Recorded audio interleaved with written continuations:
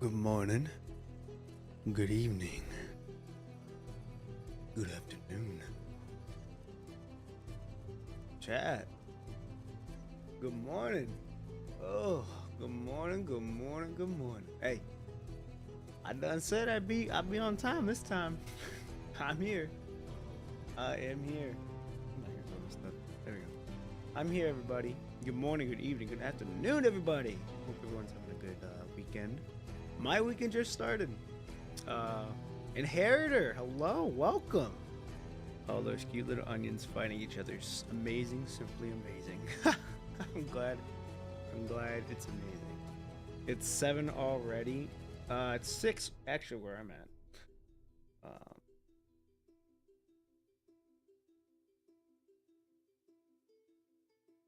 I don't know what you mean by that, but anywho, I hope everyone's having a good weekend so far. My weekend was good. My weekend's going good actually right now. One, I'm here. Two, I actually got on with the guys not too long last night. We ended up playing Baldur's Gate, and that was a lot of fun. We haven't been on in a little bit just because of timing, and then on top of that with work. So it's been pretty interesting. But now we finally got together, found the time to do what we needed to do, and we were late. I'm not gonna lie, we were up till like almost 1 o'clock. So then I'm like, we were up till 1, and then we called it there, and then I got, after my stuff done,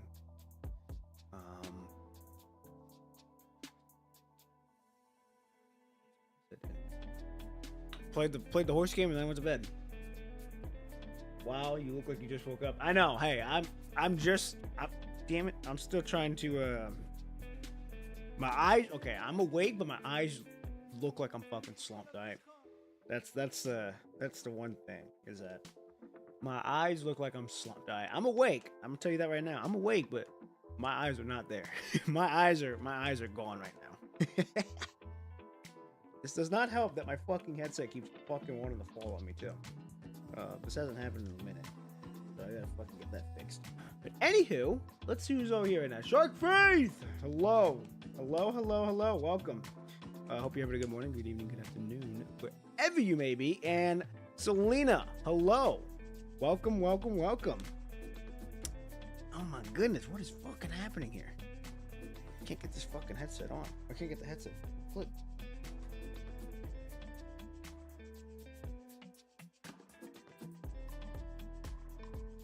There we go, got her. Damn. Okay. So, we're gonna go for longer than usual today. I don't got anything planned. Going into the afternoon, all my plans don't happen until later into the day. So, we are gonna be going for a bit longer. I want to try to get to at least 40%. I want to try to get to 40% on Polaris Bound today. I know I got a lot of reading ahead of me, ladies and gentlemen. All right, so y'all better have your food, your water, whatever you need to sit here for the long haul. And yeah, it's gonna be a great one. It's gonna be a good stream as always. Man, we got 6 people right off the bat. We've not even been live for not even 6 minutes. That's crazy. That is so surreal to me. Dan, hello. Donsberg, hello. Good to see you, ladies and gentlemen. Hope you guys are having a good morning, a good evening, a good afternoon, wherever you may be. Welcome. As you can see, we got music going on to set the vibes right now, so it's gonna be nice. The benefits of having a Discord server, easy to coordinate now. Yeah, yeah. I also need, you know what? Y'all gotta remind me to get the Discord link to my channel after the stream today. I completely forgot. I ran out of time on Friday, and then Friday morning when you guys told me to, because it was so cool seeing you all on the Discord server and having fun with it. I completely lost track of time, and then that night I ended up just getting on the guys, so I also forgot. Gonna pick up my breakfast real quick. Hey, y'all, all good. Go get what you need. And hey, I'm doing great. We could just start it for me. Like I was telling everyone them. I got on Baldur's Gate with my brother and a good friend of ours, and we're almost done with that game. And it was just fun, having a lot of fun playing with them, enjoying the game, enjoying life, being present in that moment. Now we're here, and now we are here, ladies and gentlemen. So, all right. We got to make some headway today, and like I said, remember we're going on late today, so I don't got any plans till later throughout the day, and that's what we're gonna do. So I don't want to keep us waiting. I'm eager to get going. I'm revving to get this story on the road, get the show on the road, and shall we get started, ladies and gentlemen? My water. I need to get the music off and get the tone ready to roll. All right. Let me unmute the game. And we're good to go. All right. Ladies and gentlemen, let's get started now, shall we? Episode 2 of Polaris Bound. Knowing or People of Kelong. There we go. Let's do it. Okay. So we're in November. Okay, good. Good to know. To celebrate his 18th birthday, that's coming up in 2 days, Ma has made reservation at the He's on the North's 12th Street. The He isn't an overly big restaurant. At most, it can fit only 8 tables. Ma is thinking about inviting some old friends from the Niter and several old acquaintances who came back over the years. In total, they could fill 2 tables, which would be quite lively. There has to be alcohol, except it's too expensive. There has to be alcohol, except it's too expensive, which is why Ma is thinking about buying some from the grain shop tomorrow. But he isn't going to make his friends drink while eating pig vegetables, so he's going to have to ask He to make some good dishes to go with the alcohol.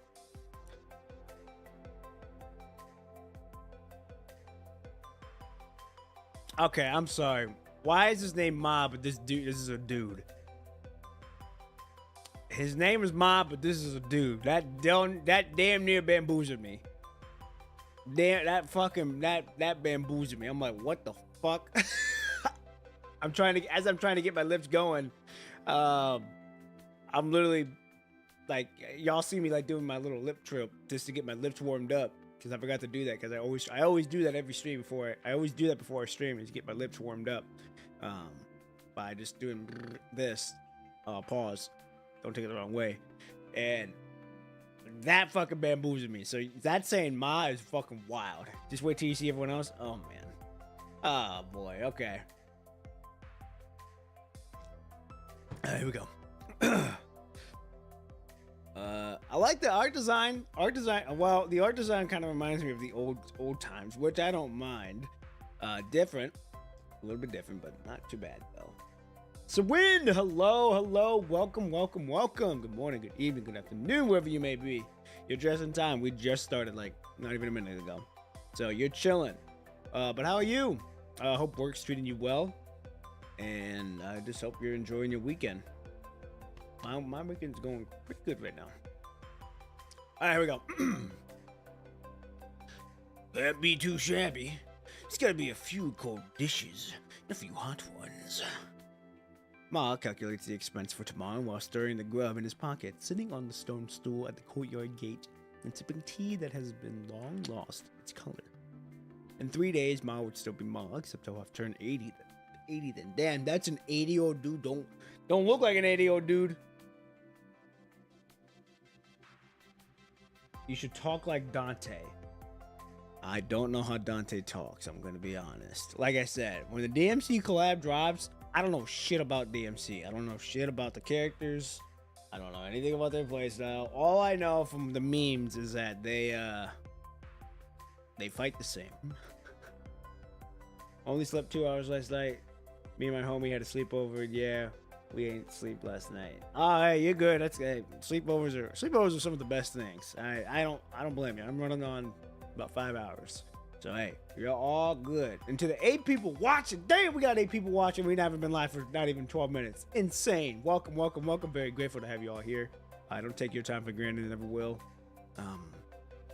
So surreal.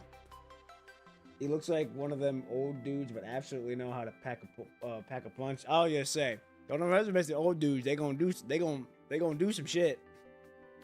Ma looks like a granddad that can beat up multiple men while doing some crazy kung fu stuff. Yeah, I can only imagine these people getting it on with their hands like that. Fucking jump, wah, wah, wah, wah. So it's gonna be interesting. Also, if you have not noticed, I do have the settings onto ultra latency. We're gonna test that out. I'm testing it out today to see how it goes. I figured it was time to try to test it out, and yeah, that's what we're going. That's what I'm trying out today with that. But we're gonna continue on, ladies and gentlemen. Wrong time ago. Looking old man. Okay. All right, here we go. He's 30 and is happy to do these things. He just can't stand not doing anything. Would rather spend time keeping the house spotless. This sounds like my grandpa. My grandpa has to keep moving. My grandpa has to do something. All right. He cannot just sit down. And that's where I get it's kind of get where I get my work ethic. I also get it from my ma. But he works. He just works. And he just turned 74 and he just works. Like he's a business owner, but he's just constantly doing something. And that's something that I fucking love about my grandpa. And y'all know I don't say that word very often like that. He's just my grandpa. I fucking love him. Talk up a storm too. He can talk up a fucking storm. I'll tell you that too. Man can talk. But anyhow, let's get started now. Mr. Ma, aren't you gonna sit in the courtyard? Oh, and he's smiling too. Damn. A woman in white coat comes out of the door and nods at Ma. Nah, I'm just soaking up the sun here. I'll go for a walk later. Don't forget your medicine. Yep, we'll get to it. Thank you. The woman in the white coat says nothing more, smiling and walking out of the alley. It's still kind of interesting how old people either have to move or can't move and no between. Yeah, dude, it's insane. It's fucking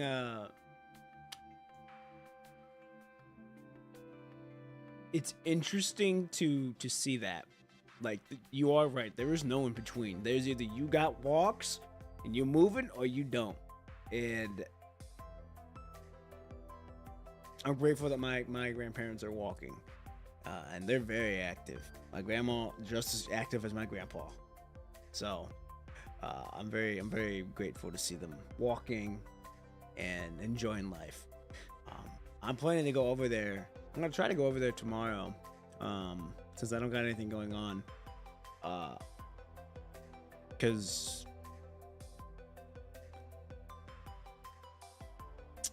life is short. Alright? Life is short, ladies and gentlemen. And I try to spend any time that I can to spend time with them, because they got me into playing pool. They taught us how to swim. I'm not saying my mom did it, but like, grandparents are just different. Especially they're cooking are different.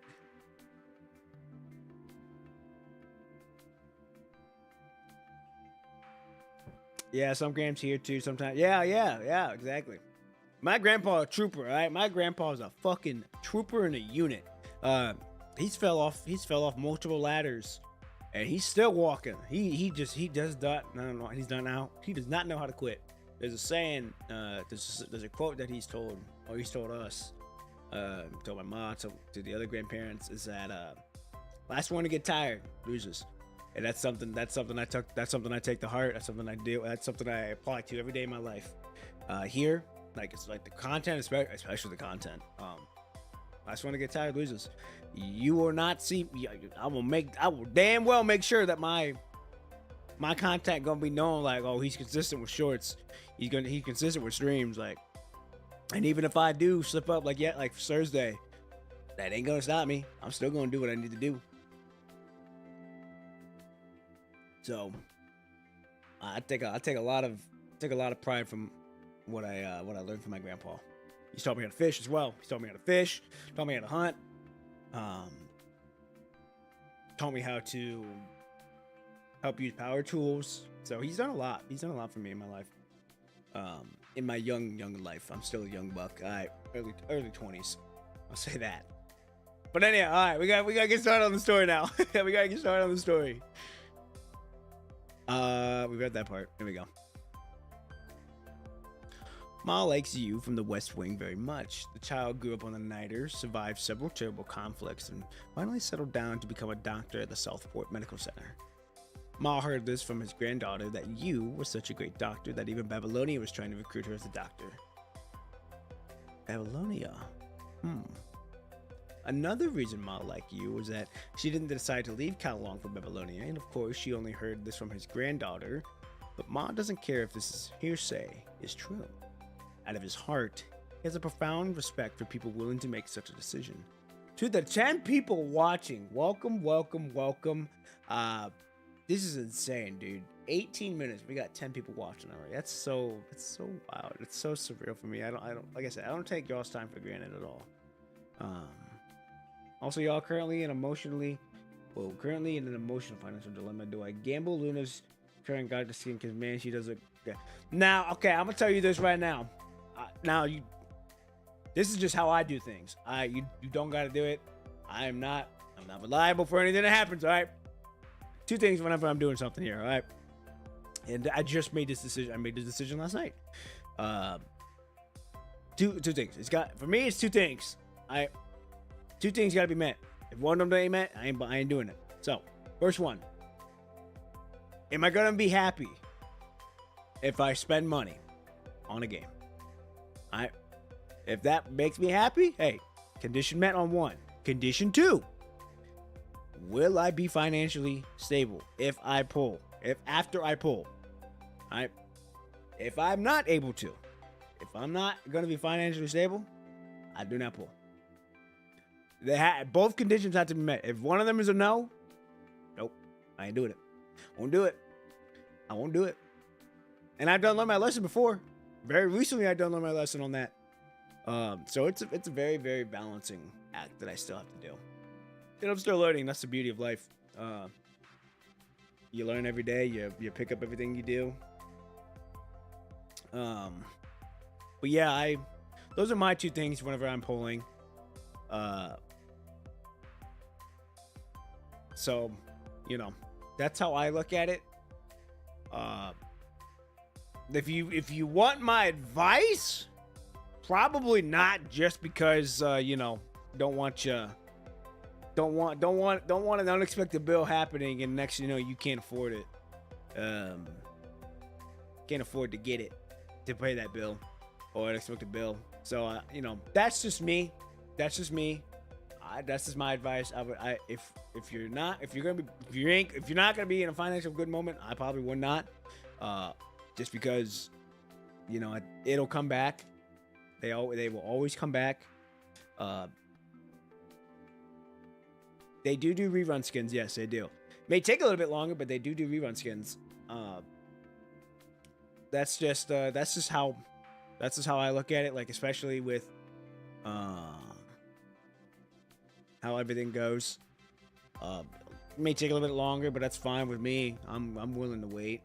I have no problem waiting. So yeah. Who's all here? Carefree Dot! Hello! Welcome. Hope you're having a good morning, a good evening, or good afternoon, wherever you are. Hope you're also having a good weekend as well. My weekend just started.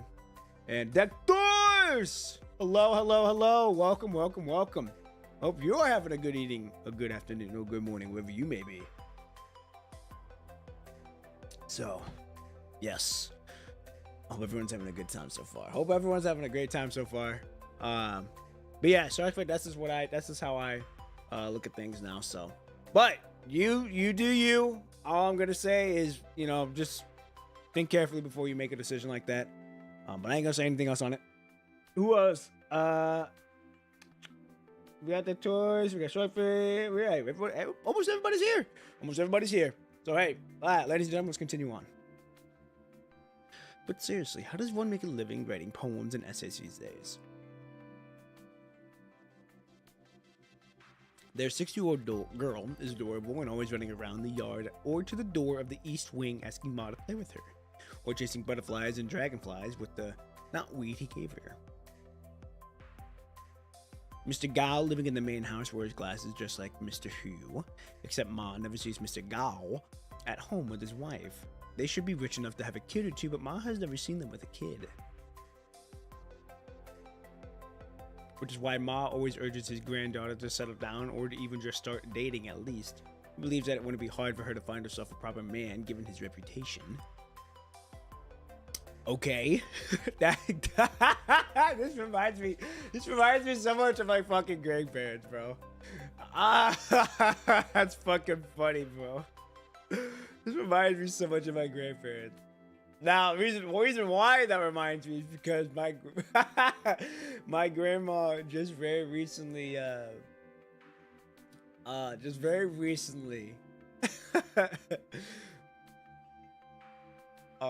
do I want to say it?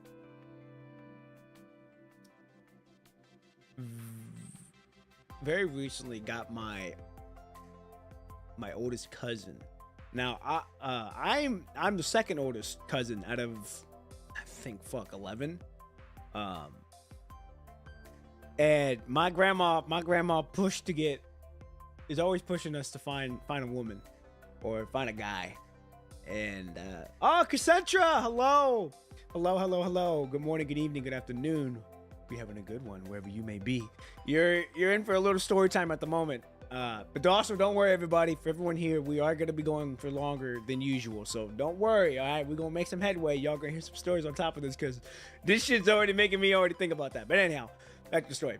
So my grandma was at a restaurant and seen a woman there. I don't know. I think she was about me and my cousin's age, and she was like, "Oh, you know, you should. Are you single?" And the waitress was like, yeah, I'm single and all that. So then, you know, times goes on. They're getting the food. My grandma's continuing to try to put on to get my older cousin, my oldest cousin, the girl. And my grandma ends up taking a picture of the waitress, sending it to my cousin, and then proceeded to get the girl's number and then give it to my oldest cousin. I'm like, what? I busted up laughing when she told me that. I'm like, what are we doing here? And dude, it was funny, but it was wholesome at the same time. Cause my grandma was like, y'all need to start having babies. I want to be a grand grandma. I'm like, I said, grandma, hold on. I said, grandma, I'm not looking to have a kid right now. I'm still a young buck. Now, granted, my grandma had my mom when they were, I think they were 18 when they had her. 18 or 20, I don't remember. But now, granted, also my grandma and grandpa have been together for over 50 years. I think 54 right now. This year, 54 years this year, which is very unheard of. You don't really hear that nowadays.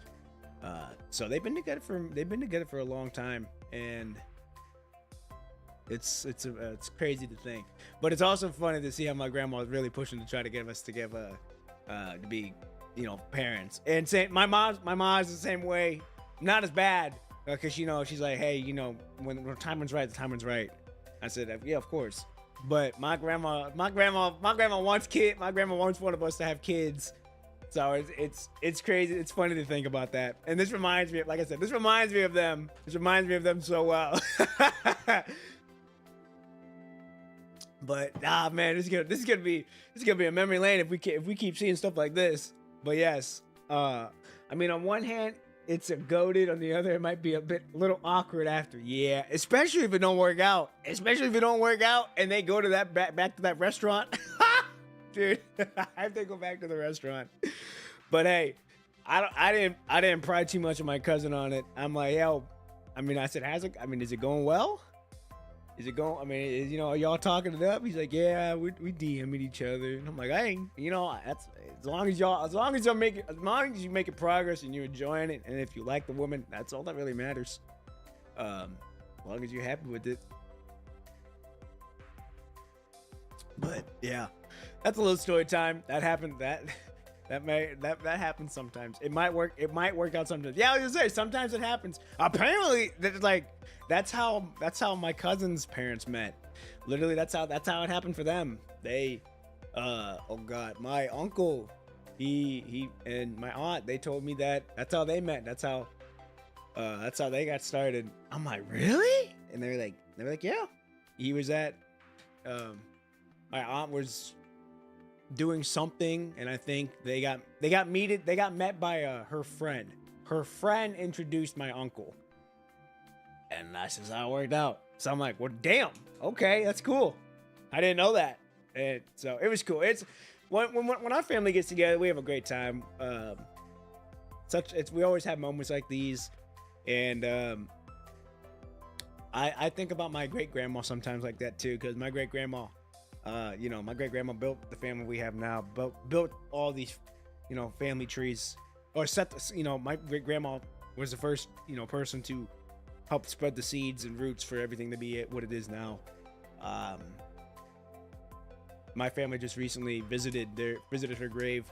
I was working, unfortunately, but I told her, I hope she knows that the flowers are from me and my mom. My mom reassured me saying, yo, all these flowers are from all of us. So it's great. It's I really did enjoy my great grandma when she was here. She lived to be like 97, I think. 97 or 96. I don't remember. That's my mom when she wakes up later today. But yeah. But anyhow, bit of luck. Bit of luck and you can find a woman like that. Bit of luck and you can find a relationship like that. Very rare nowadays, but it can happen. It's just funny to implement these now. Yeah, of course. But anyhow, all right. Enough story time. We're going to get back on this now. And apparently, if any more story times happen, I'll let y'all know. But here we go. Ma stops fiddling with the grub in his pocket, soothes the unshaven beard, and starts daydreaming about holding a great-granddaughter or great-grandson. Oh, man! But whenever Ma brings this up to his granddaughter, she always brushes them off with all sort of excuses. Their conversations sometimes even turn into heated arguments when he presses too hard. And that's the other thing too. Elderly people press hard. They don't know when to say no. They gonna get what they want. They gonna get what they want sometimes. She's just being a teenager, she is. I guess. This kid really reminds me of her dad, though. Ma lets out a sigh and takes a big gulp of his now tasteless tea, then quickly stands up from the stone stool.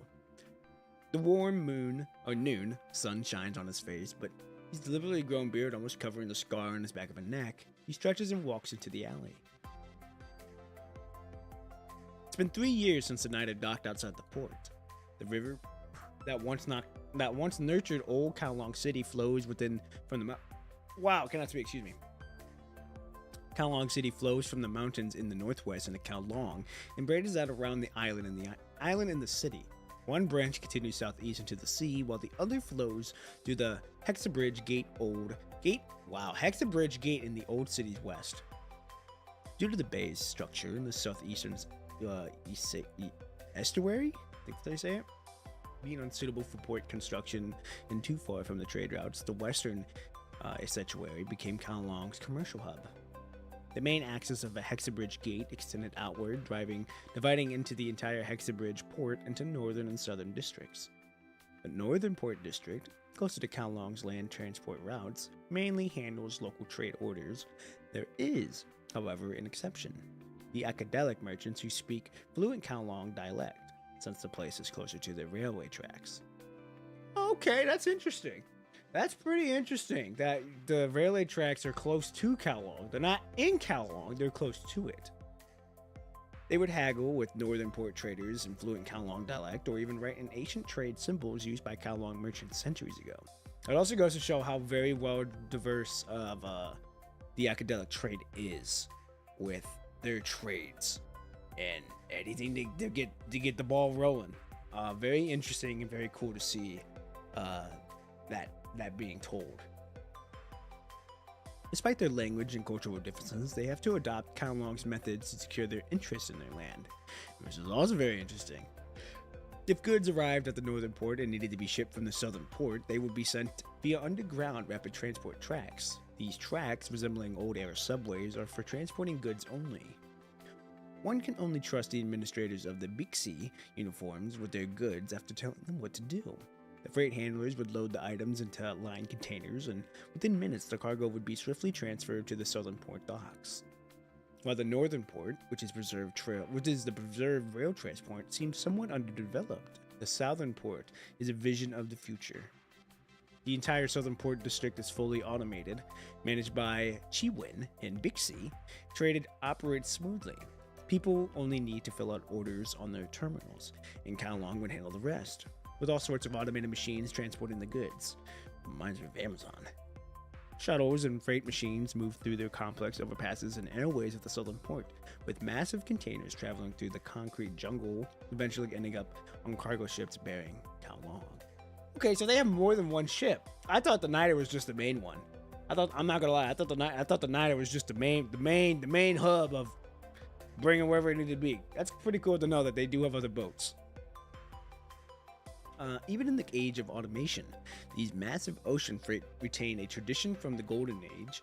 Each ship is still led by a captain. Once at sea, the captain holds absolute authority and has to live and die with the ship.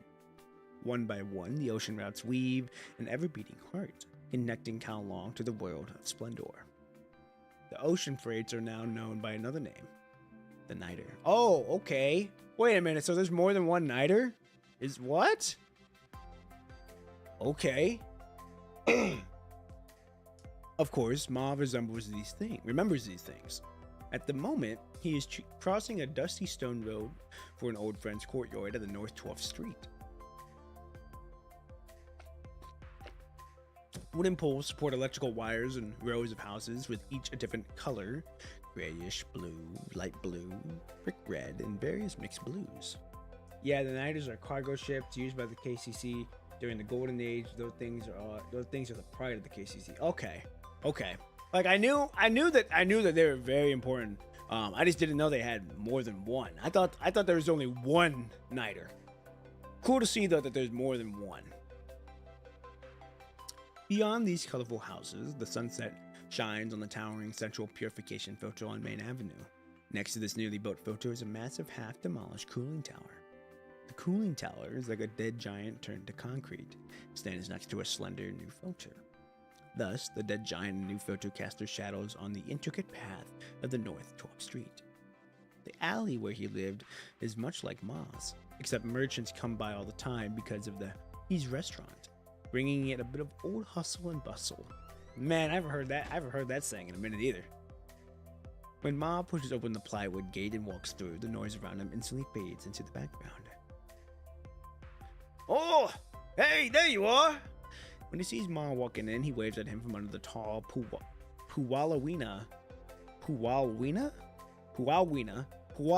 yeah? I think that's how you say it.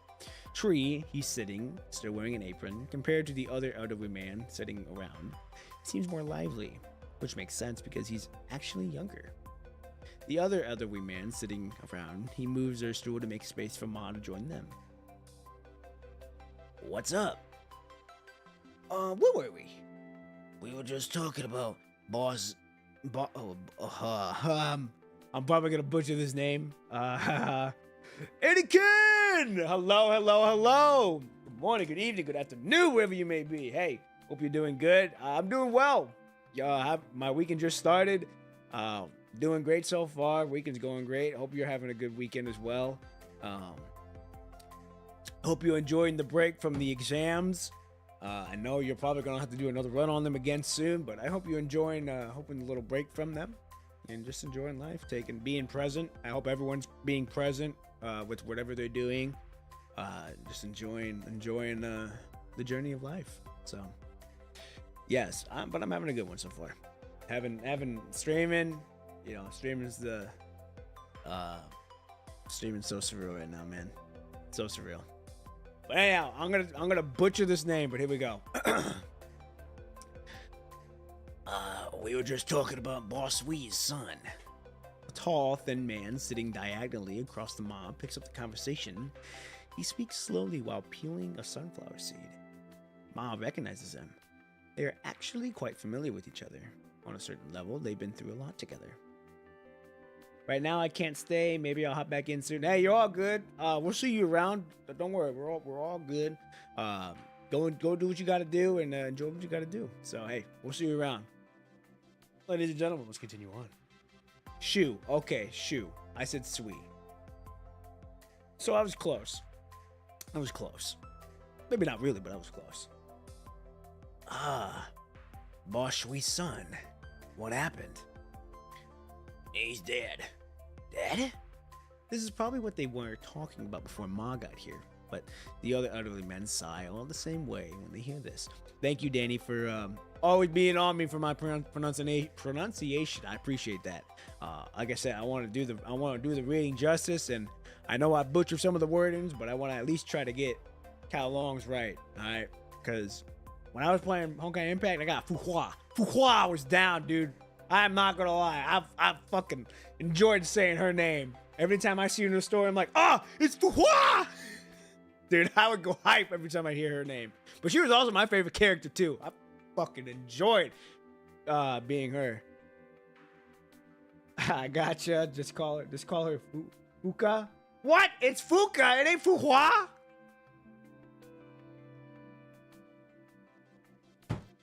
But seeing her just fucking deer blows, fucking fighting, using her fist to fight, bro. That shit was so fucking crazy. I'm not gonna lie, it's kind of hot too. I know, hey, we respectable, ladies and gentlemen, but I ain't gonna lie, she was kind of hot. for me playing it back in the day when I was still a young, really young buck, when I was still a calf, like a baby cow. I don't know what you call them. When I was like Bambi. Nah. Oh, Fuka is her nickname. Okay, I'm like, man, don't tell me I've been butchering her name for years. Okay, good to know that it's Fuka. Her nickname is Fuka. Name, Fuhua. Good to know.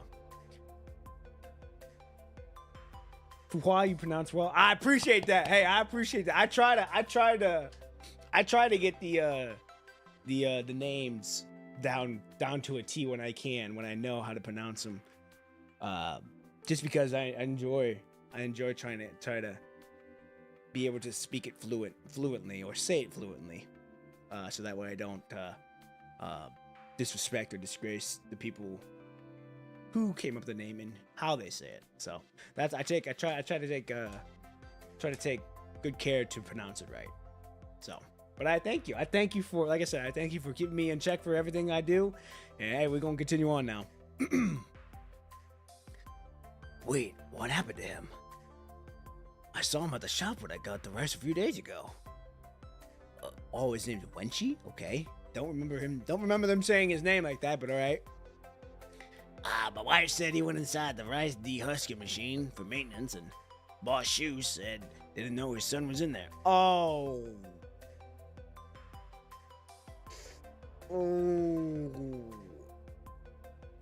That's unfortunate.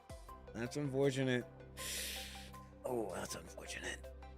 Yeah, that's that's rough. And unfortunately, ladies and gentlemen, that does happen in real world too. That does unfortunately happen. There's a place that I know. A dude ended up losing his hand because it ended up the machine. Thankfully, he lived, but he ended up losing a hand. Because the machine was broke, but then as he was looking at it, it just automatically turned on. And man, that shit's it's crazy. It's sad when you look at that from a bigger perspective. It's like, man, that guy was just doing his job. That guy was just doing what he normally does on a normal day. And same thing, this guy was doing this. She was doing his normal job. Next thing you know, man, ooh. That's sad. Wenchi continues pleading his seeds calmly as life and death mean nothing to him. Oh, poor young man. Boss Shu is just a few years younger than you, right? He? I think I'm 61 this year. Baofeng? Baofeng? Is it Baofeng? Oh, it's Baofeng. I was saying Baofeng. It's Baofeng. Baofeng? Baofeng? He shouts across the yard. Yes? I'm 61 this year, right? Yes, why? Oh, nothing, just checking. Bad memory, huh? Oh, I think he's just scarred with his wife. Oh, that's a girl. Wait, is it? I forget that some of the pronunciation, like it ain't just as clear cut as it is. Like there's a little oh god, what's the word? Little finesse. There's a little finesse to the how you say it. Okay, here we go. The man sitting next to Ma rolls his left eye unnaturally, then pats the side of his head, causing everyone to burst into laughter. Ah, Master C. Why don't you get a new one? Or bring it to my place when you let Hugh fix it for you? Ah, nope. I don't think I'll need that. But seriously, you should probably... I said no. Ah, hard like a rock, huh? That's why you're still single now.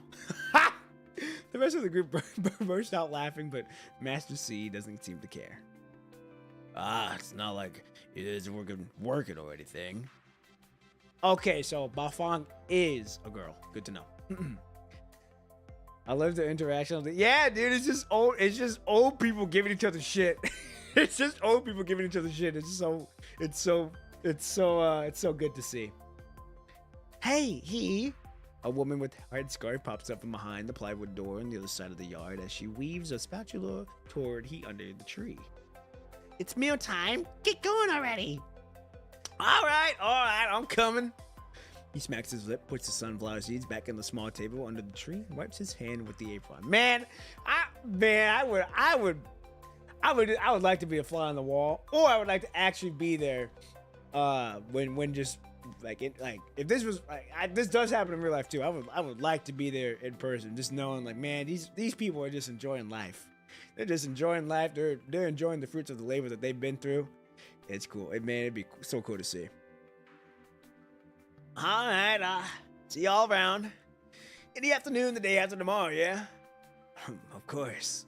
Oh right, let's go over the dishes. You know what? We'll talk about that tomorrow. He nods and smiles as he rushes to the door and takes the spatula from the woman's hand. Ugh, told you, he's scared of his wife. There's no way he could run a restaurant the size of his own without Baofeng. Master Shi, how things coming along? When she takes a sip of the tea and tosses the seed shells into the heap of junk on the table. Master C shakes his head and lets out a sigh. Oh god, that was a tongue twister right there. You're talking about the docile, right? Yep. I heard it went missing back then because of the war. No biggie. I can live with it. You can probably manage, but what about your kids? Without saying anything, Master C swallows a breath and stops drinking his tea. That money is rightfully yours, though. Ain't no way you're gonna miss your share. It's not like we're running short on food or anything, right? Master C waves his hand, unwilling to continue the conversation. I've still got my son. Hey. Oh boy. The faded terminal hanging on the Puwalina tree suddenly seeks out a few sharp beeps. Oh, excuse me. What's going on? Attention, attention. The Night Representative Committee hereby asks all residents to return home in an orderly manner and await for further instructions. Attention, attention. We already read that. All of a sudden, every single terminal in the residential area is broadcasting the same announcement on replay. Betcha something's happening. I just got here, though. Ma stands up and stretches. And you, Master Shi? I'm out of here, too. Let's all head home back and talk tomorrow. He? Wenches shouts at the kitchen he has just gone into, his voice, though, showing his age, suddenly unusually clear over the repeated alarms. Yep. Heard it, says he without commenting, coming out of the kitchen. Let's talk when this is over. When Wench stands up with Ma, he feels a sudden pang and lightheadedness. Before he falls to the ground, though, a rough, age-spotted, firm hand barely has any fingerprint left holds him by the shoulder. Question for y'all. Sorry, I was dialed in on this reading. Acadelic or the Niter? I would probably take the Niter.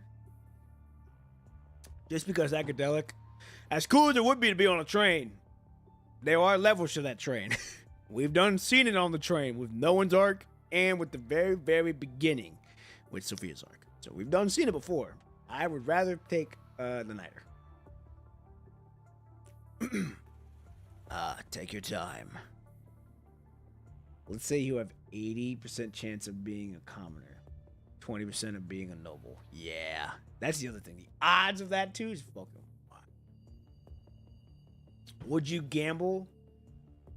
Now, if I was in a life or death situation, I had no other choice. I would probably pick the Acadelic, because here's the thing: you would have a roof under your head, you would have food, albeit maybe not good food if you get the common route, and you would have a job, so you get paid. So I mean, if push comes to shove and I got nothing else left to go, sure, I'll take my bet on the train. And if I become a noble, hey, all the better. All right, here we go.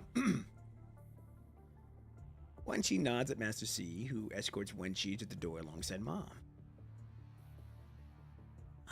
You all stay safe. Yup. Can you two make it back? There are people everywhere now. No biggie. We're used to it. Master C nods at that. With it, Ma and Wenchi step into the orderly crowd, heading home under the guidance of the alarm. An elderly worker with graying hair removes the wooden bar from the door. He hesitates for a moment before closing the heavy door and latching it with a click. Oh, Master C! He runs out of the kitchen and joins Master C at the gate. Mom, when'd you head back already? Yes. All right, then. What about the kids? And, Wang Sr.? The kids are all here. Children at the west wing door seem to have not noticed Master C and scramble back into the room. Unable to contain their curiosity, however, they peek out from the door. They've been running around all afternoon, but they're all safe. They're all here now. Oh, fuck. I might butcher this one.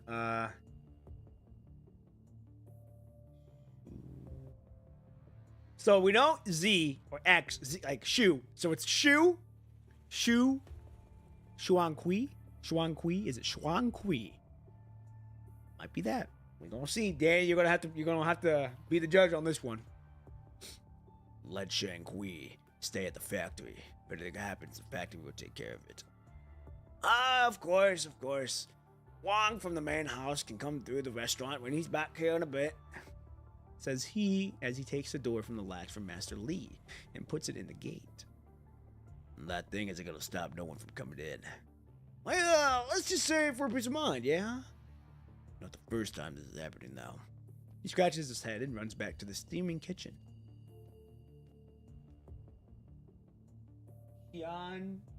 Whoa, hold on. Q is soft. Oh, the Q is soft. Okay, hold on now. Let me review that. Where is it at? Kids are everywhere. Okay, here we go. So the Q is soft. Okay. Xian Te Chi. Xian. Is it Chi? Chi? Oh, Xianchi. Wait, is it Xianti or Xian Tenchi? I had it the first time. Okay, I had it the first time then.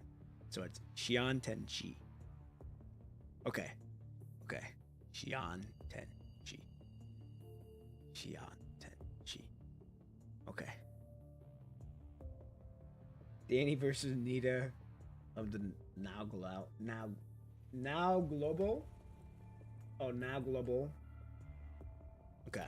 All right, Danny, you gonna have to be on me. You're gonna have to really be on me if I'm gonna butcher these names. And I don't mind that because we already discussed it before. So here we go. All right, kids, chop and go in. Qian Chenchi. Wait. I fucking lost it already. Okay. Qian Teshi. Okay. Xian Che. Oh, Xian. See, okay. Xian Chen. Xian Che. Chi. Okay. Oh, Xianqi. My fault. I was putting another verb in there. So Xianqi. Okay. Xianqi. Got it. Perfect. All right. Hey, we learn it. As we. Hey, that's also the beauty of life. We always learning something new. Good to know. Thank you, Danny. As always. Xianqi. Okay, Xianqi. Got it. All right. Like a bird urging its chicks back to the nest, he waves his arm. Hey, don't be scared. Nothing's gonna happen, all right? With his chicks all back in the nest, he feels at ease and quickly walks to the gate in the courtyard. Hey! Hey! Come in and close the door. Huh? Having just gone into the kitchen, he quickly pokes his head out again, but Master C is nowhere to be seen. I'm heading to the factory. Make sure the kids behave.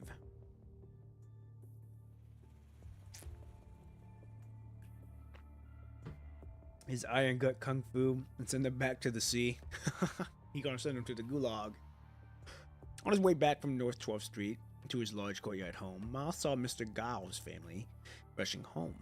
Now the couple seemed to have been having a discussion with Yu's family in the West Wing. Welcome home, sir. Mr. Gao, who usually has a little interaction with Maz, quickly invites Ma in. Once inside, Ma can't help but notice how anxious everyone here looks. What's everyone doing here? Oh, the Nighter issued an emergency broadcast that said everyone to stay home. Said they had an important announcement to make. Well, God only knows what's going on, but this is pretty common, no? I mean, I'm always pretty sick and tired of all these emergency broadcasts back in my time when they did every 2 or 3 days. Did you hear about anything else? The well-dressed woman standing next to Mr. Gao is his wife. Me? No. Why though? People in the medical center were already talking before the night of broadcast. They were saying how Cha Fang and Puao had negotiated these terms with Babylonia and that they would be moving to the clean zone. For real? A friend of mine who does business in the Norman minerals told me the same thing. He said we'd be safe from the punishing because that place is clean. The factory would be safe too if it gets moved there, huh? Nonsense. Ma shakes his head disdainfully. We're finally back home after all these years out at sea. Just who in their right mind is gonna want to move again? Might as well just take us straight to Babylonia, no? Makes me wonder why they aren't doing that. I think it's probably just a rumor too, if you ask me. So, did you hear about anything else, Ma? Says Mr. Gao with a knowing face. Which Ma picks up. He knows exactly what Mr. Gao is getting at. You mean Zishi or Hishi? Is it okay? Now is the Z silent here? If the Z is silent, it's Hishi. If it's not, Zishi? I'm feeling it's the first one though. I'm feeling it's Hishi. Or Ishi. It's either Ishi or Hishi. Danny, I'll let you be the judge of that. Yes. Informant coming from Puao Clue is usually reliable. Jishi. Oh, okay. So, okay, I was way off. It's Jishi. Okay. Jishi. Jishi. Okay, good to know. All right, well, I was kind of close. I thought it was Hishi. It's Jishi. I was one alphabet away. Wait, I think I'm at one alphabet. A, B, C, D, E, F, G, H, I, J, H, I. J. Yeah, I was one alphabet away. All right, here we go. Well, honestly, that beats me. Isn't it because Puao has been around these days? The rest of the Puao crew has been working nonstop, and it's been half months at their last home. Is that so? Anyhow, none of this really matters now. ZH equals J, or close to it. Okay, good to know. Okay. So anytime there's a ZH, it's gonna be a J. Anytime it's an X, anytime it's an XI, it's a shoot. So, okay. And sometimes the Q is soft. So it's Shang-Chi. We got Shang-Chi. We got XU is Shu. XU is Shu. Never mind. XU is Shu. So, okay, good to know. Anyhow, none of this really matters now. We should all go home. The Q is always soft? Okay, good to know. The Q is always going to be soft then. Good. Cool. Perfect. Thank you. Right then, a rapid knocking cuts Moss short. For example, Q is chew. Okay, is chew. So, okay, so then, go back to this then. Where is... Okay, so then Q's name is Chew. Like, you know, our girl, Q, or Chew. That's gonna fuck me up a little bit. So our girl's name is actually Chew. Okay, yeah, she's called Chew. Okay, good to know. Good to know. Good to know. Chew is so huggable. I mean, she really is. She may be a little cold, but she is. She's always been called Q. I've always called her Q. I'm just gonna be real. I've always called her Q. Okay, here we go. Right then, rapid knocking cuts Moss short. Talk about bad timing. Oh, yo, who's that? Hold on now. Whoa. Okay, hold on. Whoa. Okay, hold on now. You're either with the Puwao crew or you are not with the Puwao crew. Okay. Standing by the door, Mr. Hugh removes the door latch. With it, a young girl comes rushing in, knocking Mr. Hugh over.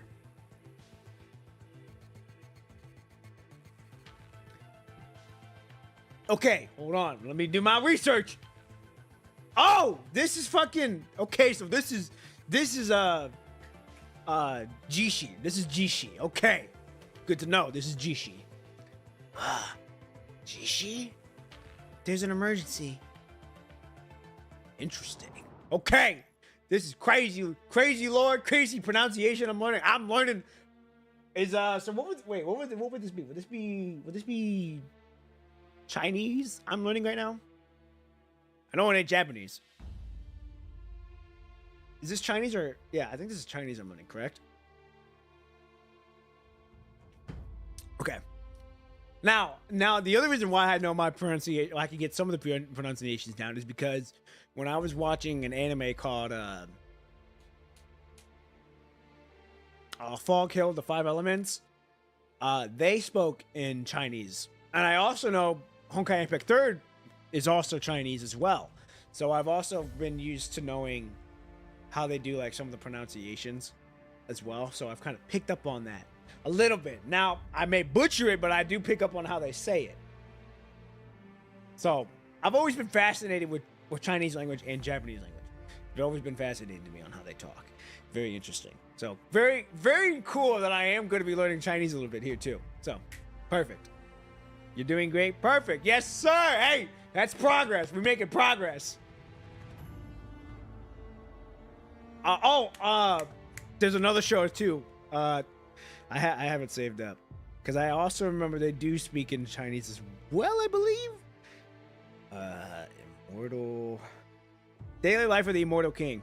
I know that is also spoken. I do believe is also spoken in Chinese. Let me look. Never mind. I can't. It does not even tell me if it is or not. So, but yes. That one is Chinese too. Okay, yes. That is also where I get some of my that is also where I pick up some of the pronunciations and how they do things. But there's a JP dub. Yeah, I know there's a JP dub, there's an English dub now, and then they have their native, which is Chinese. So I do know a little bit of how they pronounce. I just don't know how to actually execute. I know how to execute it, but I don't know how to really say it. If that makes sense. All right, here we go. Episode 3, Imminent Crisis. Okay, well, Puwao now. Interesting. All right, kind of long. Did it work? I wouldn't say that. These things are still under discussion. Puwao sits in a weary smile in the duty room of the base, surrounded by the members of the Puwao crew. The members come in all shapes and sizes. We won't have to work so hard. Oh wait, okay. I think this is an all-girls group, if I'm not mistaken, because I think out of all, when we were doing Han Ying's chapter, I do believe like most of these people were girls. We won't have to work so hard every day if we move to the clean zone. Come on, I'm sure we'll have to fight battles and help maintain order even if we end up going there. I've never been there. Say, Uncle Xian Soon? No, yeah. No. It's an XU. It's an XU, so I gotta do go back up. Go back up to the chat. Where's it at? Where's it at? Where's it at? Where's it at? I just seen it. Shu, okay. Xian Shu. Okay. Say, Uncle Xian Shu, what's the clean zone like? Okay, never mind. I thought this was an all-girls group. It is not. Hold on, hold on. I just bumped my monitor. Hold on now. I'm gonna write this shit down. I also, hold on. I want to show y'all something too. Yeah. Now, before I turned, y'all gotta learn some things. Before, anyhow, I'll switch it to talking real quick. I'm gonna switch it to talking and we go back to it. So, before I turned this book into what it is now, which is, you know, the calling, all the ideas I've got for the YouTube channel. This used to be my Japanese, as I drop it. This used to be my Japanese book. There's that. And boom. There's Higana.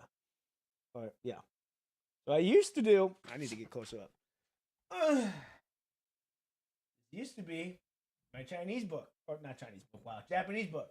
I used to be really heavy in the in that space. I even did this. Now, mind you, the handwriting, but see, I would be learning. I would be learning. Hey, I wanted to learn. I wanted to try to learn it really bad. I kind of stopped just because, you know, I was still doing everything. I haven't learned Japanese yet in a minute, but I do know I want to pick that back up. I also want to get Chinese in there too. So yeah, so shoot. Oh fuck. I threw it all. I don't know why I threw my pen away. Why I threw my pen back. I need it. All right, hold on. Let me write this shit down. See, this is also one thing, chat. You gotta be a student of the game. You gotta be a sponge to learn things. All right. You don't take what you're learning for granted, because you never know when it's gonna come in handy. Like I said, the Japanese or the Chinese that I've been listening to and hearing, hey, it's coming into play. It's coming to play now, but I gotta learn to get better at it. So okay, let me go up to the chat. Okay, so what have we learned so far? XU equals Shu. XU equals Shu. X is what? She. Okay, X is she. What else did we learn? Q is always soft. I need to put a star note on that. Q is always soft. Okay. Put another star there. What else have we learned? ZH is J. ZH equals J. And then Q is Chew.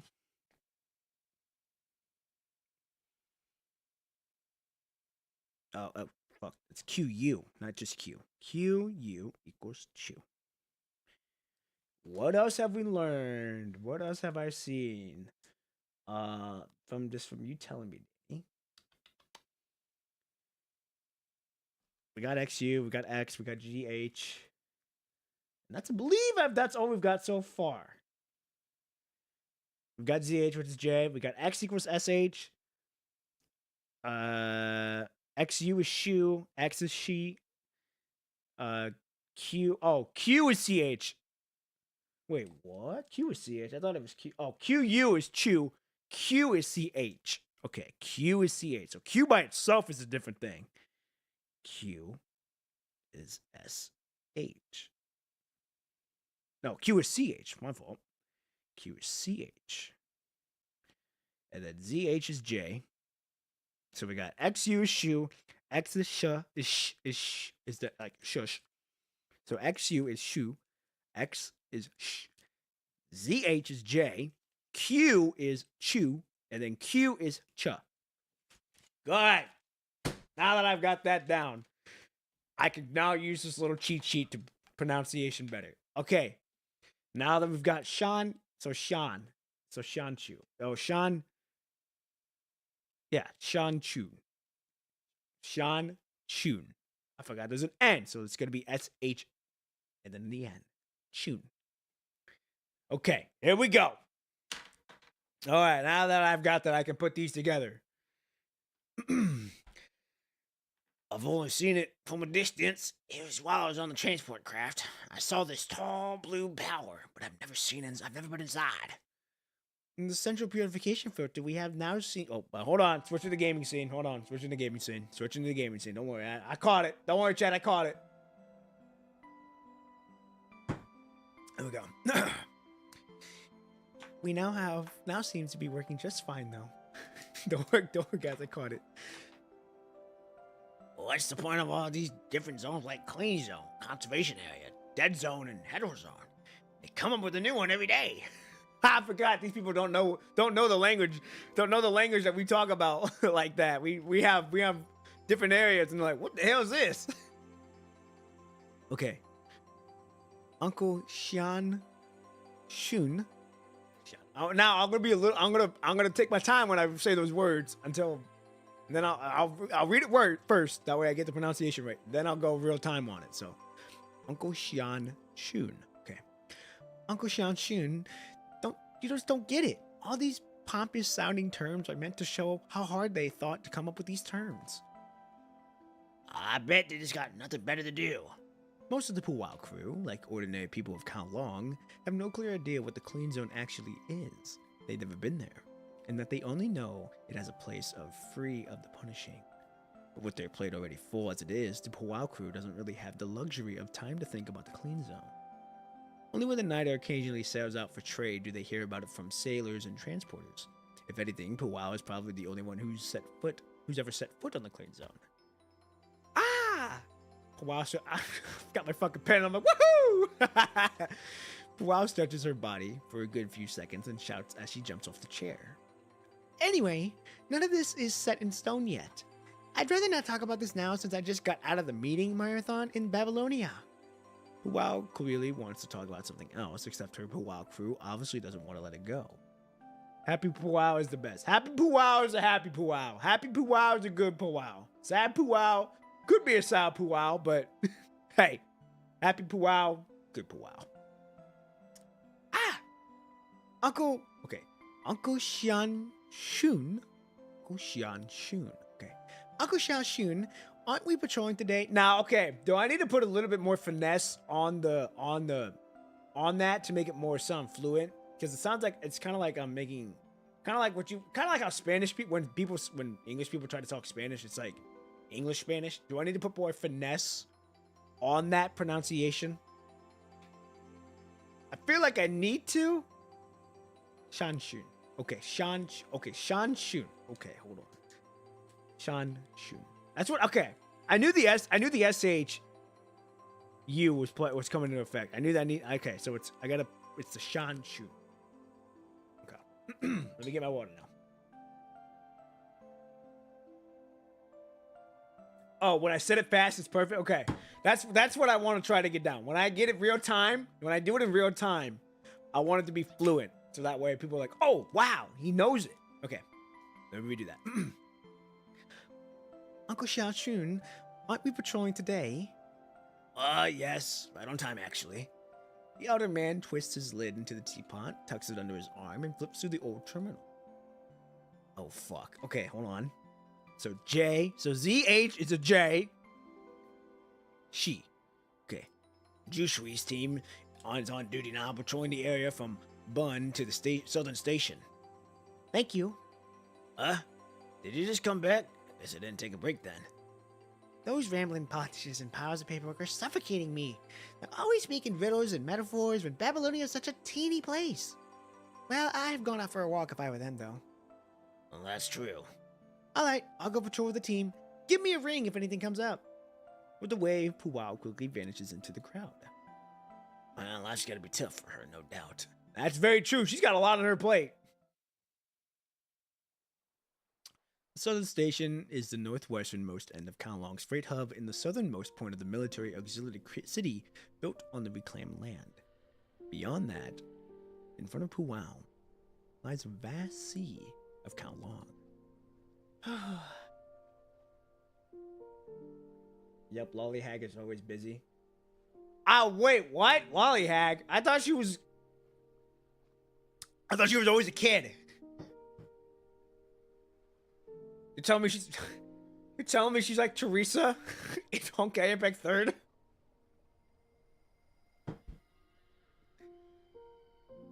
Ah! I butchered that. She's old. What? Really? I didn't know that.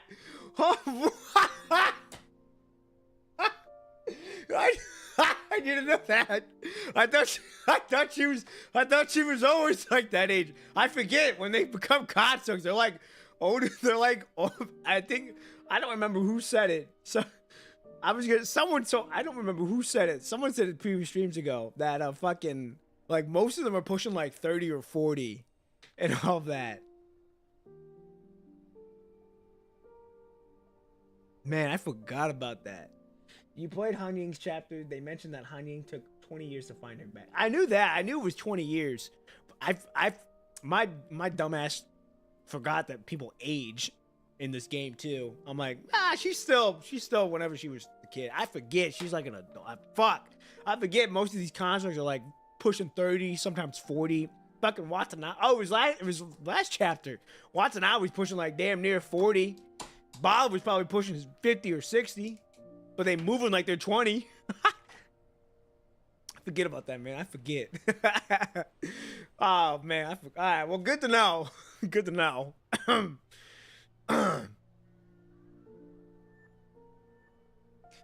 Puwao was alive during the outbreak, so she's bare minimum 32. God damn! Jesus! 32! Fuck! I mean, hey, I just didn't know. That's fucking wild. Alright, well, good to know. Which then again means Luna's like damn near pushing 32 as well. She's like close to the same age as Lucia. So they like, that's fucking insane. God damn, that's insane. Okay. Here we go. Here we go. Watch the system. He's just that guy.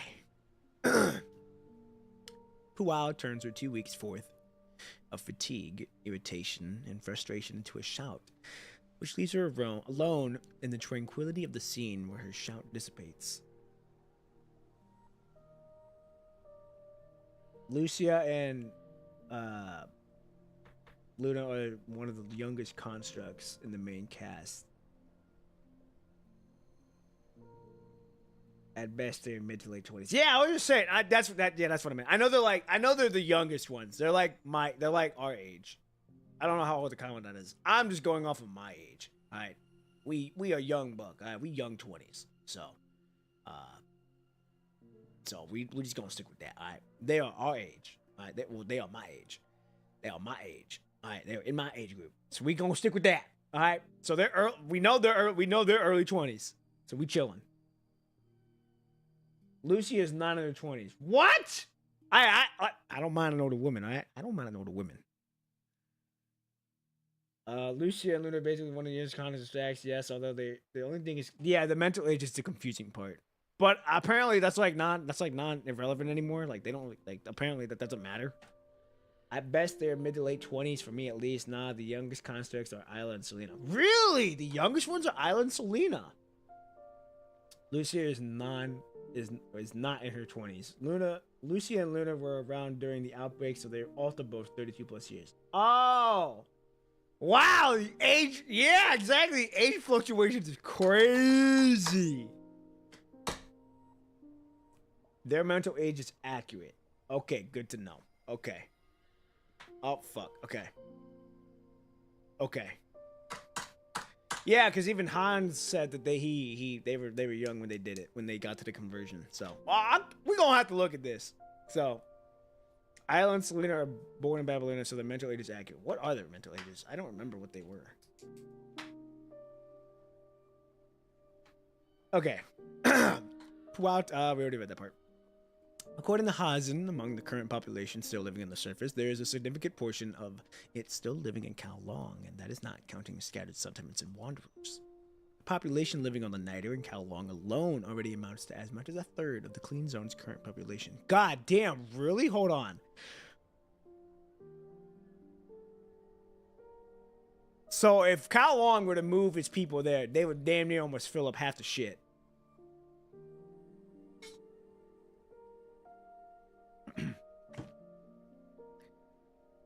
The Niter's rescue team sent inland had been receiving help recently from the Church of Machina. Okay, now this is interesting. Church of Machina. That's being told in the main story. I don't think it was told in the main story, or it was, except with Nanami's chapter. But I don't believe. I know Babylonia hasn't like really met the entire group. We've met Nanami, of course, but that doesn't really. I mean, that she's granted she's like one of the head honchos there, but even still, the fact that they've been receiving help from the Church of Machina is very interesting, making it possible for them to bring back home Kowloon citizens who have been living in the harsh conditions on the mainland.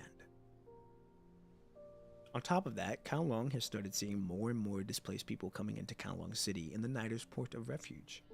The word refugee never crossed the minds of Kowloon people. To them, living their ancestral land means they can proudly tell the people there from Kowloon. Now, this is why I like Kowloon. Like they don't discriminate. They're like, you know what? Hey, you here? You a part of Kowloon now. You part of the group.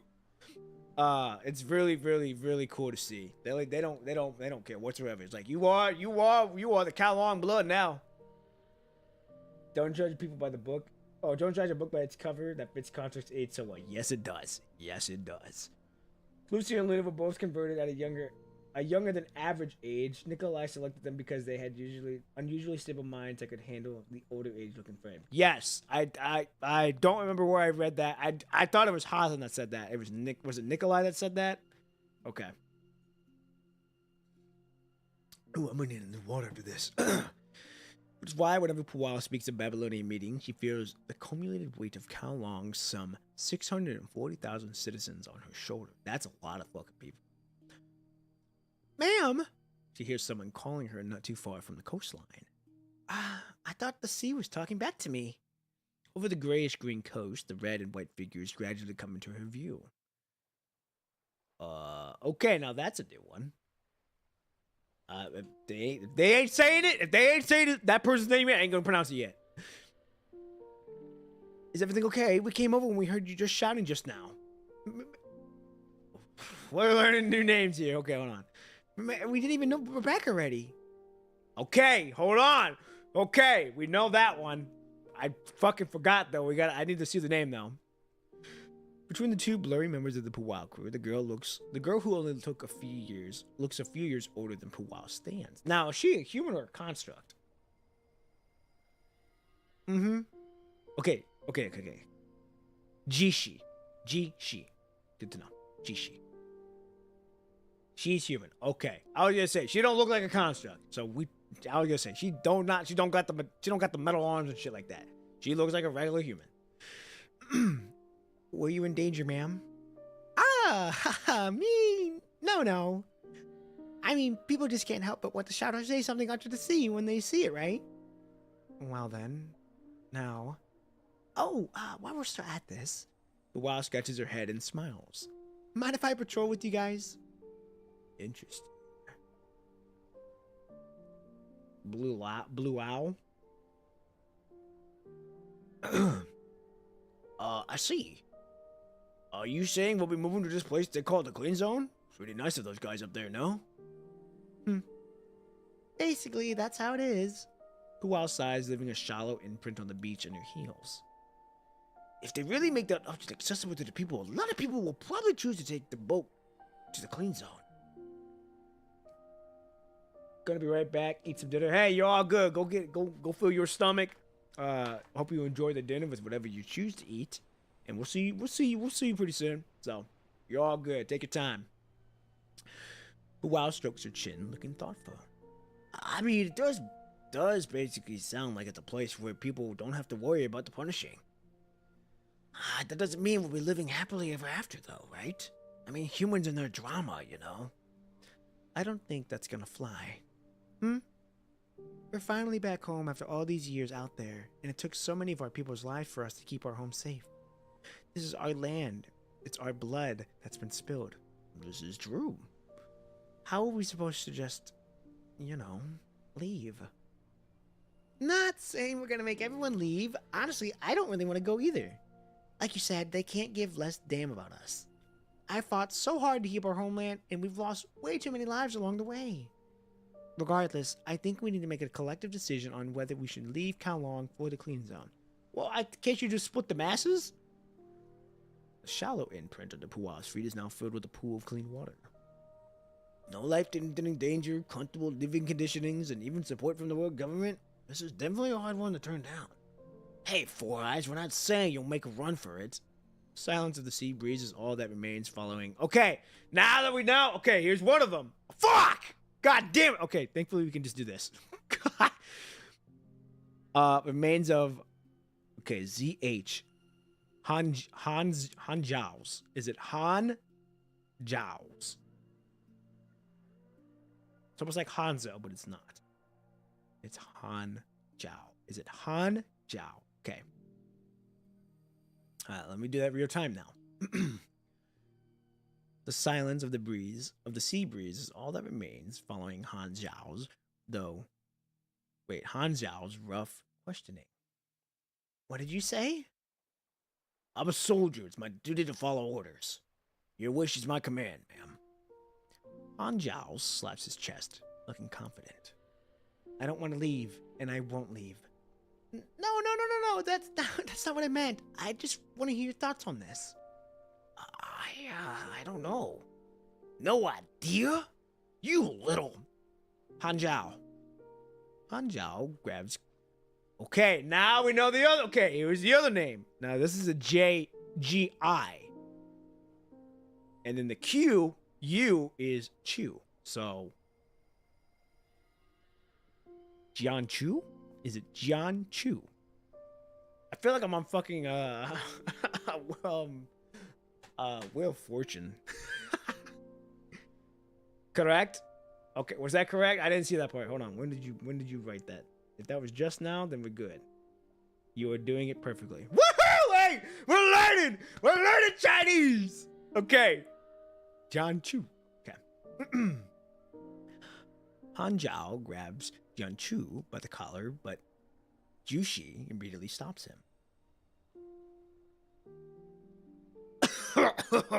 My bad. Han Zhao's polished hands tremble as he lets go. Damn, she must have some pull. She's making him fucking shake. No. Don't feel bad.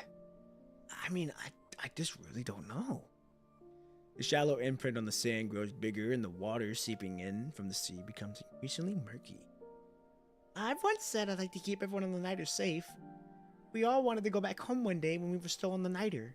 But life doesn't seem to have become any safer since we became home, and I've gotten more and more people to keep safe now. So, I mean... if we really have to... A hand tugs at Puao's sleeve. We'll be with you, no matter what you decide to do. Everyone has the right to choose, but we'll share the responsibility with you. God damn, that's a good team right there! Down on me too! Nodding his head, Jian Chu doesn't say anything. Thank you.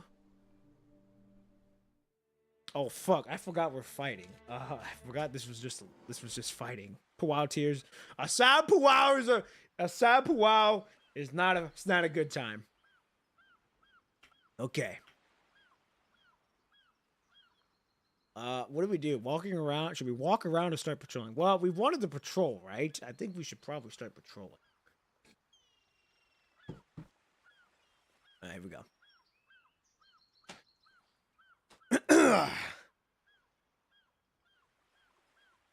Oh yeah, I forgot they have this now. This is nice. The little splash. Oh, okay, didn't mean to do that. The little splash stuff. I'm sorry. Who is this? Is this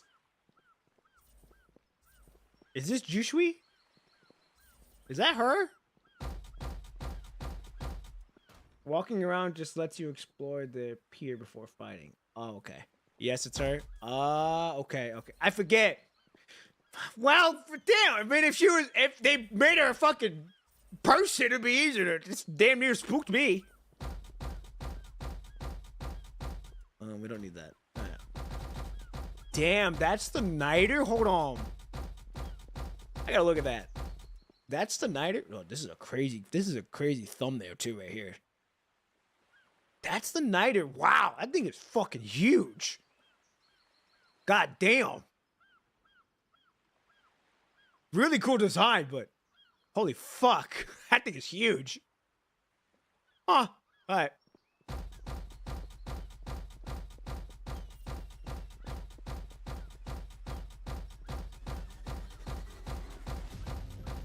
Wow, as a thumbnail. No, not as a thumbnail. I'm talking to. Oh, what are we doing? Oh, we're fighting. I meant. Okay, y'all thinking? Wait. Whoa, we can change to her. Whoa. This is new. What the fuck? I thought she was just gonna be like a QT. I wasn't expecting her to be. I wasn't expecting me to actually be fighting it. That's insane. All right, hold on. Let me lock in here.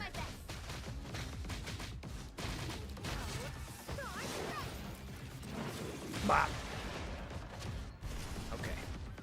Never mind, we got more. I thought I was getting a little break. I figured I gotta fucking hit it when that thing comes. There we go. That's what I wanted.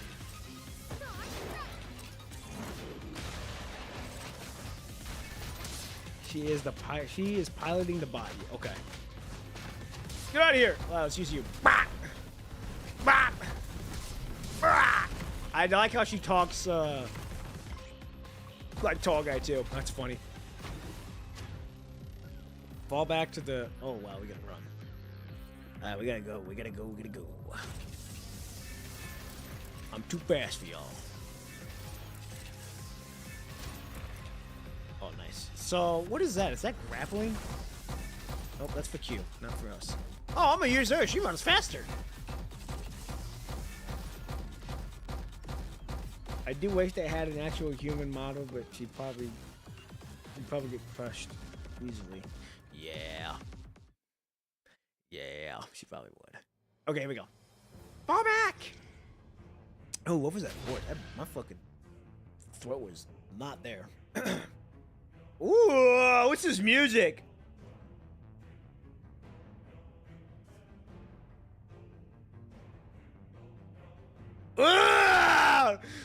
This music go good so far. I don't know if y'all can hear it. Turn it up just a little bit for y'all. I don't want it to be too loud though. Is that good? I don't want it to be too loud. Oh, y'all ain't hearing the voices though. Hold on. Hopefully it comes back. It's not good. I don't know.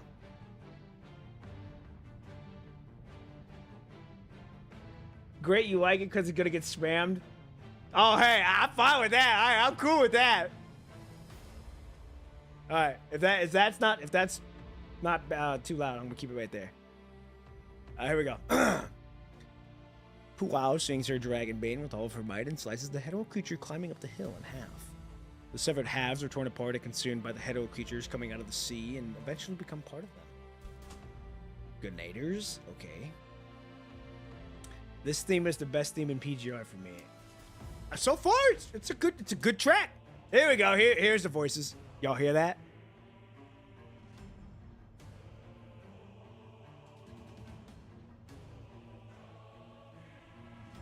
Once you get, well, I mean, I treat myself to hearing those things, man. That's so. Anytime I hear music like that, you got the orchestra, the drums, and you've got people like the choir singing that shit, man. That's a good time. That's a good music right there. That's some good shit right there. I ain't gonna lie. But here we go. Grenadiers, cover the retreat. But where are we supposed to? Doesn't matter. Okay. Young Dong. I think that's how you say it. It's a Young Dong. I think that's right. Yeongdong Cargo Station is like a kilometer from the southern station at the beach. In the past, it was the southernmost water transport station in Kowloon, where many ships bound for the ocean would dock to deliver their final cargo. I am missing an initialization in the game, the OG theme of PGR. This beach still has the old hustle and bustle save for. Ah, jeez! He thinks he's coming up. Chuck them all! Chuck every last grenade you got! On the high ground with Powwow and some others stand, the once grayish-blue beach is now a sea of red. A 3-kilogram cluster bomb stirred up nothing more than a small splash in the sea. This is beyond us.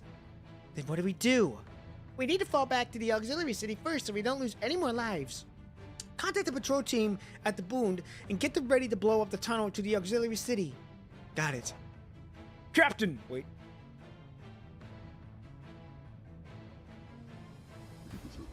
Captain! Over here! The car's ready! They have a fucking car? Just outside the facility that looks like a subway station not far from the high ridge, a few members of the Powwow crew are waving at them. Let's get going already! Didn't know they had cars like that. Alright. Okay. We're gonna look at this real quick and then I'm gonna go piss. Captain, get to the chopper! Okay. Thank you, Luna. That's not Luna. That's fucking... that's Lamia. And you are Echo. Okay.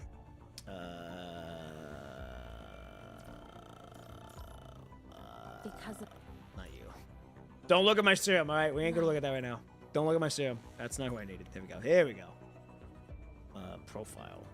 Nope. Swap. Isla. She is 18. Okay, didn't know that.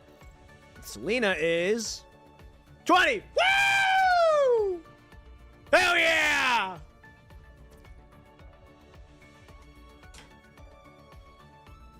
The island code is really good. I really like the island coding. Yes, Isla and Selena are accurate. All right, cool. They are my age group. Woo! Now, granted, the other everyone else is like, you know, in their 30s and all that, but I don't, like I said, I don't mind older ladies. I don't mind older ladies at all. All right, ladies and gentlemen, I'm gonna go use the restroom, refill my water. We're only 13%. Yeah, we've got a long way to go. All right, I will be right back. Ladies and gentlemen, make sure you get something to drink, get something in your system, use the restroom if you need to, and we'll be back here pretty soon.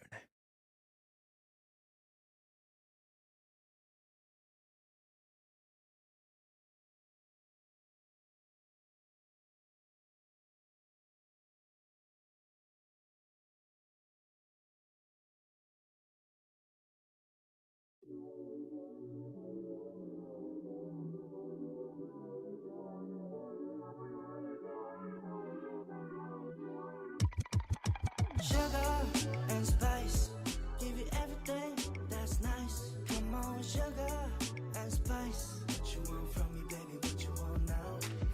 Sugar and spice, give you everything that's nice. Turn around and tell me what I'm missing now. 아주 멋쟁이 넌 하루 종일 세상 혼자 사는 듯이 그래. 도도한테 또가 날 더 미치게 만들어. Meet me up near the riverside. We can push everything aside. Make stars alight. Let's just collide. Yeah. Sugar and spice, give you everything that's nice. Come on, sugar and spice. What you want from me, baby? What you want now? Sugar and spice, give you everything that's nice. Turn around and tell me what I'm missing now. Let me take you on a magic ride. I'm just waiting for you. I'm in love with your style. 너의 그 통통 튀는 매력 몰랐었어 널 만나 처음엔. I'll make you mine. Sugar and spice, give you everything that's nice. Come on, sugar and spice. What you want from me, baby? What you want now?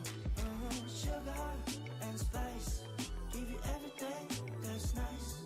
Turn around and tell me what I'm missing now.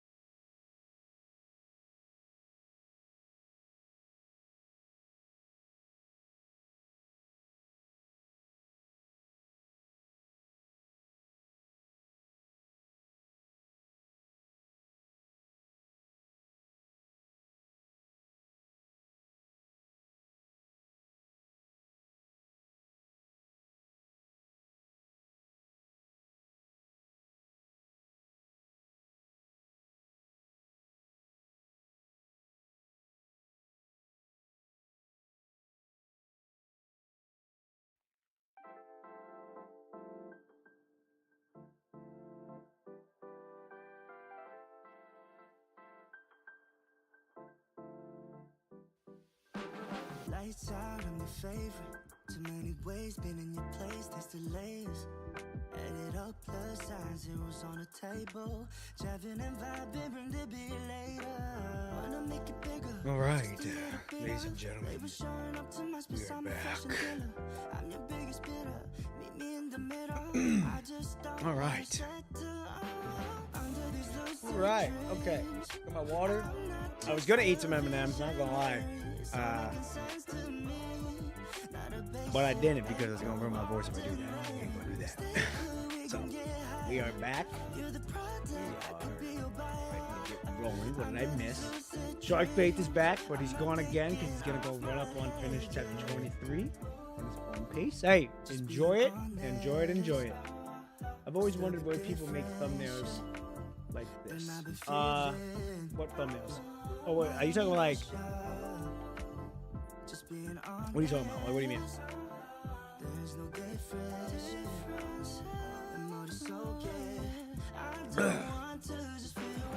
Also, we're gonna let this music play out and then we'll be going. Oh, my BRB screen? I literally use. I'm gonna pull it up. I'm not. Don't worry. We'll switch back to it.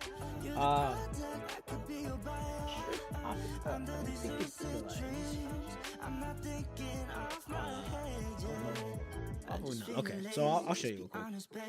I use own.pro. I'm just feeling lazy, just be honest, baby. We got different phases, give it all to Own 3D, that's what it's called. I use Own 3D. That is what I use right now. Eventually, I got some. I want to get some things commissioned. Eventually, I want to get some things commissioned. I did originally have them commissioned, but things fell through, and I'm not happening. So I am going to be looking again, but I'm hoping to start getting things commissioned come fall. That way, I can be looking for things because I want to get my starting screen commissioned. I want to get my talking screen.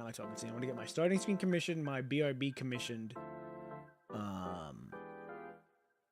And then I want to get my ending commissioned. And then on top of that, I would like to get emotes commissioned as well, since that would be fun. That would be fun. Okay, now that that song's done, okay, click that, pause that music. Come up here and figure out one more thing.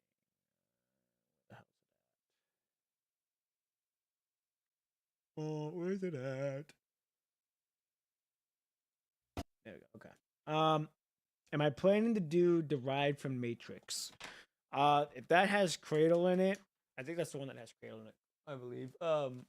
Probably not, just because from what I think everyone's told me is that it's not really a part of the main story.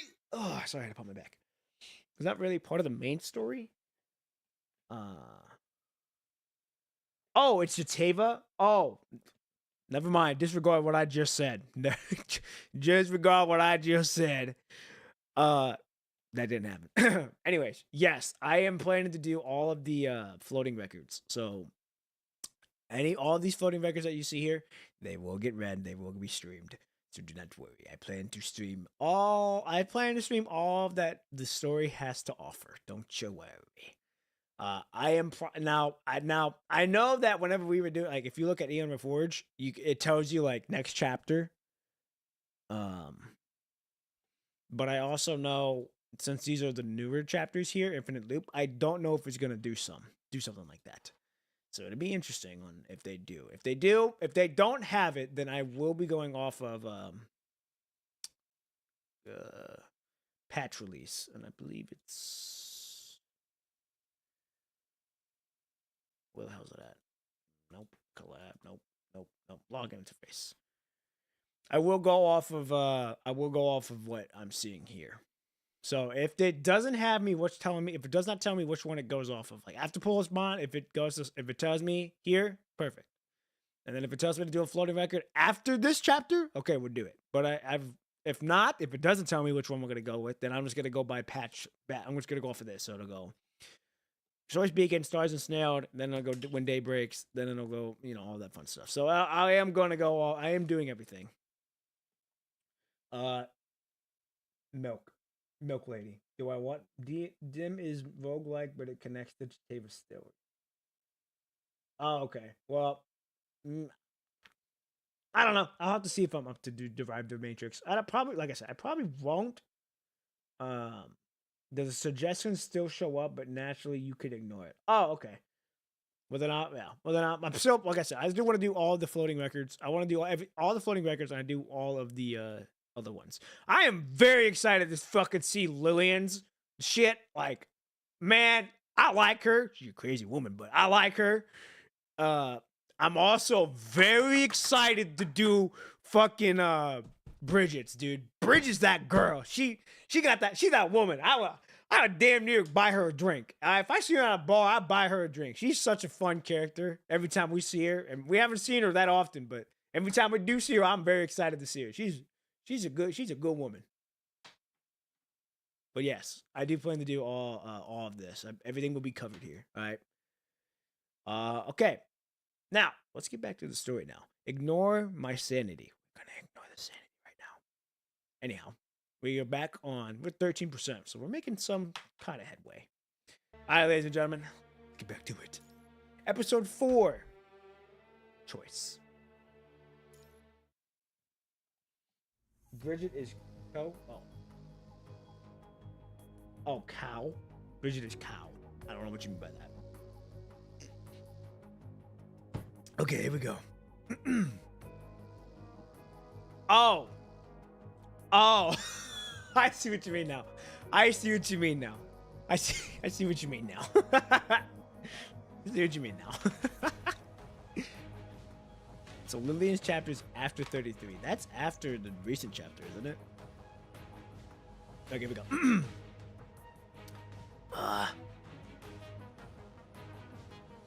Jishi?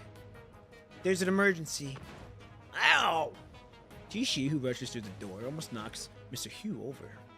Take a breath. What's going on?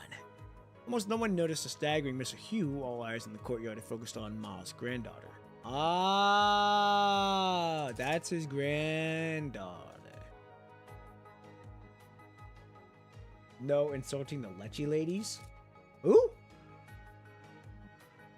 Pua's voice echoes through the terminal, hanging in the courtyard. It's not just a speaker at number 5 West 3rd Street. Hexabridge Port, the entire port and all of Kowloon are listening to the broadcast at this moment. 3 hours ago, an auxiliary town outside the port was attacked by unknown predatory creatures.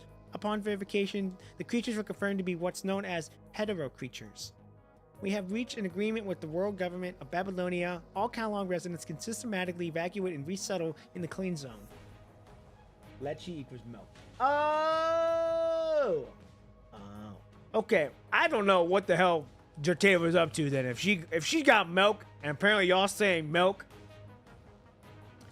are we in that chapter? I'm assuming we're probably in that chapter. If y'all saying I want some, if y'all saying I want some milk.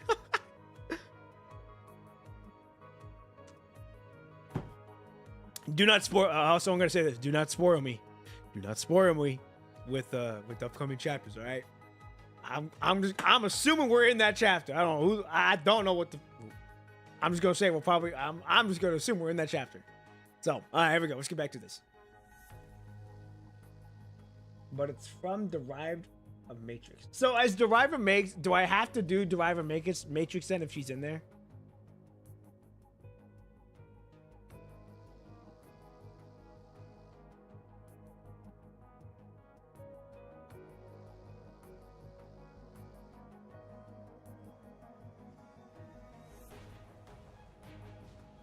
I'm waiting, chat.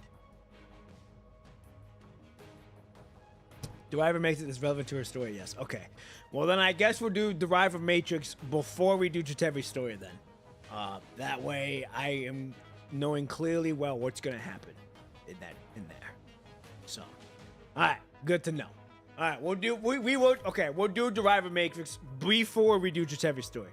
So once we get to Chatevi's story, we will do Deriver Matrix first, and then we will do her story. So, That way, everything that's relevant in that story, I know, I'm aware of, and we're good to go for when everything happens in there. So, good to know. Okay, here we go.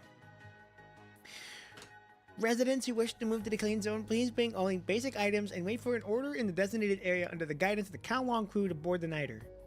And to those who, the person speaking seems to be mustering up courage. Residents who wish to stay in the Kowloon, please remain quiet at home and wait for the alarm to stop. The port is still safe for the time being. Man tries to run, but it's too late. Tatevi is here. Oh boy. Oh man. Got me curious to see what Tatevi is all about then. We do everything we can to fight for Kowloon until the end. The terminal falls silent, and so does almost all of Kowloon after this broadcast. All I've heard is the Revive Magic is tedious. No clue though, since I haven't tried it yet. Oh boy. Okay. Well, we're gonna have to get through it one way or another. But all right. I also don't want to go through the route of just looking it up and be like, what's happening? I would rather just go through it myself. Since well, I mean, it's easier just to look it up and see what happens. But if I want to get the immersion and the experience, I'll have to go through it myself. But hey, we won't know. We won't know if it's tedious or not, for me at least, until we get there. So until then, we're just gonna enjoy what we got right now. Here we go. I knew it! Mr. Gao picks up his briefcase while muttering under his breath. He tries to hide his hands, which are trembling from both excitement and fear.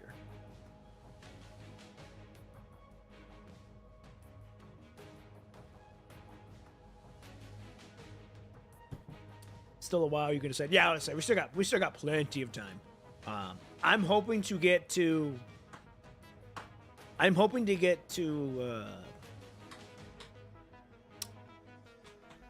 Oh god, it's who was the recent one? Not Selena.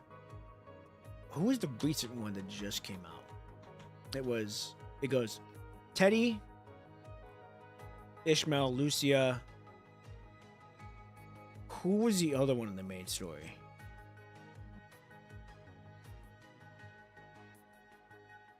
Who was the other one in the main story? Y'all gonna have to tell me while I read this. I totally knew it! Everything in the factory needs to be moved too. Yes, everything has to go. Everything!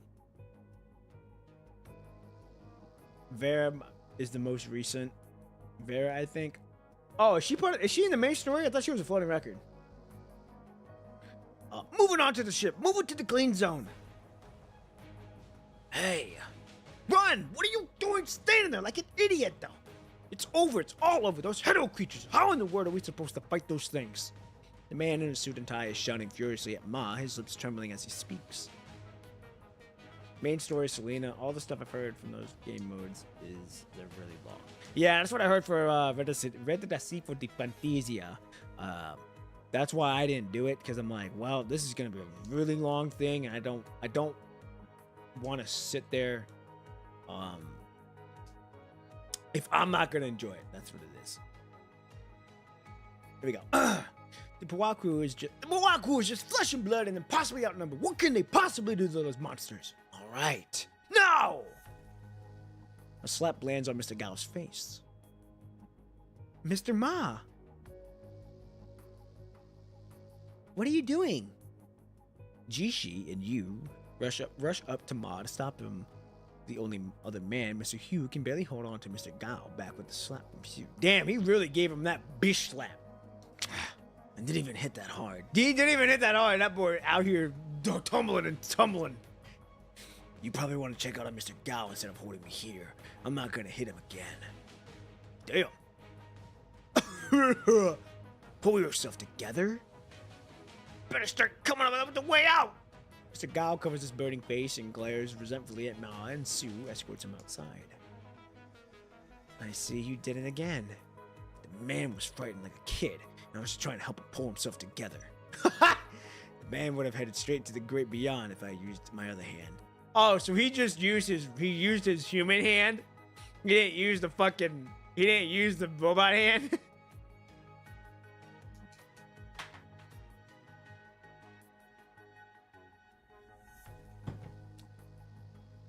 slap the taste out of his mouth. Isn't this what you brought? Isn't this what you brought back, Jishi? Oh yeah, Jishi. Jishi. Jishi.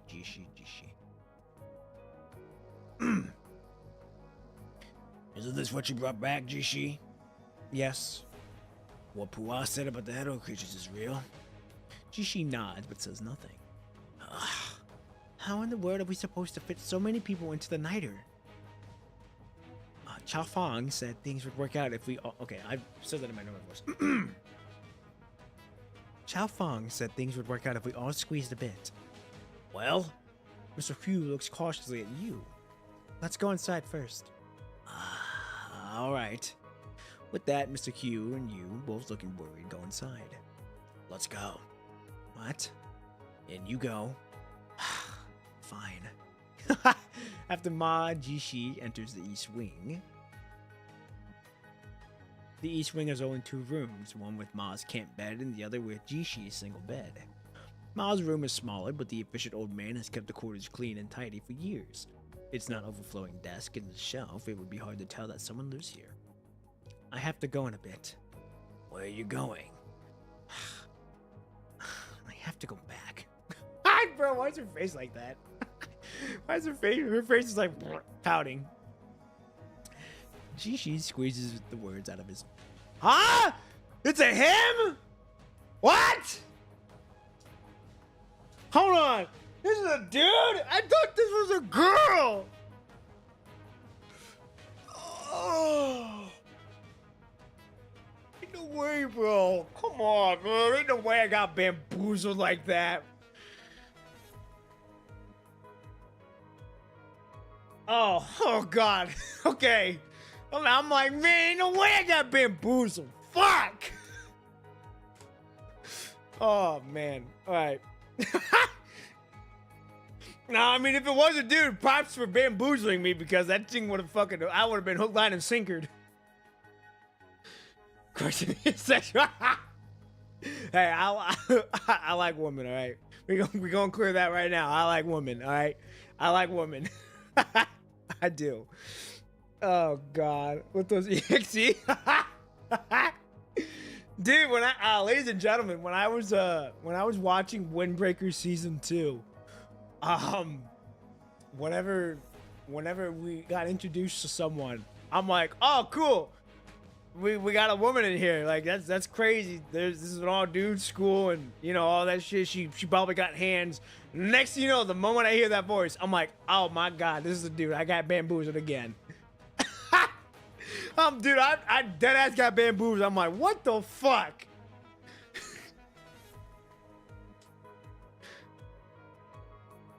The woman in Windbreaker was obviously a guy. I didn't hear the voice. I'm like, hey, this is probably a cool girl, all that shit. And then I'm hearing it. I'm like, oh, I damn near look like the main character. I'm like, whoa, what the fuck? If it looks female enough, nah, man, what the? Alright, hey, if you like that, go right ahead. I ain't gonna stop you.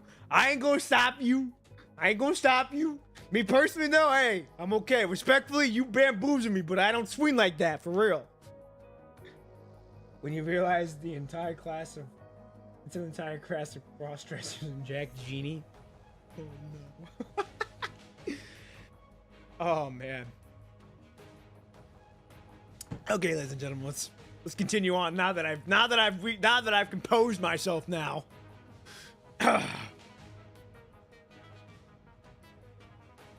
If you have a whole that no hell no, that's crazy. That's hey, you know what? More power to you. Okay. Ask Chao Fang for 2 spots. What spots? Spots to the clean zone. We're going to board the ship. What? Oh, I said that as a guy. What? There's a hole, there's a goal. Oh, hell nah, y'all. What the hell? I'll let y'all do your thing. Hey, y'all thug it out. You heard me. Ma is sitting sideways on a stool, patting his chin stubble, his face hard to make out of the shadows. You want me to leave when they need me at the front lines? You guys are no match for those things. I heard from he. Those things are dozens of times stronger than a corrupted. A normal human being's flesh will rot as soon as it comes into contact with one of those things. I forget, hetero creatures and corrupted are two completely different things. Two completely different things. But you've never seen them. Of course, I've seen them. Ma's thigh makes the sound of steel clashing when he slaps his thigh out of frustration. If you think the corrupted are a nightmare, those monsters out there are from hell. You're the last of Ma's. You can't go. You have to board the ship with me. And now you want me to be a deserter with you just like before? You little. Ma raises his Kalish's hand, but his granddaughter doesn't back down one bit. Damn! Hold on now. Hold on, Unc. You can't be raising your hand against a woman like that. Man, come on. Ah, that's minus points right there, bro. That's minus points. I get you're trying to discipline her, but man, come on. Come on, we gotta be better than that. We gotta be better than that. Ah, props for Jin Shi though, standing her ground, staying 10 toes on that shit. Like I'm gonna stand on my shit. I'm gonna do what I want.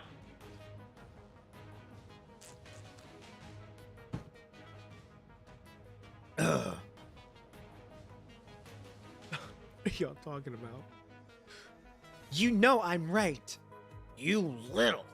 Do you even know what's coming out of your mouth? If you want to leave, then go ahead. But I'm not going anywhere. What is on my hand? Oh. They are like two stones clashing. Neither will give in. Ma's raised hand doesn't land on Zichi's face, but there we go. But sweeps everything off the desk onto the floor. Get the hell out of here. Jinshi lowers her head to hide her face from Ma. Come on, man. That's your granddaughter. Come on. But hey, it ain't my place. Ain't my place. As she turns her out of the room, Ma feels like he sees the last glimmer of twilight flicker and fall that leaves no ripples in the old yet clean room. The stubborn man hesitates for a moment, but when he rushes to the door, he sees no one in the yard. Yep, you let the emotions get to you. Man! That is when he feels a steel knife has stabbed into his heart, and he stumbles back into this coffin-like stiff bed.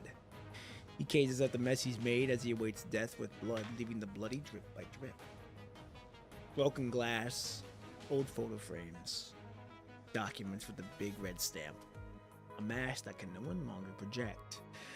These are all his past, and a gold, star-shaped metal that no longer glimmers, that cannot shine in the last light of the sun.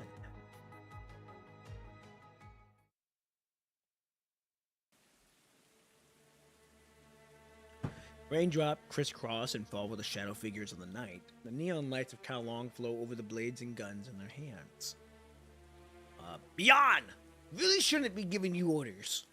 Shouting at the unmoving crowd, the man is too drenched in the torrential rain that soaks the heavy people he's shouting at. This is an emergency situation! The whole of Kowloon is at stake. You have to be there to defend it once more. We only have you to count on to rescue our guild since we can't trust Yazi. Wait. Okay. Now, is it Z-I-G?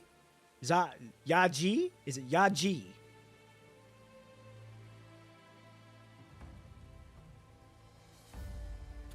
Alright, what am I looking at here, chat? Ladies and gentlemen. Not chat. Ladies and gentlemen. We got Q-U. Yazi. Oh, yeah. Wait. Okay, now that's interesting. So, Yazi. So, the I does play a part, in a sense. Okay, so... Z-I. My pen to work. So, Z-I equals Z-E. Okay. So, Z is E. Z. So, we can't trust Yazi and Xiaofang anymore. What do you do today will not go down in the history and be remembered by anyone. You will never speak of this day to anyone. Pouring rain intensifies. Let's go. May glory be to Kalong. Ma remembers that day. On that day, he wasn't Ma. The rain was so heavy that it was impossible to make out the Pawaku's faces through their mask. Oh. That the blood didn't even pool on the dark ground when the bullets and blades pierced the chest. The dying words of those men were crystal clear. Chew. Ah, Yin. Okay, now is this during the Kowloon War that we were in when Lucia was fighting Q, or is this a different timeline?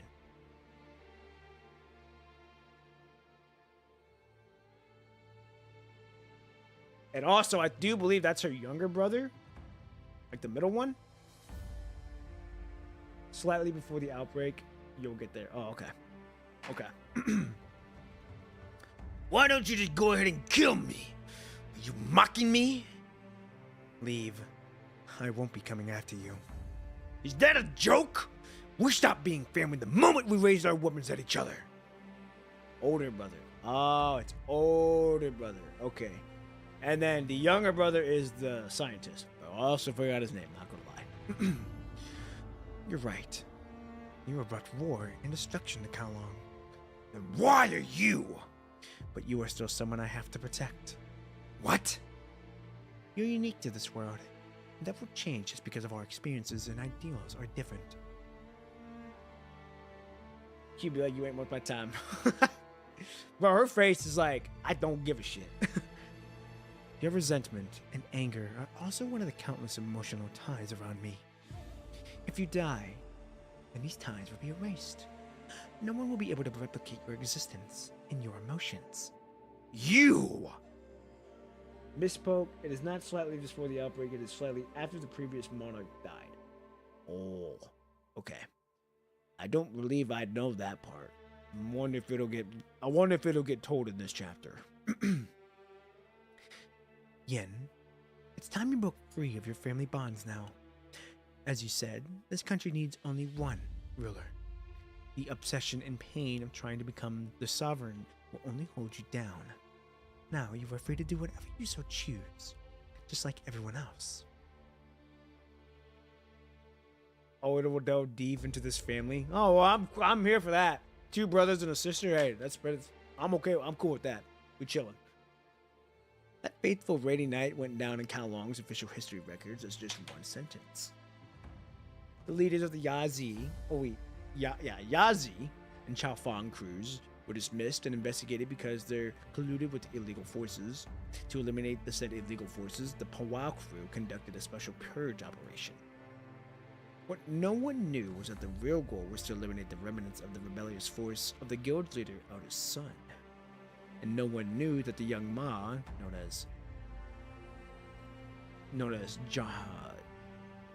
Zhang Ya. Is it Zhang Ya?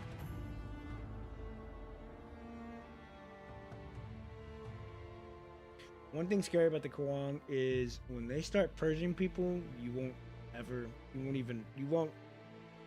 know. Really? Okay. Correct. Okay. Zhanga. Wait. Zhanga. I think I said it right.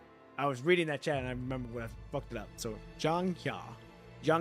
No, fuck! I'm butchering myself now. Fuck! Zhanga. Okay, let me read that. Let me do that in real time now.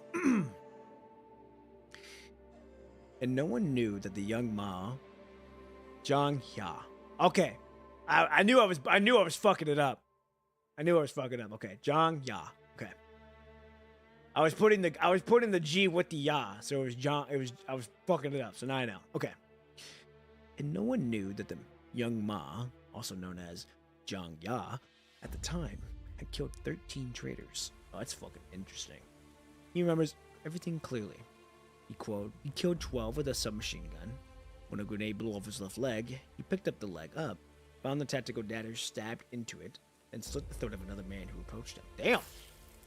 He remembers the man in the Chaofeng uniform clearly. The man clutched onto his neck, trying to stop the blood from gushing out, but accomplished nothing except making futile gurgling sounds as rain and blood flowed into his lungs. Damn, they go in detail on this. Seemed like a living hell, but the rain never let up. Ma doesn't remember what happened after that night. He will never forget what he saw when he woke up in the medical ward.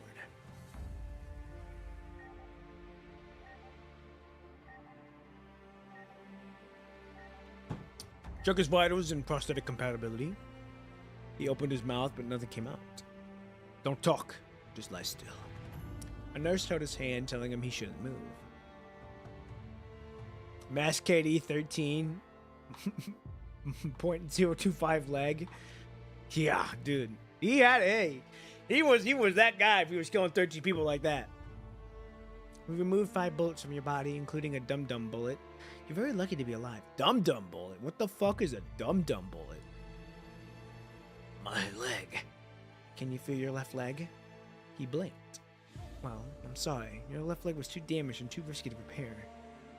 You would be better off with a prosthetic. That is your left leg now. But it'll take some time before you get used to it. I wonder if a dong-dong or dum-dum bullet? Yeah, I wonder if a dum-dum bullet is kind of like I wouldn't say armor piercing, but like an FMJ. Like a full metal jet. Well, that would technically still be armor piercing. I wonder if it is, though. I wonder if it is an FMJ. Could be. Dum-dum bullet is a term often used quite lightly for expanding bullets, particularly those used in hunting or by law enforcement. Those bullets are designed to deform. Oh, okay. I know which ones they are.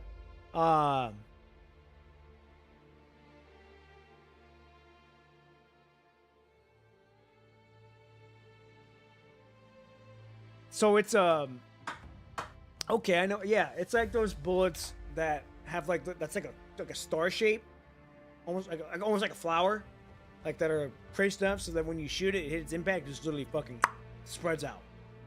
So it's kind of like those bullets. Okay. I thought that was my first initial thought, but I'm like, nah, it can't be that. But it makes sense now. So okay. Good to know. Inherited, thank you. Anyway, there was a small commotion at the door, and a person in green appeared before Zhang Ya. Or Zhang Ya. Ma'am?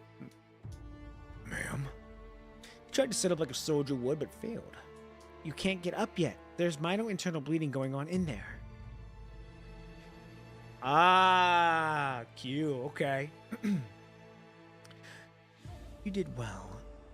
Chu nodded and placed a shining gold medal in Zhang Ya's hand. Thank you for your sacrifice and contribution to Kowloon. You'll recover quickly under the medic's care. You will be able to return to the Puwao crew in no time. Rest well for the time being. Thank you. He felt excruciating pain coming from his right arm, from which 2 bullets had been removed. Every moment tore at him. He still remembers the smile Chu gave him when he couldn't complete the salute. I ain't gonna lie, her smile though is nice. Once he recovered, Ma returned to the Puwao crew to fulfill his duties as a soldier, until he lost his right hand, had children, and reached the age of retirement. So he took off his uniform for the last time and abandoned the name Zhang Ya until his friends and family started calling him Ma. Okay. Got it, okay, if this is his probably son. Oh, Dad, I got transfers order yesterday. I'll be back tomorrow to take over the Puwao crew. The voice on the other side of the phone was youthful and filled with joy and excitement. That's good, Jiling. Your old comrades always tell me stories about you. I've told you those stories when you were little. I know, but hearing from them hits differently. Jiling. A soldier's duty is to serve their country and obey orders. As the head of the Puwao crew, you're responsible for more than just your own little world. I understand, Dad. Alright, let's save the rest for when you're home. Your mother hasn't seen you for a long time. She really misses you. We'll talk when you get back. Let's grab a drink and you can tell me about you then. Okay, I'll be back tomorrow. Ah, by the way, It's about time you brought your wife home so we can meet her, Huh? What? Why can't I meet my daughter-in-law? Ah, that would be, Jishi. Okay.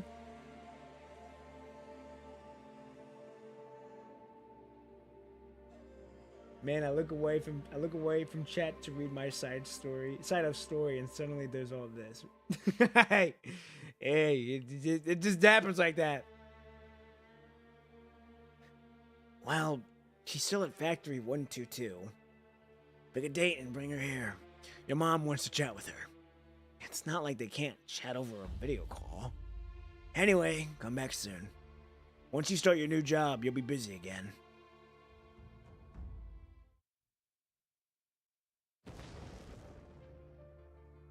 Back at present moment, I'm assuming.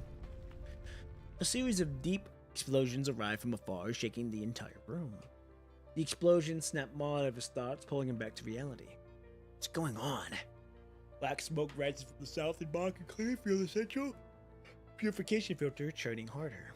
However, the sun has vanished from the sky. There is a faint glow in the west, but the night, heavy with fear and panic, has already descended upon Kowloon. Oi, oi, are you crazy? The sound of a faint argument between a man and a woman comes from beyond the yard. The noise grows louder as the door is pushed open. No, we have to take the factory equipment! We just need to! Are those things more important than my life to you? You go! Board the ship first! No. Are you gonna abandon me? No, we are leaving together!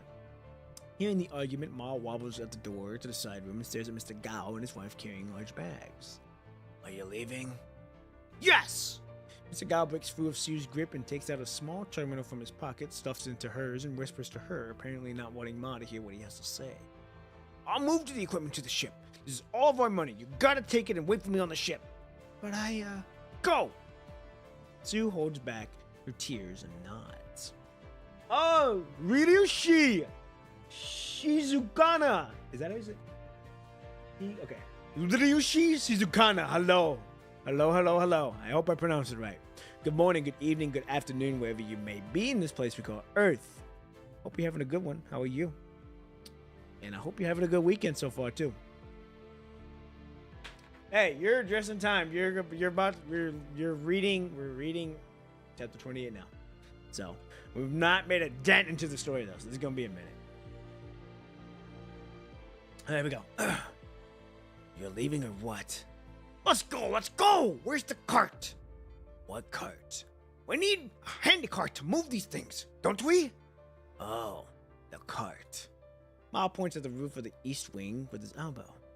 The cart has been useless for a long time. Alright. Mr. Gao hung Sue's head once more to comfort her. Let's go. I'll take you to the port first, then I'll find someone to help us move these things to the ship. Mr. Gao takes some packages from Sue and hurries off to the yard. Not even a goodbye. Dull explosions continue to drum from afar. Jishi. Mr. Ba! Woo! Mr. Hugh is standing at the door from the west wing and shouting at the top of his lungs. He seems to be doing so with every ounce of his being. Hey! Let's go! No, we're not leaving! Huh? Mr. Hughes stands tall like a man ready for his execution. He spreads his arms to hide you and the child behind him. We've decided to stay. What about you? If war is coming, we'll need doctors. You will go to the medical center. What about you?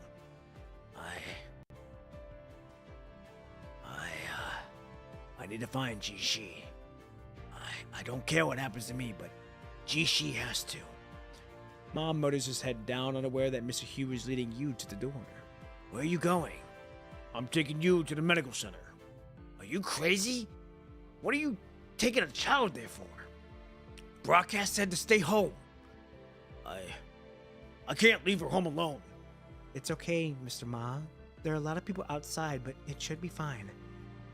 Shit! Ma curses angrily without directing it at anybody. He turns to go inside to grab something before quickly walking over to Mr. Hugh. Mr. Ma.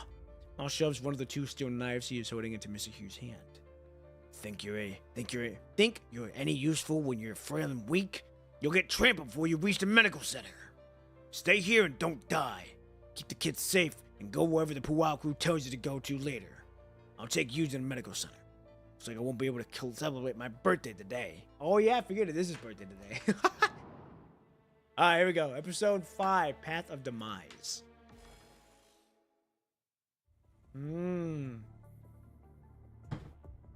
Your Machina. Oh, gosh! Alright, here we go. Oh, also, that reminds me. Aren't I going to be knowing who the person who's funding Babylonia in this chapter? I think you guys said something about that, too. A girl walks over with a large suitcase. She puts the suitcase on the ground, making a hollow sound that echoes throughout the land, an empty church hall. I don't know why I added that, but oh well. I'm back! Oh! Wow, we haven't seen her in a minute. Huh? In a teasing tone, says the person sitting and swinging her legs on the railing on the second floor. Mother? She's back. Zero does a flip and leaps down from the second floor like a ghost. She lands beside the other girl and scrutinizes her the same way she would sniff prey. Yoo-hoo! You smell like a sage data. Were you with her, huh? Where is she? Did she come back with you? Every part of me, including my heart, screams and longs for Sage. Hey, Zero, where did you go? A light yellow figure pops out from behind the second floor railing. Oh, Zero, the original PGR. Hear me? Whoa, what?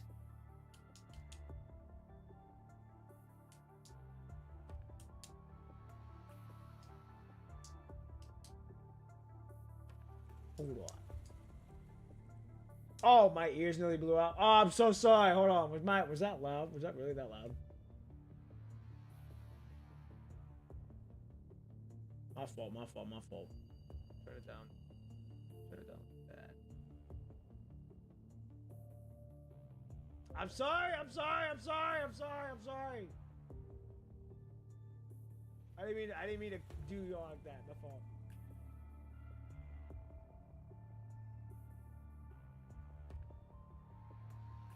Okay, hold on. Is that better? That should be better. That should be better. Okay, there.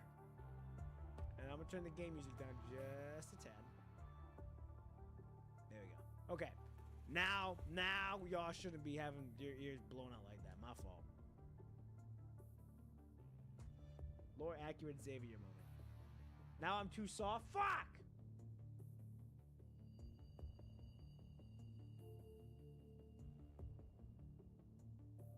What about now? Is that better?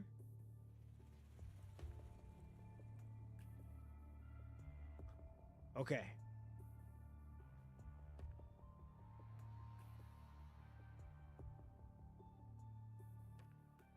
Don't worry, you're fine. Okay. Well, here, I'll switch it to 5. I'll switch it to that. Wasn't even that loud. You guys just got caught off guard. Oh, okay. Silent so your home paper disease protection. Okay. All right.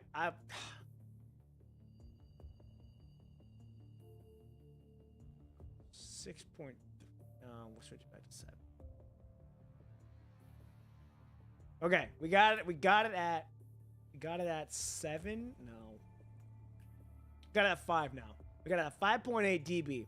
So that should be better.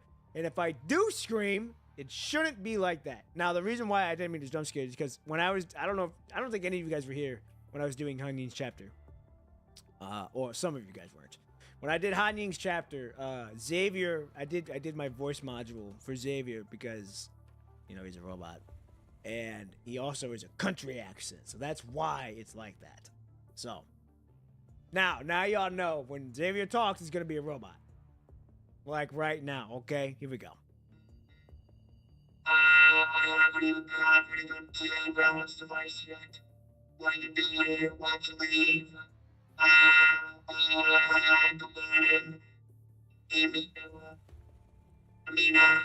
Amina, good morning. Xavier extends his fourth hand and holds a wrench as he is greeting the girl with the suitcase downstairs. Good morning, Mr. Xavier. Okay, now, why does she look like she's from Alice in Wonderland? Tell me, where's Sage? Facing Zero, Amina, who's usually outgoing and cheerful, finds herself stammering. I said the same. Wait, hold on. Queen of Hearts for the win. She does. She really does look like she belongs in Alice in Wonderland. Much better, but man, I can't understand what's being said. Fuck. That's my fault. Well, I guess that happens whenever I'm doing like a voice module. You can't really hear what I'm saying. Which is fucking weird sometimes. When I'm normal voice, it's fine, but I've noticed that when I do use my voice modules, it does. You can't understand me sometimes, and that's my fault. I'll have to figure that out. Okay. Care is gonna be converted to 100% machine. I don't know who Care. Oh. Okay. Sage is traveling out there. I was sent back to fetch some supplies and network units. Okay, now we've never seen her before, so this is the first time I've said. This is the first time we've ever seen her. I don't know who the fuck she is. Don't know what the hell she's doing.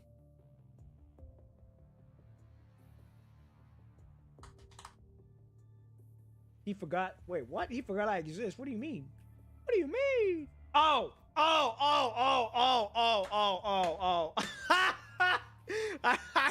No. Now I got it. Carefree die. I did not forget you. Hold on. Whoa. When you say care, I'm like, what? I'm so used to them saying either dot or carefree die. I'm like, what is going on? And now I see it. Okay. Now I understand that. My fault, carefree. My fault. You'll be sold for 100 BC. Man, you gotta be sold for more than that. You gotta go up in price. No price can be put on Carefree Dot. No price can be put on anybody. There we go. When she learns that Nanami has returned with Amina, Zero instantly loses interest and drags the cables extending from her back to the base of the pillar. Is that what the network synchronization in the Americas we talked about last time? Now, the fact that they're talking about America in the Americas, the network synchronization in the Americas, that's very, very interesting. To me, at least. Where the fuck are we at then? if they're talking about that, where the fuck are we at? Yes. And Vera gotta strike like a bargain. Yes. Vera would not care. Perhaps due to the horrible experiences of dealing with Zero, Amina visibly relaxes when she sees Xavier's coming downstairs. Is Zero fixed? Of course, she has even built a photograph function now. I'm just telling about it. Now, is that better? Can y'all understand it better? The story takes place all over the place. The trench, I haven't calculated where it is. Oh, okay. Okay. Good to know. I'm like, well, that's interesting. I don't know. Here we go. Okay. Yes, it's better the voice now. Okay, so that means I just gotta talk quieter when I use this voice. Okay. Why don't you let Superman get the supplies for you and the network synchronization? Maybe we wait a bit. Schultz isn't here these few days. I could give you the hardware, but it's useless because it hasn't been come out with. Besides, the Great Tower has been hit with some minor attacks recently. It's causing a bit of trouble. Amina's smile stiffens when she hears Schultz's name. The Emperor is not here? Now, nope, Schultz is someone completely different. I'm thinking of the dude with the top hat. That's not him. Yeah, he isn't at the church these days because he went to count along with her again for a network synchronization. Or you could go to count long and have him compile them for you. You could just bring him back when it's done, no? No. Wow. Well, that was blunt. No. He always acts like he's better than everyone. I don't like him. He always has a gloomy face, too. It's not just fun being around him at all. Anakin, I'm back. What did you miss? Kalong's getting attacked right now. And we're at the Church of Machina. Yes. And I jump scared almost half of chat because of me blaring this voice out. But I realize now, thanks to them, I'm able to have the voice be clearly because I just gotta talk slower and lower while keeping the accent. So that's something I've learned. And I've also adjusted the mic volume, so where if something does happen, you're not gonna get your ears blown out. So that's my fault. There we go. Then I have Mr. Spooner take the supplies back to Sage. Cool that we're gonna see Spooner again if we do. And we got Arcania. Good to see her. Empress, welcome back. I forget they also are judged by tarot cards on top of that. Arcania slowly walks over from the staircase behind Amina and the rest of them. Mother, see, I sense that the sage hasn't returned. Sage has been helping us with a lot of the people these days, but they humans are constructs. I believe that Sage will return when the time is right. Exactly. How would I go on a honeymoon with Sage this time? I've already planned it. But during Sage's absence, we have to face some malicious attacks. Sage left us with the revelation. Even that has become a target of attack these days. It's about the Grand Tower. Xavier is right. But Sage did give me 2 missions when she sent me back. One is to bring back some supplies, and the other is to check on the church's network synchronization. If it's what the Sage said. Arcania closes her eyes, apparently contemplating the deeper meaning of the Nami's words. I will provide more assistance to Xavier in fortifying the Great Tower defenses, but right now only Schultz understands the Great Tower's network protocol.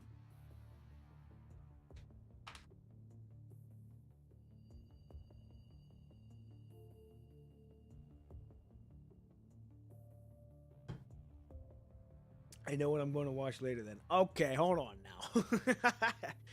I did not Poppins murdered Shark's hearing. Oh, yes, I did. I goofed it up. That's my fault. Hey, I own up to that. That's on me. And what did I do? I fixed it. So we chilling now. My fault. All right, here we go. The Great Tower is still standing in the church's main hall. Infinite data flows through its bright lamps and stars on a cold vial. In the meantime, tell us about the Sage's recent activities, Amina. How has she been lately? Now, we have not seen her at all these days. Oh, very nice detail here. I don't know if y'all hear it. I'm gonna be quiet so y'all can hear it. You hear that? The screams. That's a very nice detail. Very, very nice detail. Because it's like you don't hear that a lot in games, and I commend PGR for doing sound effects. I really do. All right, here we go. Well, hold on, I'm just gonna let this play out. We're not gonna do any talking. We're just gonna let the screams do its talking.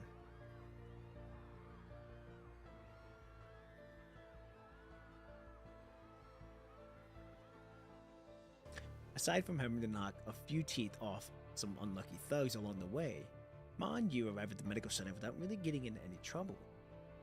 Seeing all the people, Ma can't help but wonder where they all came from. Least painful PGR war moment? Yeah, I would say this is just like a little bit. This ain't even like the tip of the iceberg yet. I'm sure we're gonna see some more fucked up shit here in a little bit. You!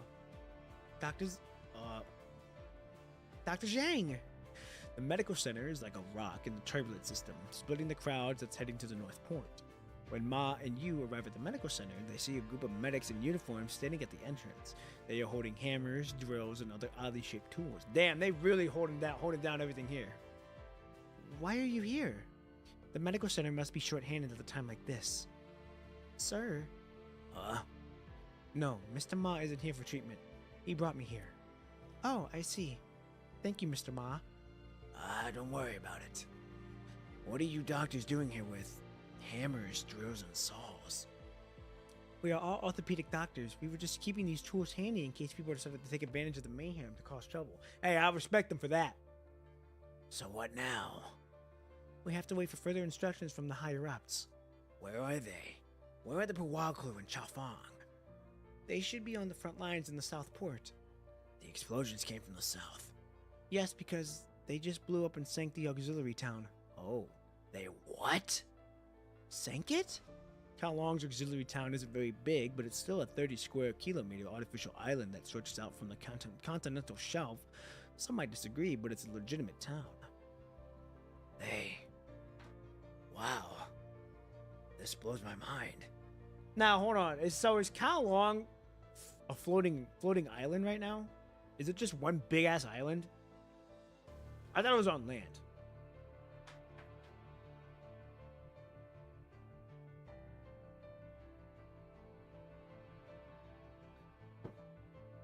Basically, that artificial island, it's is an island reclamation effort. Okay. Oh, it's a coastal city. I knew. Okay. I thought it was a floating city, kind of like how Arnites has floating towns. I thought it was like that. Okay, good to know that it's just a coastal city. It ain't nothing else. So they just blew up a part of their town. That's it. Okay.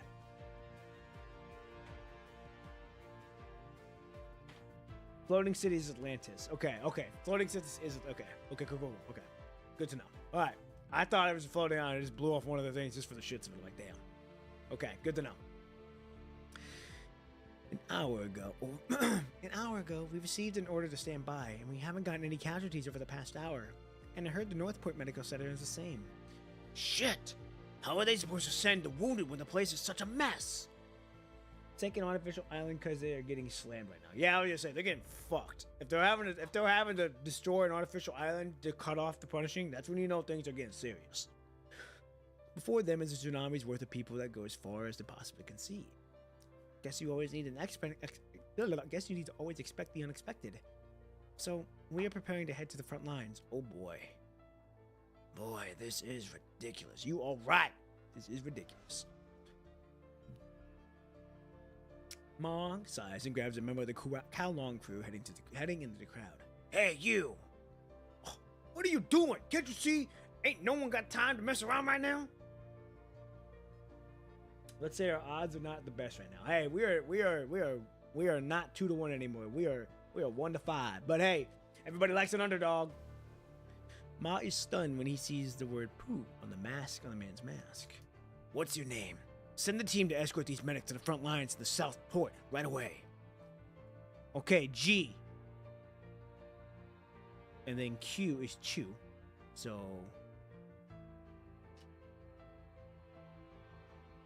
Jianchu? Is it Jianchu? Danny, you can judge me on it. I think it's, I want to say it's Jianchu. Okay, Jianchu. Okay. Let me say it real time now. Jianchu.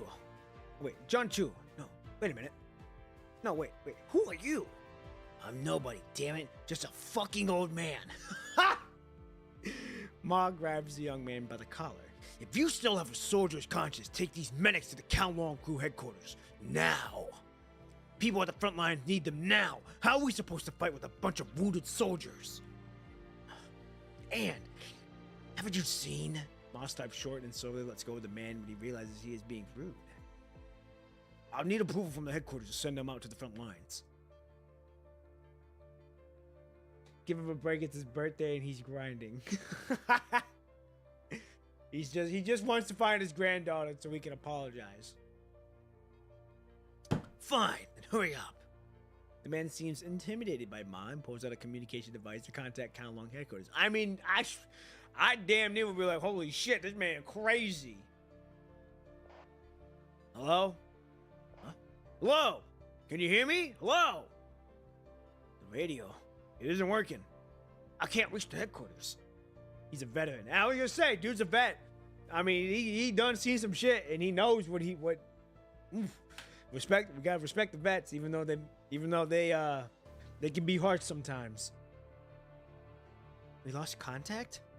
You try contacting the headquarters too, and try calling the Northern Port Medical Center too.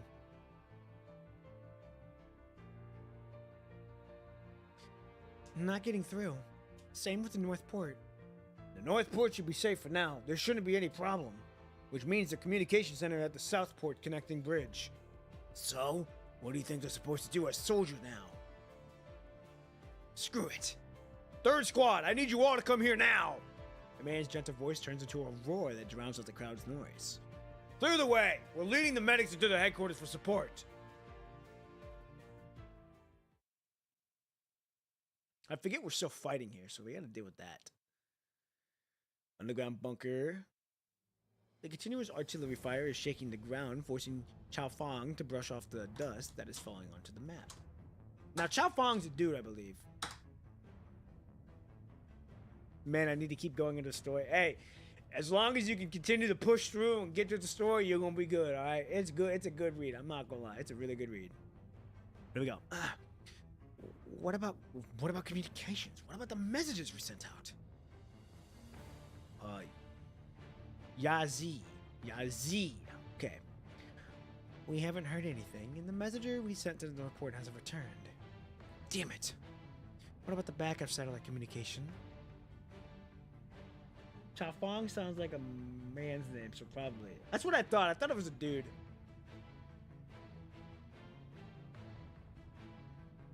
Now, is it Fu Shui or is it Fu Zi? No, Fu Zi, because it's an X. No, it's a Z. It's an XI, not a ZI. So what would that be? Because if it's an X, it's Fushi. Okay, Fushi. Okay. I'll say this chapter is pretty good and still comprehensible. And after this stuff really starts going crazy. Oh, you're talking to the guy. Okay. So X is SH. X is SH. Oh, okay. So X is SH equals SH.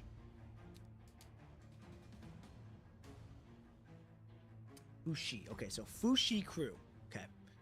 It's not working either. An unknown broadcast seems to be jamming it. Try again from the second communication, please. We've tried over 50 times already. Another high explosive bomb lands not far from the Kowloon crew headquarters, causing dust to rain down on everyone in the room, except none of them have the time to brush it off. They're in the midst of a war. Death is only 5 kilometers away. Everything is happening too fast. From the Puwao crew's first encounter with the enemy at the Yundong station south of the auxiliary town, only 2 hours have passed. 2 hours have passed and the fucking corrupted have made that much headway? That's insane. Get my pen! Where the fuck is the pen? Creatures they have never seen before are emerging from the sea and swooping inland like a tide. With no warning and no experience fighting these creatures, born purely out of the punishing, an entire auxiliary town was buried under this crimson tide in just half an hour. Half an hour? Wow! This is not looking good, ladies and gentlemen, for Kowloon. Not looking good at all. They are being overwhelmed. The explosions buried in the underground transport tunnels of the auxiliary town for such a situation fulfilled the original goal of the last moment. It blew up the entire auxiliary town. But that was only a temporary solution to buy time. Within 2 hours, the Hetero creatures had broken through the auxiliary town's defense line and advanced 12 kilometers. The latest attack brought them with 5 kilometers of the Kowloon crew headquarters to Founslow. Wow. Oh, Messenger! What are you doing over here? Okay, so Bishi. That's Bishi. No. XI. Now, what's XI? Because I have Shu, and then F. Wait, X is she. Shu. Well, we already got X. What am I talking about? I gotta redo this. Hold on. Let me redo this line scratch. So, XU equals Shu. X equals just shush. ZH is J. QU is chew. Q is ch. ZI is Z, so ZEE.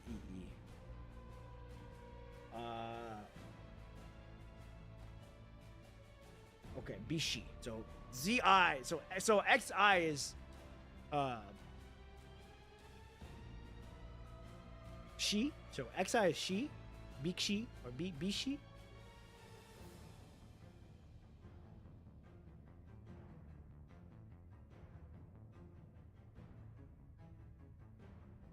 Basically, you only need X equals she, shish, ZH, J, and Q, G.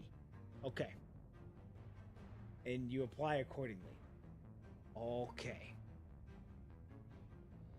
So, okay. So anytime, so the X is sh. Okay, so anytime I see an X is sh. And then anytime I see a ZH is J. Anytime I see a Q is ch. Okay. Okay. But the Q is always silent, though. But no, the Q is always soft. The Q is always soft. That's right. Okay. So mainly look for the 3 then. So if I see an X, it's automatically a she. Or shush.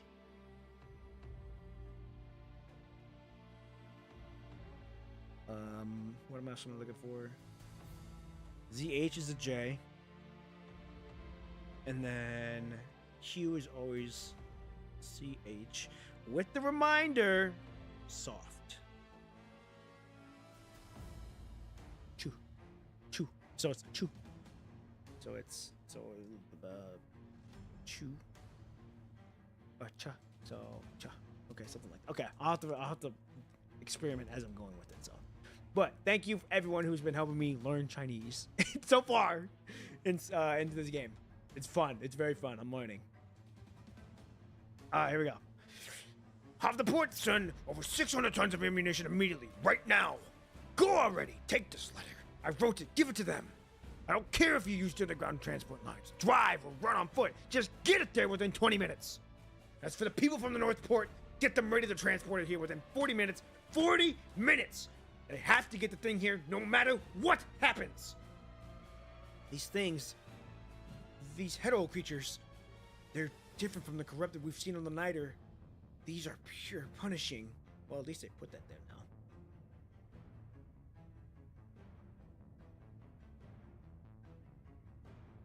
now. But our soldiers, they're living, breathing people. Hello? Hello? Line is dead already. I was hoping someone could tell us if people in the industrial area have been having trouble making it out. This is buying us time for the people in the industrial area to evacuate. All right. Send another message to the industrial area. Have we heard anything from Puao? Duhan's here. Wow. Okay. They need some more time to reach the connecting bridge. We have to hold out until they reclaim the communication center, or we won't be able to defend this place. That was really close. What the fuck? The shell must have landed within a kilometer. It's like they were digging trenches, but they decided to go with explosives because they've run out of time. What kind of war is this? Digging trenches? Who gave that order? No one. Bunch of fucking rookies. Get the people to come with me to check on it. We need their firepower support, not for them to blow us all up. Are we trying to bury our own people before the battle is even over? Bixie curses as he hands the blueprints to the commander next to him. Then he points at a few messengers to go out on the underground bunker with him. From here, the connecting bridge, 7 kilometers. Fang brushes off the dust on the map again. Hey, like a dagger plunging into the hearts of those enemies. It is our only hope.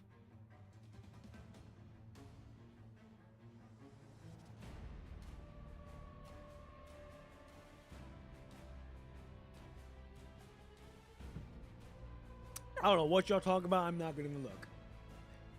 The Niter on the North Point won't be able to set sail if we can't reclaim the South Port's purification channel. Asking for help from the outside world is our only chance. I really wish you had brought a team of people with you when you got here 3 hours ago. The agreement signed in Babylonia weren't meant to take effect immediately. Now we can only put our hopes on them. did Bixie only sign high explosive bombs and kinetic weapons? Why didn't he sign the defense munitions and the thermonuclear weapons as well? We need powerful artillery support. Are you crazy? Right now, we need to provide artillery support and buy time for the Puwa crew to make it to the connecting bridge, and that's not gonna happen if we flatten half of the port and kill them with weapons. If we can't reclaim the communication center, we won't be able to use higher power broadcast to break through this unknown interference. And if that happens, it won't matter what happens or what weapons we use.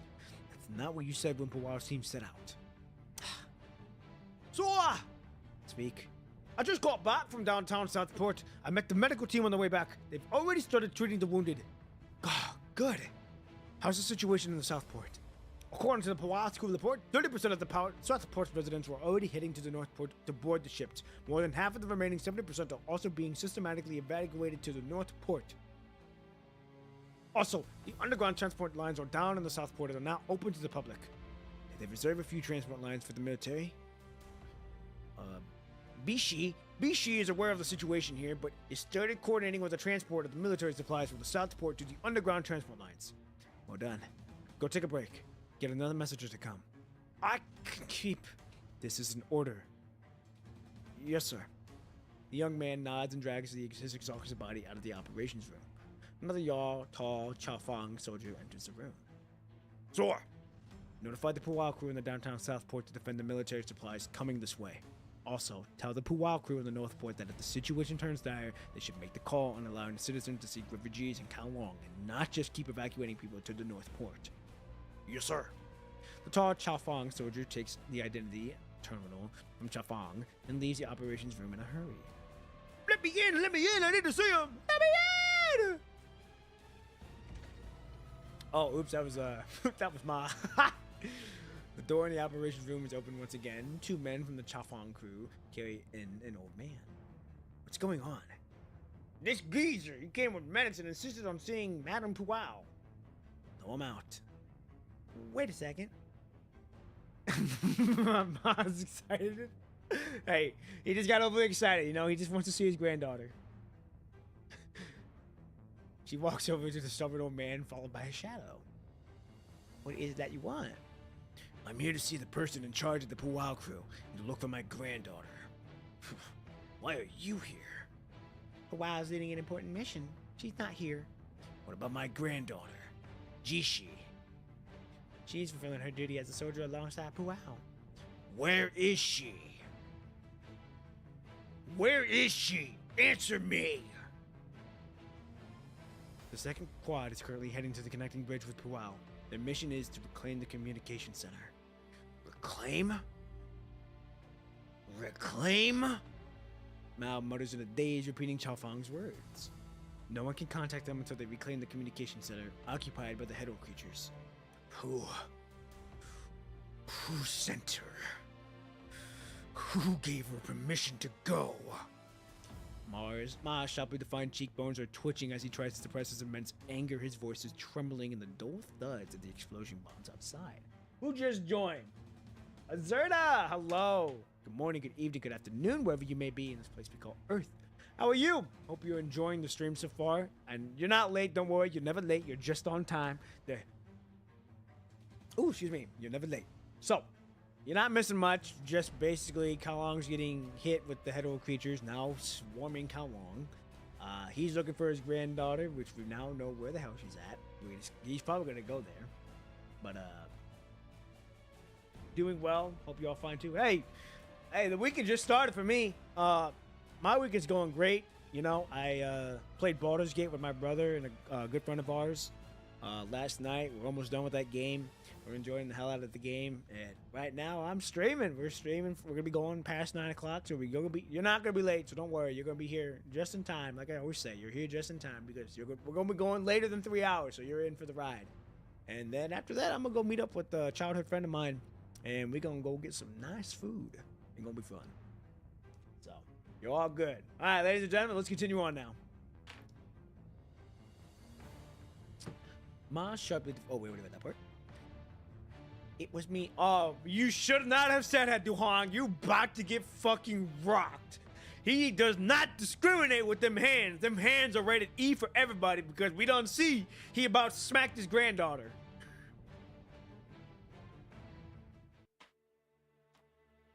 Alright, let me put this back. Here we go. Alright, now at least we know Jishi is with Puao.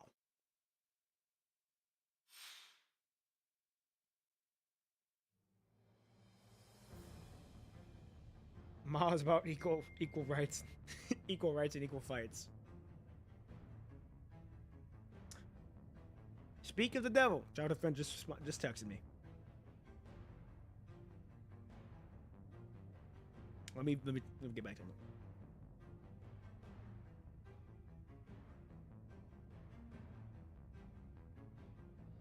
All right, we're good. Let's do this.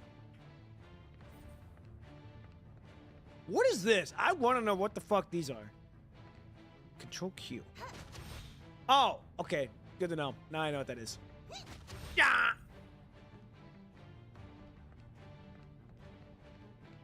Man tries to fight Pulao, but his boss. What?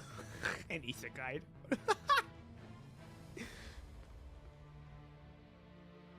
All right, here we go.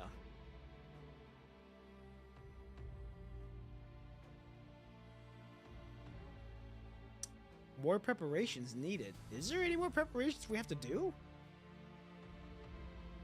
I don't think so. I think we're fine.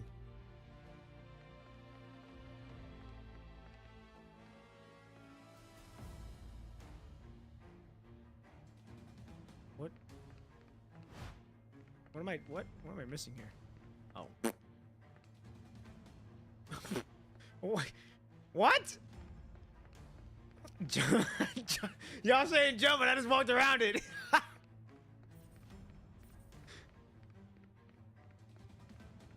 Okay, now I have to jump.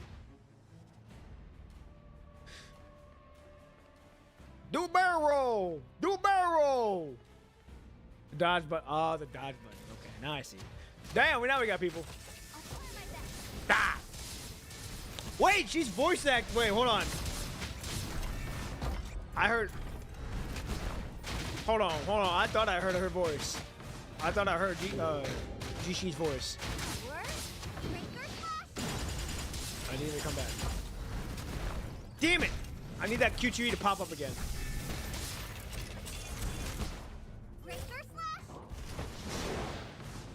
Did we really just use her as a fucking...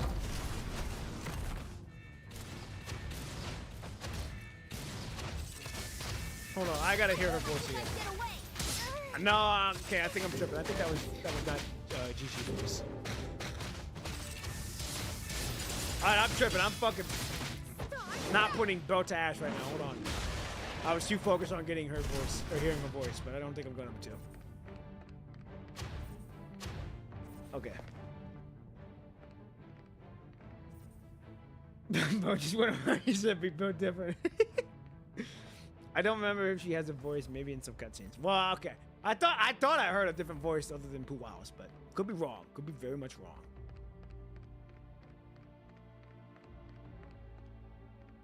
Okay, here we go.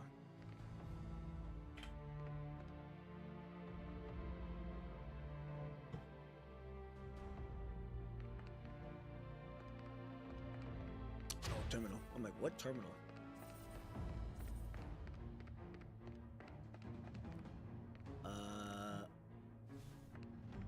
Okay. Oh. Okay, those are new.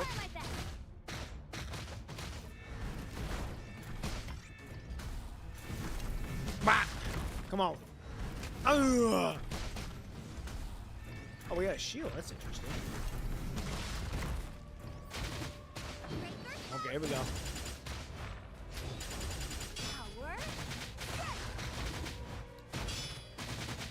Nice. Nice. There we go.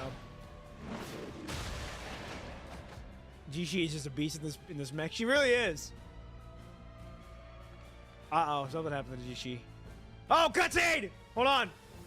Turn this bitch up. Oh! It's Han Yi! She finally makes her fucking appearance! I fucking knew she was. I knew she had to. I knew she had to. Ain't no way she gonna let Count Long fall like that without her saying something.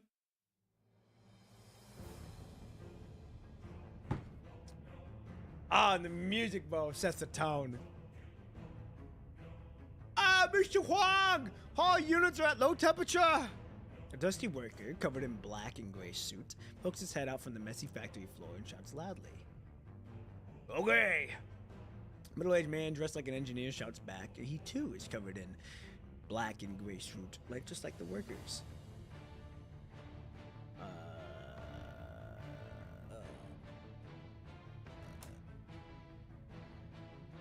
Shi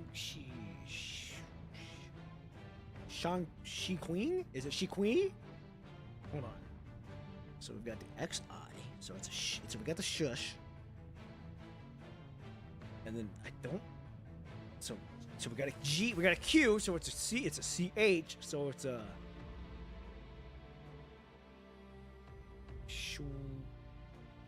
Shuchi? Is it Shuchi? Or is it Xianqi? It's Xianqi. There we go, Xianqi. There we go. Hey, I'm learning. I'm like, wait a minute, that doesn't sound right. Now I gotta put. So it's Xianqi. Good to Xianqi. But the Q is soft, so it's not. So it's Chanchi. Chanchi. Okay. I'm adapted. I'm a quick learner. Once you give me a couple more tries, I'm gonna get it down fluently. Oh, Mr. Huang, hurry up! Hurry up! Don't rush. Stop the reactor. This is a direct order from above. Well, I think I'll get going. I procrastinated enough for today. I'll see y'all next stream. Have fun and have fun reading. I remember this chapter particularly lengthy. Yes, it's very lengthy from what I know. But hey, you're all good. Anakin, we'll see you around. Enjoy your day. Enjoy your night. Enjoy your afternoon, wherever you may be. We'll see you around. We'll see you in the next stream. Always grateful to have you here. Like I said, you don't have to watch, and you decided to watch, and I'm very grateful for that. So, hey, we'll see you around. You stay safe out there, and like I said, we'll see you around. Ladies and gentlemen, we're going to continue on. Now, if those things really come here, we're all dead if we don't start the reactor. Continuum growth hafted. Good. Remove. Oh, Master C's here. Okay. Remove the cladding. Good. Reactor 2, number 2, output stopped. Good. Shanqi. No, Shanqi. Shanqi doesn't even look at Mr. Gao. He continues to operate the control panel methodically. Huang! Somebody! Throw this douchebag into the transport truck! How dare you! I'm trying to make sure all you precious equipment gets onto the ship. Now shut the hell up! Somebody come here! Two blurry workers immediately walk away from the roaring machines and hoist Mr. Gao without a word. With it, Mr. Gao's tidy suit, already covered in coal dust and oil, gets even dirtier. You can't do this! You can't! I paid for this! You! Mr. Gao curses go fainter and Shanqi's ears are once again filled with the clean hum of machinery. Mr. Huang, all the equipment from factory number 3 is dismantled. Good. What about factory number 2? Still working on it. Load the dismantled parts onto the truck and send them directly to the North Port. What about the cold reactor? We'll deal with it last. We have time, we'll take it with us. One truck won't be enough. He really does. He really cares about his merch than anything else. Then use the ship. There should be a cargo boat available in the factory. We can't take it, we'll have to destroy it. Or at least take the fuel rods. A dull, clear explosion sounds from afar and drowns out the hum of the machines in the factory. They're buying us time. Hurry up! God. Lord Huang. Take a team to factory number 2 and make sure they dismantle and transport the equipment as fast as possible. What about you? Northport still needs power. I'll keep the fuel power supply here when I'm not taking apart the coal reactor. Master C doesn't say anymore. He has never been a man of many words. Master C grabs the shoulder of the chief engineer of the Niter, who is a head taller. Despite his oily and dusty hands, his trembling grip doesn't leave the black handprint on the engineer's shoulder. They only have a few seconds to take the one last look at each other, and that's it. Got it. Take care of yourself. I will. Not another word, Master C puts down his tools and leaves. Mr. Huang! The phone is working! Communications are up, Mr. Huang! Mr. Huang! The fuel! Oh wait, the fuel's full! Phone! But the world does not leave any time for this man and his fortitude to savor the emotions. Prepare to switch to firepower supply unit. Follow my order to close the circuit and contact the Northport Load Center for synchronization. Pass me the phone. I'll report it to headquarters. He doesn't even have time to look at his father's back as his father leaves. 2 hours later, when the light that shattered the Kowloon night illuminates the world, his name and the names of many other workers like him will be etched into the roaring steel. Really? Whoa, hold on. 2 hours later, when the light that shattered the Kowloon night illuminates the world, his name and the names of many other workers like him will be etched into the roaring steel. Does that mean that they're gone? Does that mean they go to the afterlife?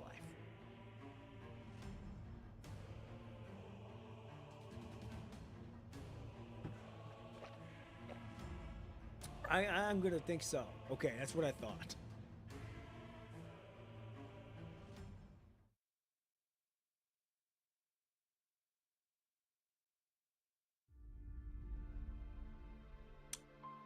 Oh wow, we're back on Babylonia now. Okay. The blue planet beyond the large porthole continues to rotate slowly and silently. Being here, anyone can easily find peace looking at what lies ahead of them. Inner peace is also the wish of the busy communicators and directors on the bridge right now. Hello? Can you hear me? KJ0511A, can you hear me? Please respond if you copy. What's going on? Have you confirmed the source of the signal? Calling JKO511A. That's the Niner's code. This is an unencrypted broadcast. The header did not check the errors, but the message has been relayed over for a large area. Sir! A communication copying data link has been raised his hand. Send it over. The director is standing at the center of the bridge when he receives a short message in his terminal. The message is plain and simple. Kowloon needs help. I need you to find out what happened right now. I've already requested long-range signal surveillance from the Gasol. We're picking up an increase in the signal wavelength of the punishing in the Kowloon area. What? 258% and rising, sir! Keep reaching out to the transmission station. Don't stop! Get me in reach with the higher-ups! 274% is still rising! Call the commander and president now for the intervention! 307%! 310%! 312%, sir! We're going crazy! Wah! The crimson stake on the large screen of the bridge pierces through the blue planet, spilling blood that does not belong to her. The history of the war is a history of numbers. It is a history of data. When history brushes against the breaches of the Paleonophis, the Papurius will not leave a space for the birth and death of the ordinary soldiers with their round shields and spears. History will crush their flesh, just like how it crushes steel, and grind everything together into a sticky ink for future generations. History never deviates from its course. Wow, is that Kowloon?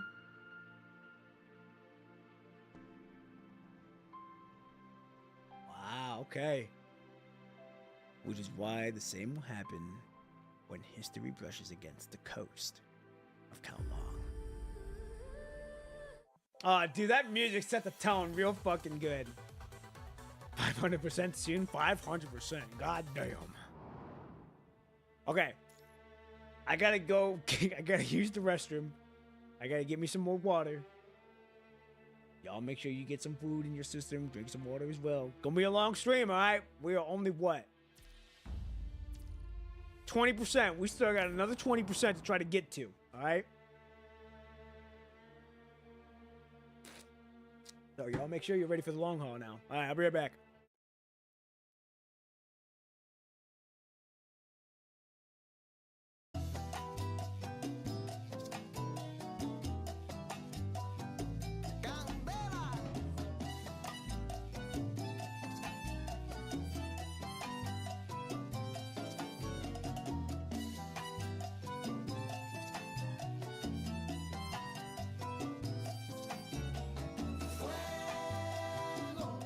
Fuego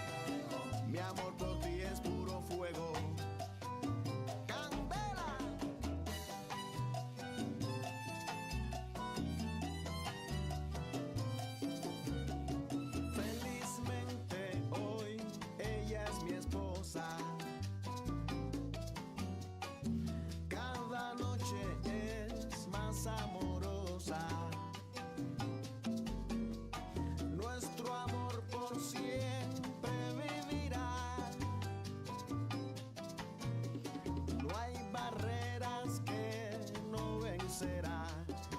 No, no, no. Fuego, fuego en mi corazón.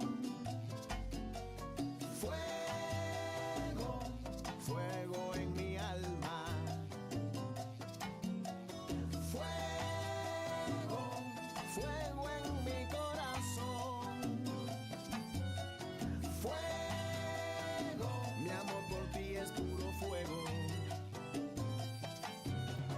Fuego, mi amor por ti es puro fuego. Fuego, puro fuego es mi amor por ti.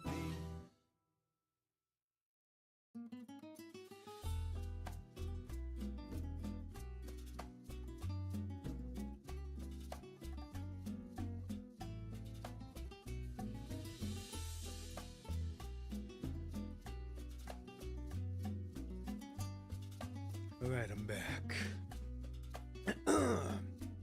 All right. Ugh, I got my water. I'm still not eating anything because I'm going to wait to eat eggs and bread. Now, if you all have not had eggs and bread before, I'm going to say this right now. That shit is fire. Oh, the music, too. We go from serious to Mexicano type of music.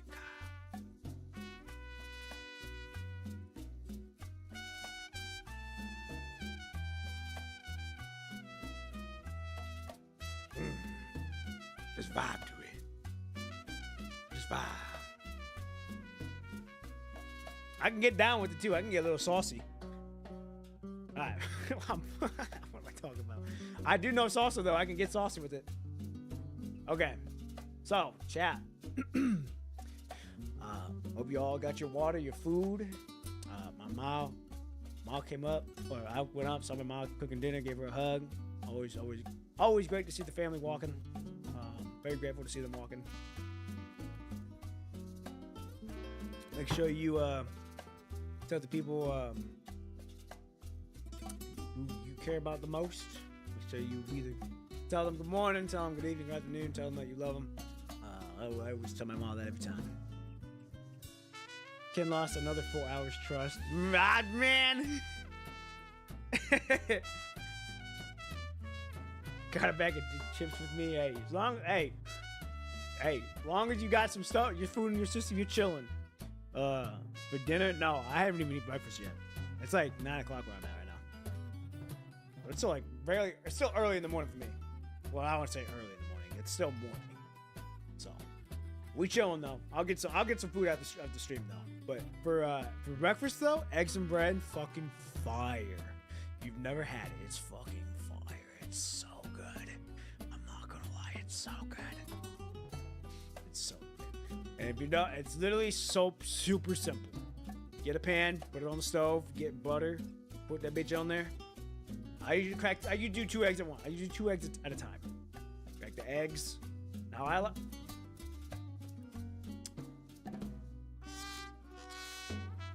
People are going to call it different things, all right? I call it. This is just how I grew up with it, all right? I like to break the snot up because I love that fucking snot. I'm not gonna lie. I break that snot up to where it breaks open the white egg, the white egg whites out more.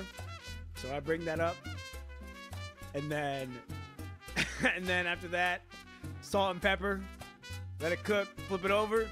While that's cooking, get a bowl, piece of bread, rip up the bread, put the egg on there, get another piece of bread, break it up, put that egg back on there. I'll make 2 more. Do the same thing. After that, knife and a fork, or just a fork, whichever you want. Cut it up so let the yolk soak into the bread. Oh, dude, it's fucking good. It is so good. Oh, this recipe cooked with the music really fits. It does. It really does. It does. Hey, just in time, too. We just got done with it. Oh, hell no. Hey, you know, like I said, everyone calls it different. I just call that, I call it what it is. But, dude, it's so good. Ladies and gentlemen, it's so good. If you've never had it or never tried it, it's worth it. Especially when you get that salt and pepper in there. Woohoo! You get some milk too. Ooh, god damn, it's a good breakfast. Okay, I'm I'm getting a little too hype on it. But yes, that's what I like to eat. That's my breakfast right there sometimes. And then if I'm too lazy to make some food, I'll just get some cereal. But that's what I get for breakfast. All right, anyhow, let's continue on now, shall we? We are on episode 6 of Polaris Bound. Reunion. All right, let's get started now, shall we? Let's not spill my water. Also, my childhood friend responded. Give me 1 second.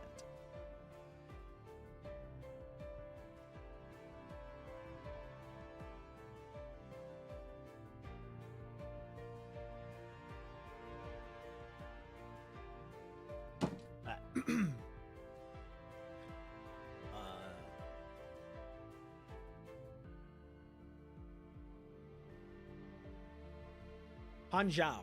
Han Zhao. Han Shao. Han Shao. Okay. Doctor! The people look like they're just escaped from hell. They are covered in open wounds and a crimson color that is a mix of punishing and blood. Somebody help! The green patch on his back is also stained with the same crimson. Move over, right here. Bring him here. Han Zhao lowers himself to lay down the injured girl on his back. No, man. No. Oh, shit. Man, Ma about to go crazy, dude. He's about to put ass to belt fucking 10 times over on the fucking hetero creatures. He's about to go crazy. Papa, I am sorry to tell you. This girl is actually rolling. Your source? The unconscious girl is as soft as a ragdoll. I am joking. Oh, I'm like, what? I mean, confused. I know he does like to act. We saw it in his chapter. I know he likes to act. I've seen it in his chapter. The girl is like soft as a ragdoll. Han Shao puts her on the makeshift bed on the ground. All right, get out now. The medic closes the isolation curtain. She's about to push Han Zhao out when she notices that the big man from Northwest Kowloon isn't aware that his leg is also bleeding badly. You go. Sit over there. Hurry up. What are you? Oh, you have to save her first. Her surgery will start in a moment. Your leg is bleeding all over the place. Move. It finally hits him that blood is coming out of his open wound at his leg when he touches his thigh. Go over there. Can you move on your own? Nurse! It's fine. I can walk. He clenches his fist slightly, his gaze remaining on the closed isolation curtain all the while. You didn't even know you were injured? Nurse! Treat his leg! The serum! Where's the serum? Hurry! I got it. A pair of hands gently hold Han Shao by his shoulders. You? That's my fucking girl! Hell yeah, we're here! We're here to put some ass to belt! Bop, bop, bop! We about to go crazy on these hetero creatures! Hey, we're here! Living gonna go crazy and helping everybody out. Alright, we're gonna go fucking wild here. Let's fucking do this. Hell fucking yeah! We finally here, ladies and gentlemen. We about to go crazy. We just arrived from Babylonia. Sorry we're late. Han Shao can see the figure at the end of the tunnel more clearly now. Ah, and we got strike car. That's right. We were the first. We were gonna be the first ones deployed. Come on. Follow Wan Shi to distribute the supplies to the doctors here. Stay safe and keep in touch.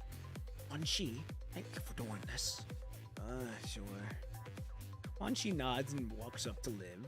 Kamui and Kamu push the transport cart behind them in silence. Last time we set foot in Kowloon, I know, Lucia. Hey, we gotta get our get back. All right. I know we want to get our get back, but I would love to get our get back, but we can't. All right. As much as I love to, we can't. All right. We gotta help them out first. I don't know the shit that we went through in this place. This place was not fun for us. But hey, I'm gonna make sure you are not I'm make sure that's not gonna happen again. I will make sure that ain't gonna happen again. All right. This time we here. We were support. We were support. You cannot see Lucia's face because she is standing in front of you.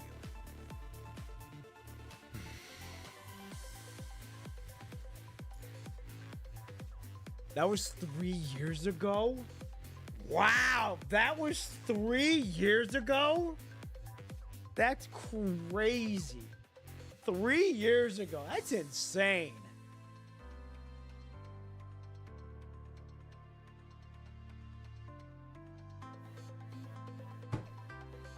Okay, here we go. Lucia, that was 3 years ago. Yeah. Lee rarely shows his worries. His deep sigh is a reminder of the unspoken truth. The only memory the Grey Ravens have of this place is one battle after another. Oh, there you are. A highly respected member of the Congress emerges from a makeshift medical tent. This counselor's expensive suit is soiled with blood. Even her hands are covered in dried, dark red blood. To make herself more presentable for her guest, the woman gets out a handkerchief, also stained with blood, from her pocket to wipe her hands. But she cannot get out the dried blood off her hands. We rushed down here as soon as we got the order from President Hazen. See, I told you it'd be Strat Hawk and the Grey Ravens. Alright, ain't got time for chit-chat now. This way. Du Hong points at the iron door at the far end of the tunnel. She gestures you to go to inside, and she walks to Liv. So, we're counting on you. We'll do our best. Quan Chi takes the gloves from Liv and puts them on skillfully. He hangs his hands on his hair to keep him fertile before nodding at the directing the medics. Fortunately, her injuries aren't severe. She has a mild infection, but no organ damage. Let's set her up for anesthesia. 1 pack of synthetic plasma and 2 packs of immune serum. Inject the serum immediately. Wait, her blood pressure isn't looking so good. She's lost too much blood. Get a pad or a sheet to stop the bleeding. Prepare for non-debridement and stitching. I'll take it from here. Go on and get yourself ready for the next surgery. Kamui, did you have those supplies? We sort them before we left. Got it. Liv closes the white isolation curtain right away. She exchanges a glance with the politician with bloody hands before rushing away to help the medics on the other side. The white curtain separates Han Shao and Du Hong from the unconscious girl inside. Who are you? Me. I'm her aunt? Whoa! Hold on! What? Hold on, Du Hong's lives what? Du Hong's lives aunt? Whoa! Whoa! Whoa! Oh, wow! That's cool. Whoa! I'm her aunt. Now that's interesting. Oh wait, Du Hong is Jishi. Du Hong is Jishi's aunt? Oh, okay. Wow, okay. Had me fucked up for a minute. I'm like, no fucking way. Okay. Now that we got that out of the way. Woo! Okay. Whew. Okay. I'm her aunt, so I guess I'm her family. Du Hong stands at the white curtain with a weary smile. Wait, aunt. Okay, never mind. This wide, endless tunnel is filled with the wounded. Yet there are barely any complaints, groans, or cries. All you might hear is to pass by them or a few unintentional moans out of pain. This place is not what you would imagine a treatment site for the wounded would be. There is no despair, no sorrow, and no fear.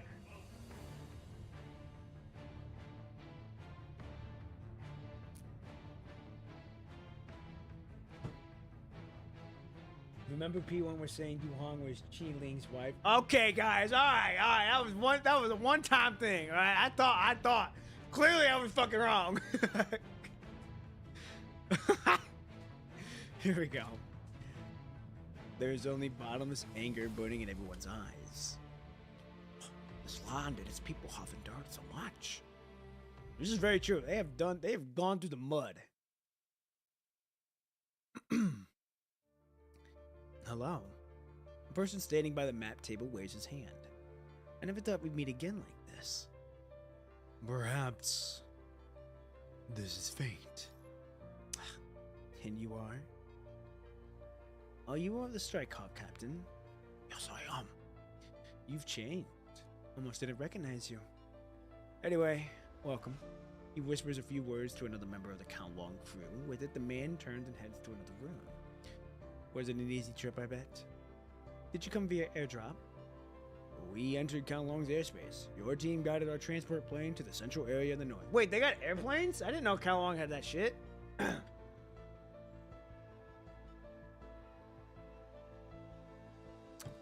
Then you must have seen what's happening on the ground. Your line of defense has retreated to a 3-kilometer radius. Yes, that's because we don't really have much experience fighting these Hedo creatures. Ah, shit! We finally meet Han Ying! It's about damn time! It's about damn time we meet her! I don't know who the fuck Ninja Boy is on the left, but Han Ying, hello, god damn, been a minute. The door at the Kowloon crew member left to the doors open again. 3 people in varying heights walk in. Wow, Pop and P and the Strike Hawk Captain. I remember you. This is Puwao's sister, Han Ying. The woman standing behind Puwao gently nods at you and Crow. Oh, and this is Mr. Schultz, a friend of Han Ying's. Oh, that's Schultz? Okay, cool. Okay, cool. Also, what is this red dot? I'm assuming that's part of the art. The mechanoid standing beside Han Ying greets you with a nod too. I wouldn't have been here if it weren't for Han Ying. Puwao shows a sad smile. All right, let's get down to business. All right, this is pretty cool. We got a lot of the head honchos here from different leaders, different factions, all here to convert. All right, let's see what's going to happen now. When Chaofeng coughs, the rest of the Kowloon crew in the operations room silently put on their headsets and continue directing battles at the front lines. Now that's interesting. That's when you know boy got pulled. He's like, hey, we're gonna start. Everyone else like, oh, better get to work. Officers who stayed in the Kowloon metropolis contacted us when communication was partially restored. Hengji. I think that's how. Is that how you say it? Hengji, and then Ushui. I think yeah. Fushi, and Hongji. Is it Hongji? Because I know do Hong. You have to express the Hongji. There we go. I got it now. It's almost like do Hong, but it's Hongji. And it's like Da Fong or Chao Fong. You have to say. You have to do it. You have to ha. It's like a ha. It's almost like it's like a ha. Hong. Okay. Hongqi and Fushi from Kyle. Okay, let me do it real time then. Hongqi and Fusha. Hongqi and Fushi. Here we go. Hongqi, Fushi from Kowloon will also join the strategy meeting. He places a terminal on the table. I'm in. Well, you probably want to bring those people from Babylonia up to the speed here on what's going on. You saw most of it on your way here. I think you should update us instead. You might know more than what we do. The Hedo creatures emerging from the sea have reached significant numbers in a short time. They also seem to be working together, and it seems like they are being controlled. Hedo creatures working together.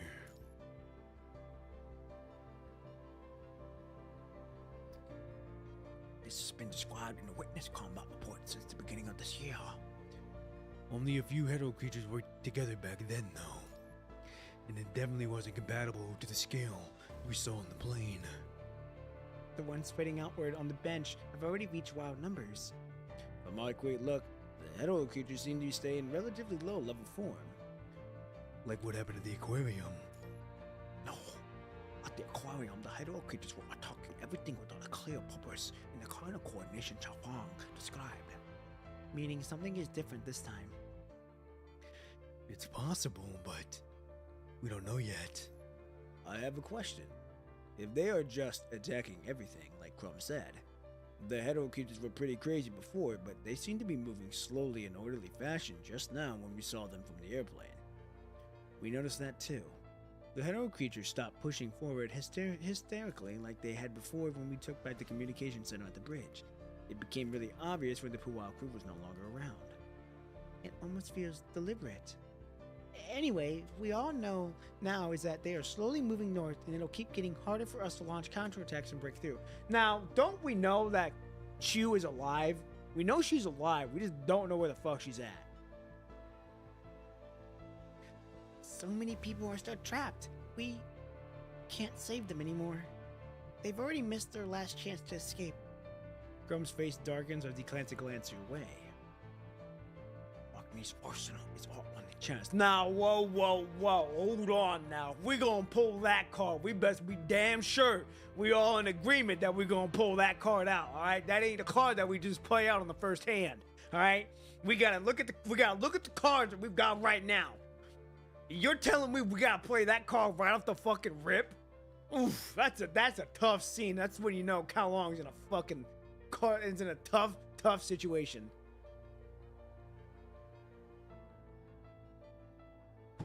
Oh, comment. Okay, so we know that she's alive. Nobody else really knows that she's alive. Okay, good to know. I forgot Duhong.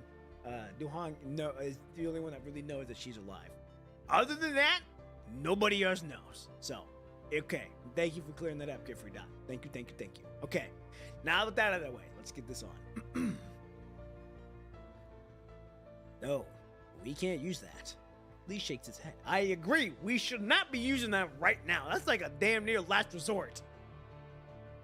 Commander Nikolai briefed us on the situation before we left. The Parliament gave us permission to use the Lognese arsenal. But Cassant unanimously rejected the proposal. Probably because I wonder if Hakushu's in there. If wait, no, it's not Hakushu. It's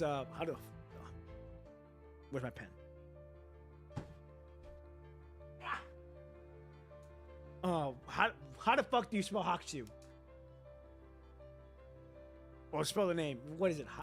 It's H-A. Hashu. Yes, Hashu. Oh, wait. What? H-A-U-X-U. Okay, H-A-U-X-U. Oof. I gotta write this down. Fucking work pen. H-U-A-X. Okay, this pen is not going to work. Here we go. H-U-A. A-X-U. So Huashu. Is it Huashu? Huashu. It's almost like Fuhua, but it's not. It's Huashu. I always pronounce Huashu's name as Hakushu, emphasizing the X. Okay. Huashu. Huashu. That's what it was. Huashu. Okay. Huashu. So Hakushu is basically pronounced Huashu. So H-U-A. What the hell is the name? Where the hell is it at? H-U-A-X-U is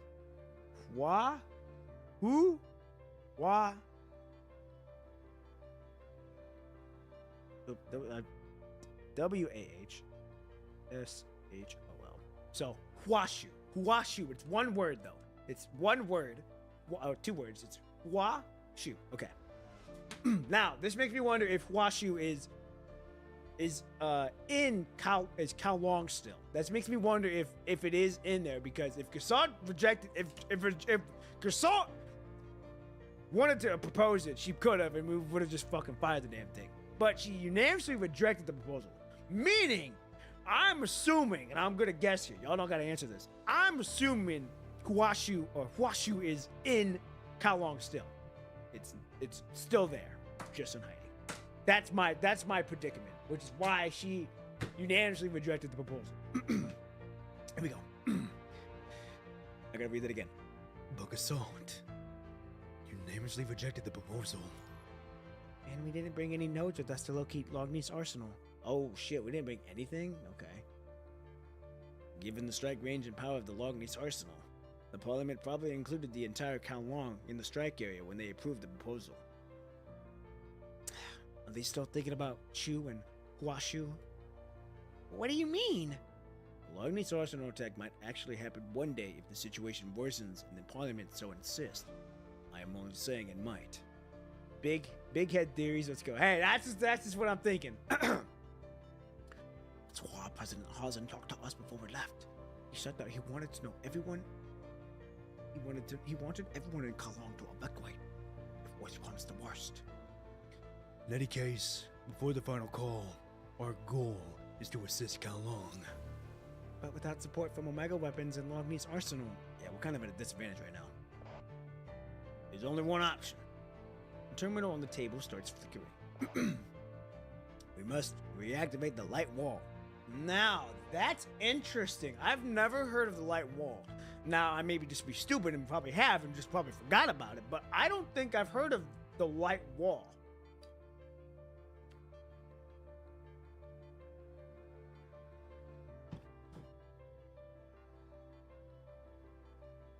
Like I said, I don't think I've heard of it.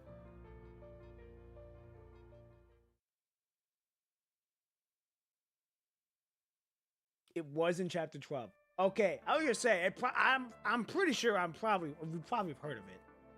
I've just been there. It's been so long since I played chapter 12. Okay.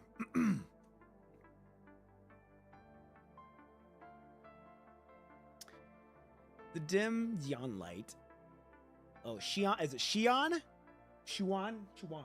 The dim Xuan light feels like a warm blanket that covers the bodies of those suffering. The lullaby of painkillers and faint artillery sounds dance on the victim's closed eyelids. Ma is sitting, staring at the white curtain with empty eyes. I kind of knew he was going to find out. His thoughts drip back decades to the day his father passed away. That day, Masa also sat by a white curtain and spent the entire afternoon in silence. Ma disliked his father, who was stubborn with a capital S. His father refused to bow to anyone or say a kind word even on his last breath. He didn't even leave a will. While Ma is lost in his thoughts, a figure floats past the blurred lights and shadows and sits down next to him. Duhang. You should get some sleep. Ma remains quiet as a piece of log. Have you seen her? Ma nods. A long, dry sound finally comes out of his cracked lips. No. Don't say anything. One of the Ma's must live on. Beyond the white curtain, Ma can almost see his father lying there on the hospital bed without both of his legs. Someone must live on. The heavy iron door opens and closes again. A group of people walk out of the shelter from the command room underground. Now, this is probably where Ma's gonna lose his shit here if he sees Puwao, because we all know he was looking for her. So, if he does, I hope we step in to at least try to convert that. The wounded lying on the bed sits up after some struggle and casts a silent gaze. We need a group of volunteers who can still move to go on a new mission.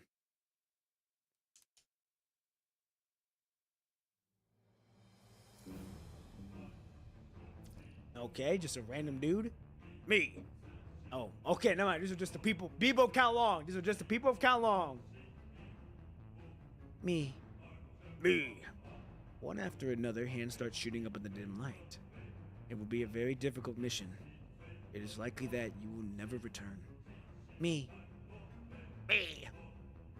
None of the volunteers back down. A few more hands go up. Me. Huh? Duhan grabs Ma's sleeve, trying to stop him from raising his prosthetic right hand. Oh, you ain't gonna stop that prosthetic right hand. If he bitch slapped someone with the left hand and did that damage, you ain't lifting that thing. Try as she may, Ma is standing firmly upright and budging a bit. Chao-Fang knows Ma has raised his hand, but looks away because he doesn't dare to meet Ma's firm gaze. I was gonna say, ain't nobody gonna try to look him in the eyes. Now the only people I can see looking in his eyes is our group and we ourselves. All right, we don't back down from shit. Those who are ready, move to the adjacent hall. I do like, this is something I do give props to. Fucking Cao Long will stay 10 toes for its country, for what it believes in. They will go hand in hand to make sure that their place stays alive. With it, the volunteers all stand up and walk away in silence, like a moving forest feeding on silent gazes. Ma shakes off Duhong's arm, walks behind the white curtain, and pauses briefly before joining the silent chorus without looking back. Not even Chao Fang, the Gray Ravens, or the Strike Hawks say anything behind him. Say anything behind him as they follow the forest of silence. Hey, we know when someone's pissed. We ain't gonna say nothing though. We may look. We're gonna look. Hey, but we gonna let them do their thing. Everyone in the tunnel keeps their eyes fixed on the forest until it disappears into the darkness around the corner. Duhong struggles to stand up from her seat. People's gazes do not nourish her. They only scorch and question her. She staggers behind the white curtain where the girl is lying peacefully on the bed. She is covered in bandages and serum needles. The girl's chest is still heavy, and a faint tremor traverses the dim, five-pointed star metal sitting in her palm. The metal still carries flesh crimson blood, aglow brilliantly in the light. I'm so sorry. The politician's cracked hands clasped a little, soft hands wrapping the metal between their palms. I'm so sorry, Father. Her voice is so faint that no one can hear her.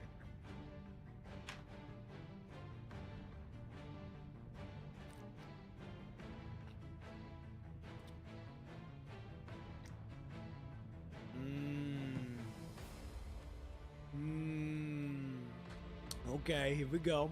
Interesting. Why? Why won't you let me go back? I need you to continue handling Cao Long's crucial operations within the world government. But Moyan? Is it Moyhuan? Moyhuan? But Moyhuan went back. She left before I could order her to stay. I couldn't stop her. I want to go back too. My family's still in Cao Long.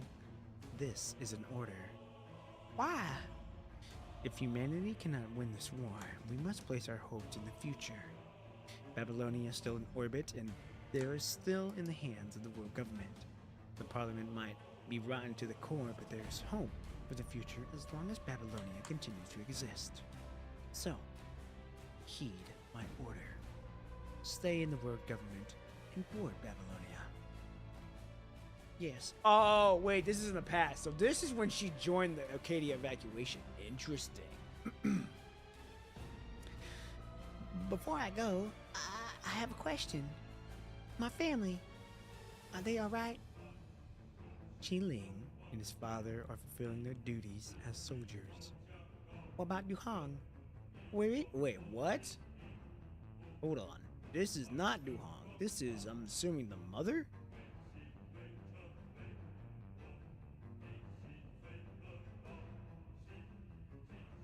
I think so. This probably is her mother.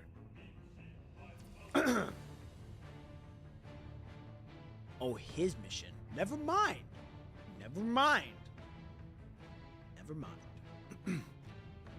His mission is over. Fulfill your mission, Duhong. Okay, never mind. We're chilling. I will. Okay. Ashimoto, we got it down. All right, episode 7. 2 rays. Ooh! All-star lineup.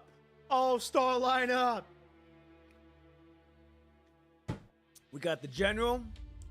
We got the maestro, or facilitator, and then we have our cheerleader. It's an obtained name, basically. Oh, okay.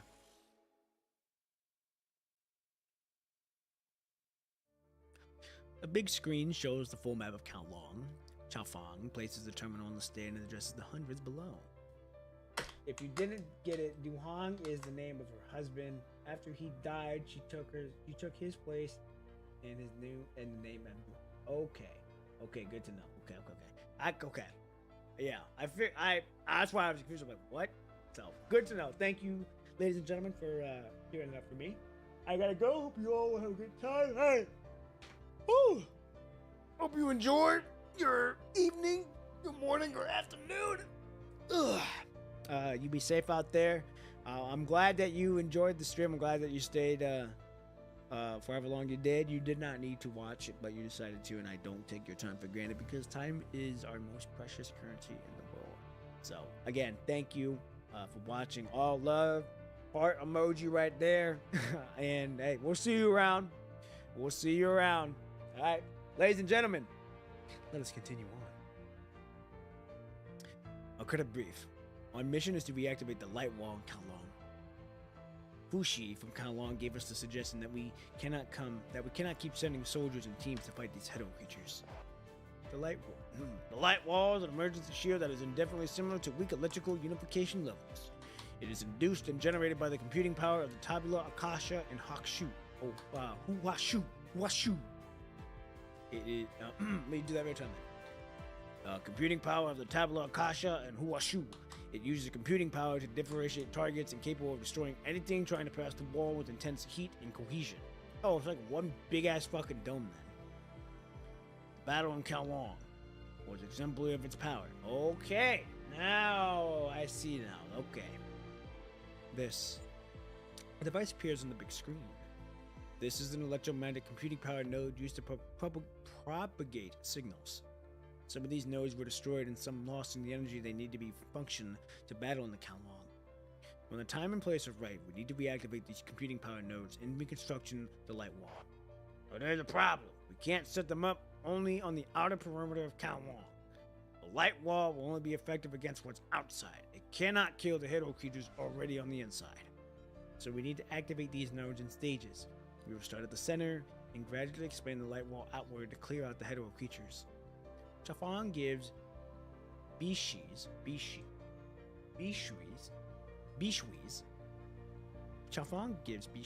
crew on the other side a nod for them to start distributing tools. Chafang picks up a palm-sized terminal in demonstration. We are now distributing the calibration terminals. Once you take the nodes in the target area, Washu will instruct you to calibrate the position parameters using the terminal. Once you have the correct position, insert the node. Once a node is inserted and confirmed, the indicator light will turn green. Next, break the glass cover and pull the trigger button. Chafang opens a backdoor cover of the computing powered node. He demonstrates how to insert the terminal before smashing the glass cover on the device panel with his fist. He then pulls the trigger. Calibration must be done before you put the node on standby. Once that's done, the node will send a confirmation center to us through the Hexabridge Port Communication Center. That is how we will know the node is set up and on standby. Once at least 80% of the nodes are set up, Washu will overload the Hexabridge Port Communication Center and send a code to all nodes to activate the light wall. Out of the 79 light wall nodes in the city, we must successfully set up at least 80% of them. Right now, we only have 347 volunteers. We will act in teams of 3 and deploy these nodes at 140% capacity. We must finish this mission. That's basically it. Chafang checks that everyone has a communication terminal before turning off the terminal in his hand, cutting off contact with Fushi and Kowloon. What I'm about to say next is for all of us here. Strikehawk and Grey Raven, coming down from Babylonia, will focus on drawing enemy fire and clearing a path to the target locations. The Powakli will also join this operation and handle the additional 30% of enemy attack, Puwa says firmly off stage.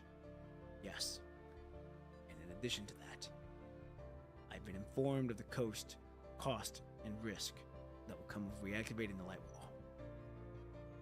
Washu in Kowloon is under attack from unknown enemies, so it cannot use its full computing power to help us identify whether the light wall is detecting a Hedo creature or one of our own. That's right. Washu is still inside Kowloon, but given the situation, that's hardly a point anymore. Okay, so that does confirm then. Washu is indeed in fucking Kowloon. So it goes to show maybe that's why Gasalt rejected it. Good to know that we at least know that Washu is in here. What matters is that the future out of the nodes there are. The harder it will be to identify an entity accurately. In addition, we will have no support on our way back from this mission. be on her own. Gasol looking out for the homie. I'm saying, dude. She's like, nah, you ain't gonna do my homegirl like that. I refuse to let y'all use the Logney's arsenal. Hey, no way, she ain't gonna do that. Gasol would never do that to her sister. All right, here we go. So, many will not return, but if we succeed, the light wall will decimate the hetero creatures.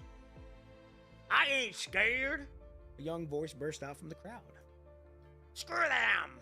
And came another hoarse voice. Count me in! What's the worst that can happen? Death? Ha! Yeah, me too! More voices joined in until countless roars echo amidst the sea of hands raised in anger.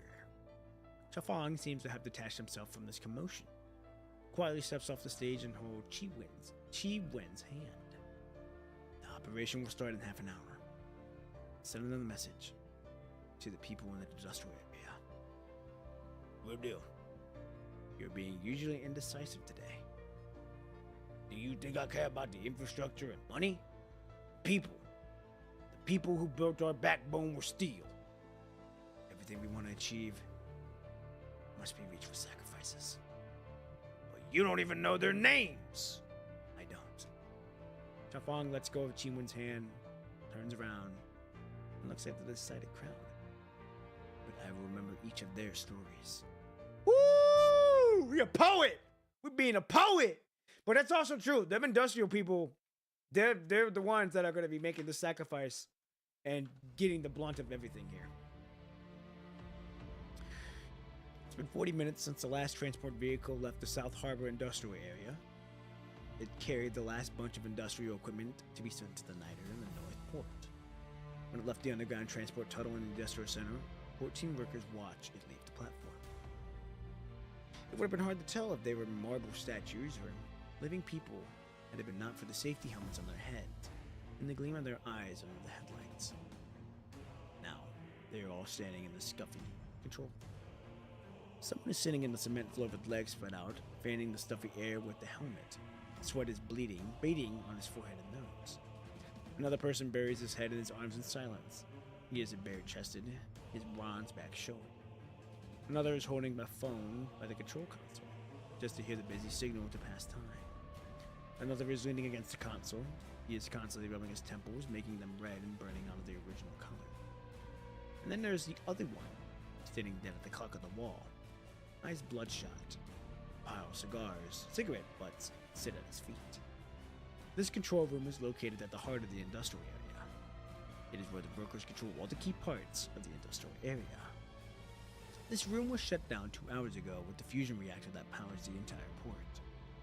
The last transport vehicle that left the industrial area was unable to take the old and massive fusion reactor with it, so it took 77.5 kilograms of ultra-low temperature deuterium tritium fuel bells needed.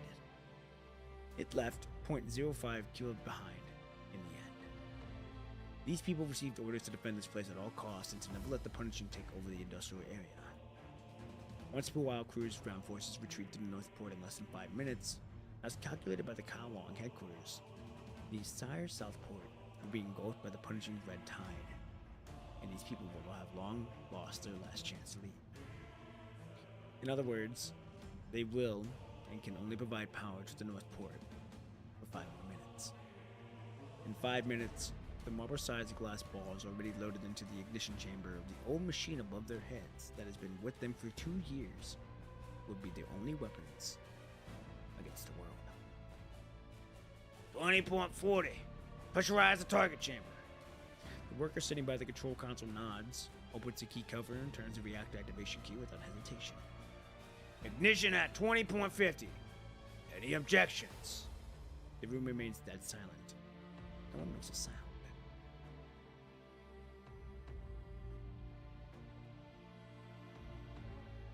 John, light another cigarette.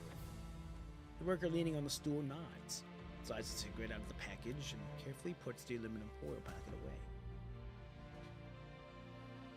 He didn't think he'd be able to light the cigarette with the shaky hand, but the cigarette lights up in his first try. He holds the cigarette, gestures to Shan-Chi, and takes a light puff before handing it to the next person.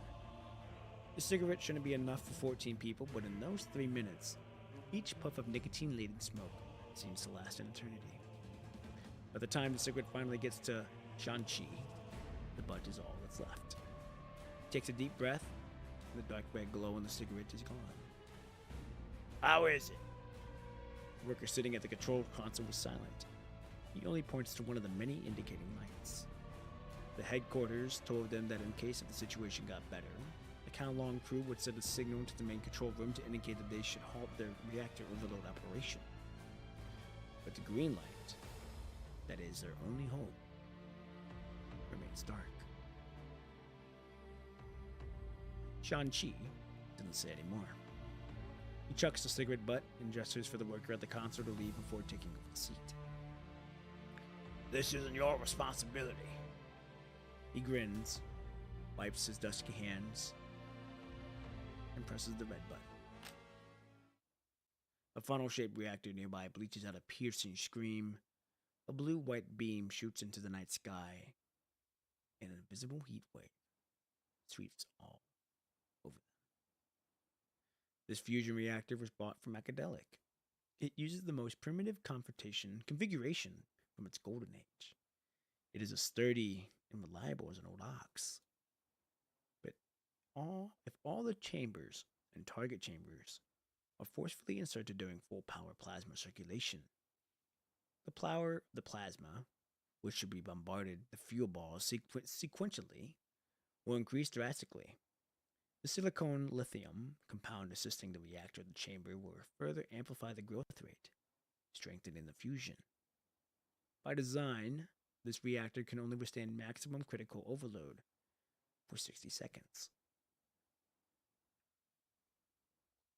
Only God knows what will happen after those first 60 seconds.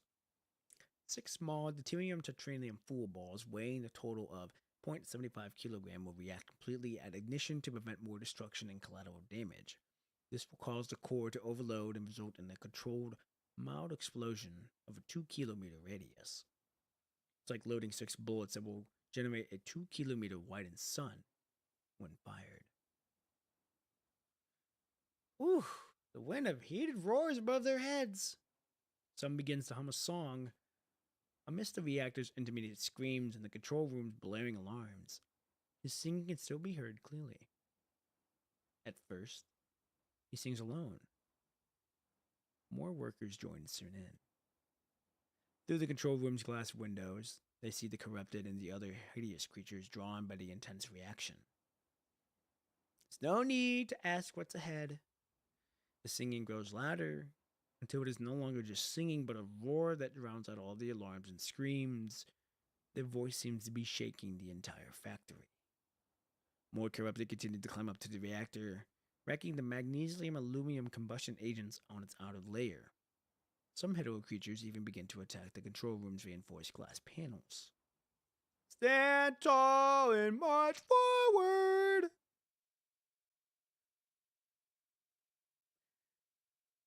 You must protect the factory at all cost. I will now give you permission to destroy all the facilities by overloading the reactor and blowing up the industrial zone if necessary. Never hand it over to the corrupted and the hetero creatures intact. Do not retreat. I repeat, do not retreat. A tall candle burns brightly, piercing the heaven night and illuminating the shoulders of the heroes about to ignite another beam of light. They would never be gentle. They would never compromise. They will continue to resist. Really, really great storytelling right there. Really, really great. Oh, cutscene! Woo! Nice!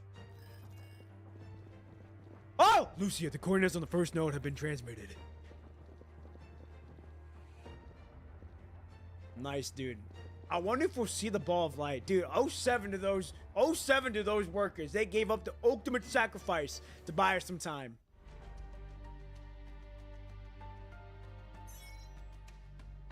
Okay. Wow. Ow! Let me see. Ooh! get to hear her talk? Nice. Two more buckles. Somebody know it's take a figure. Understood. Oh shit! You ain't catching me like that. I was ready for that shit. Lucia. Wait. Oh, fuck. No! Don't tell me my headset's fucking broke!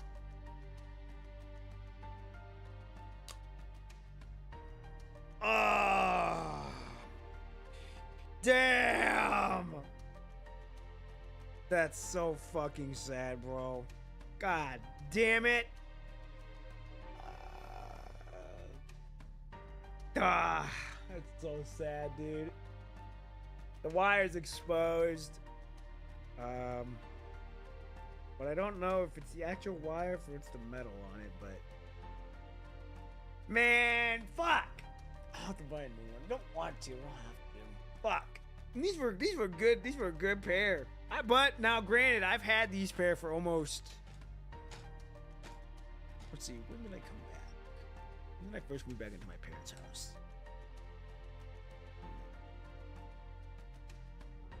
Been 3 years now. So these pair have held out for 3 years. So it's not bad. Expensive, but not bad. So it's not bad. I do plan to buy this pair again because I really like the brand. But 07 to my headset. I'm still gonna pull it out. I'm still gonna use it. But hey, it is what it is. All right, here we go. Lucia, are you all right? Just a sneak attack. Don't worry, calm down. Okay. Glad you're fine. You're in charge now. Watch your back. All right, here we go.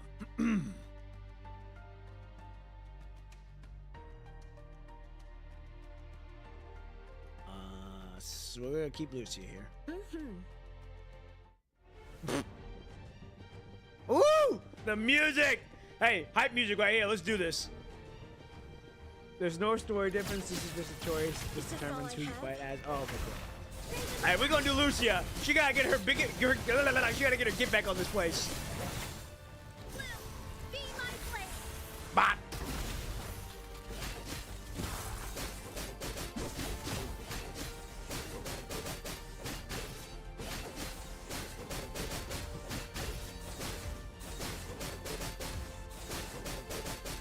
Four, 7. Fuck, I went to 7. 4. Four again. And then. Is this all I have? 2. 4, 3 thing. We need it. Yep, right there. Perfect. Be my blade. Bot! Get out of here.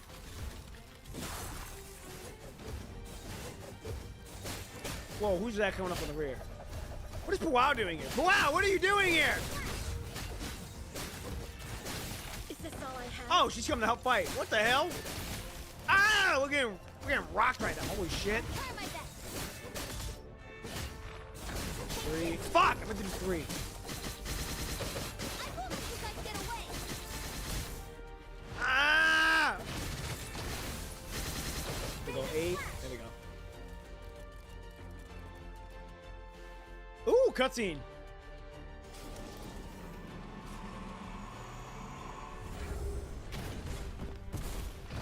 Nice.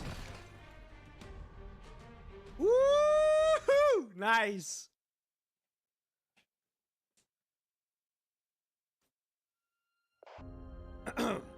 Oi. Huh? It's taking forever. What time is it? 3 minutes to 10. Today's show felt like a lifetime. 37 counts as a lifetime? I would rather thought you were 33 from the way you talk.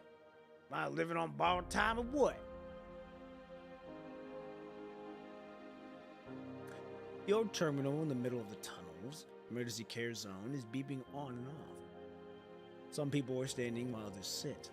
Some are leaning against a pillar with the hanging terminal, while some are watching from afar because they cannot get any closer. The song creates gentle ripples of the dust-colored waters.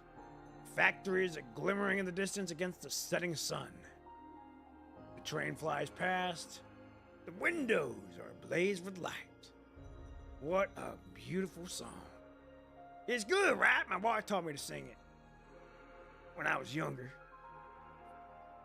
This doesn't sound like a song from How Long. I have no idea. My wife told me the person who taught me this song was already dead. Yeah, they're better off dead. Better off in times like this, it's better to be dead. How old is your wife? Same as you. Nonsense! You're in your 70s and your wife is 42. Damn, he was able to pull. Keep singing. It's nice.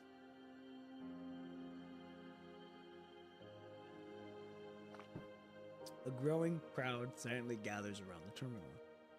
Oh, he pulled. Yeah, he pulled. He most definitely got a 6-star.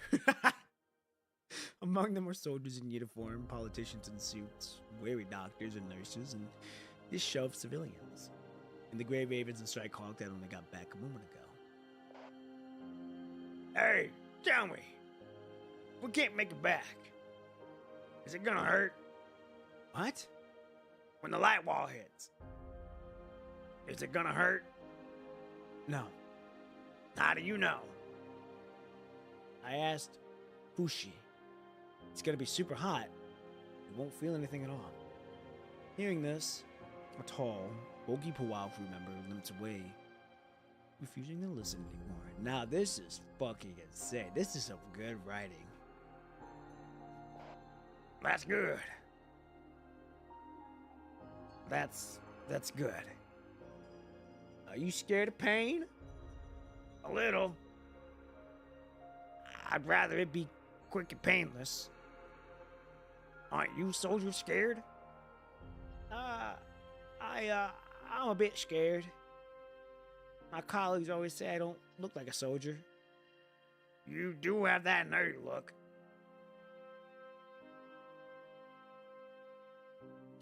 The terminal continues to beep on and off. Huh?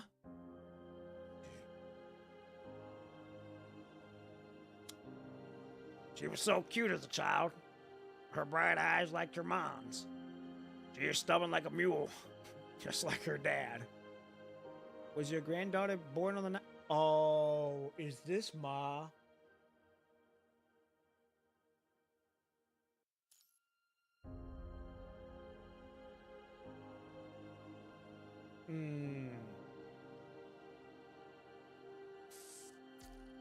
I thought this was... okay.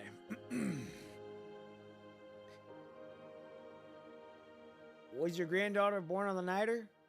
No. There was a war in the city at the year she was born, so I thought brought her onto the Niter. The Niter must have gave birth regulations back then, right? Oh wait, the Niter had a regulation back then, right? How did the kid survive? I had to pull some strings. They agreed to keep her out of sight for a few years before letting her out. I didn't know you had so much influence. So, where is she now? She, well, bedridden in the hospital. I'm not sure if she's ever gonna wake up. Then why are you here? You should be with her. No, I can't. I'm sure she has someone looking after her now anyway. I've always wanted her to live a more stable life and have a happy, carefree childhood. So she wouldn't need to worry about things that kids her age don't need to worry about. If she can't make it, then I have no reason to live on. Are you afraid of death? Me? I've stared death in the face more than once. I'm not afraid of death. I just want my children to live.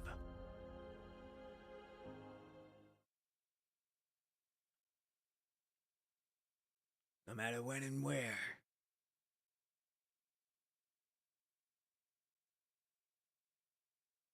Oh.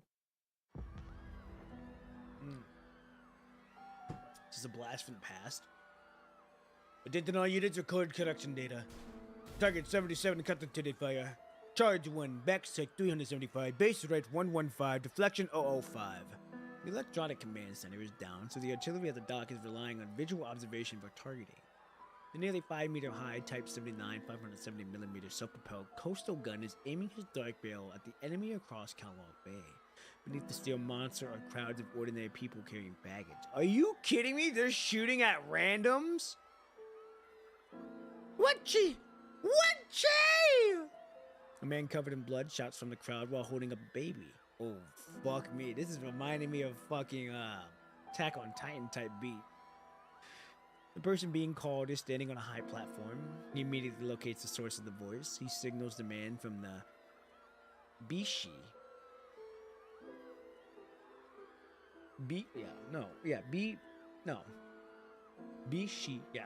crew next to him to continue directing the battle. Climbs down the ladder and slips into the crowd. Oh, what's going on? The child. Quick, get her up onto the ship. Oh, I'm assuming this is Jishi. He's holding the blood-stained waddling cloth in his hands and lifting it up to Renshi. Why are you alone?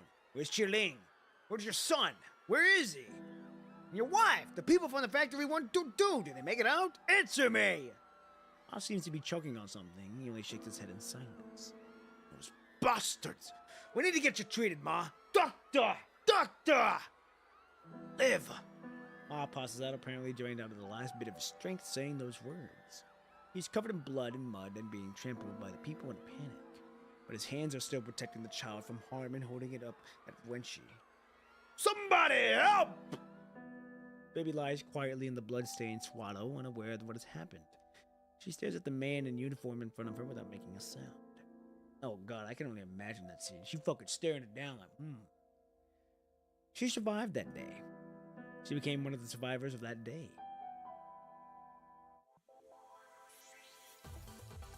Alright, how far are we now? Are we even 40?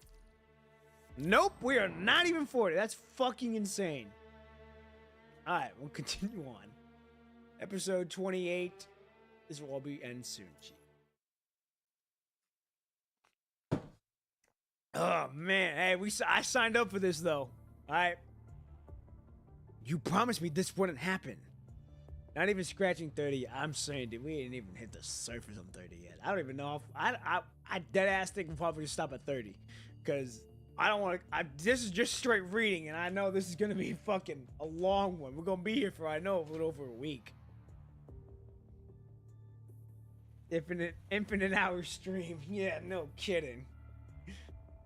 Chao Fang's roar is echoing in the command room. Still so many things that happen in this chapter. Dude, I'm sure there's a lot that we still have to go over still. A broken pen lies quietly on the map table. Remember what you said. You said we're starting the light while we'll solve everything. We've sacrificed so much. We went through so much to get this thing up and running, and now what? What am I supposed to do now? The punishing is seeping into the ground. What kind of elimination is this? So many of us died for absolutely nothing. The members of the Kowloon crew in the command room are all holding their breath. They've never seen their leader this angry. Chao Fang notices his emotional outburst and takes a deep breath before picking up the pen he broke. Sorry. I was just relaying what Hua Shu said. Maybe Hua Shu made a mistake. It looks like the light wall can only eliminate the hetero creatures' forms, but not the punishing in them. The terminal on the map continues to flash and beep. I didn't know. I will take full responsibility. Blaming is pointless at this point, Hua says with her head hanging. The light wall didn't solve everything, but it slowed their advance. The question is, what do we do next? Well, based on previous experience, once the punishing seeps into the earth, there's no way to eradicate it. Maybe we should send everyone onto the Niter. On the Niter, but do the punishing that's accumulated at the harbor. Chofan shakes his head in despair. No. The Niter won't make it through the punishing when it's so concentrated.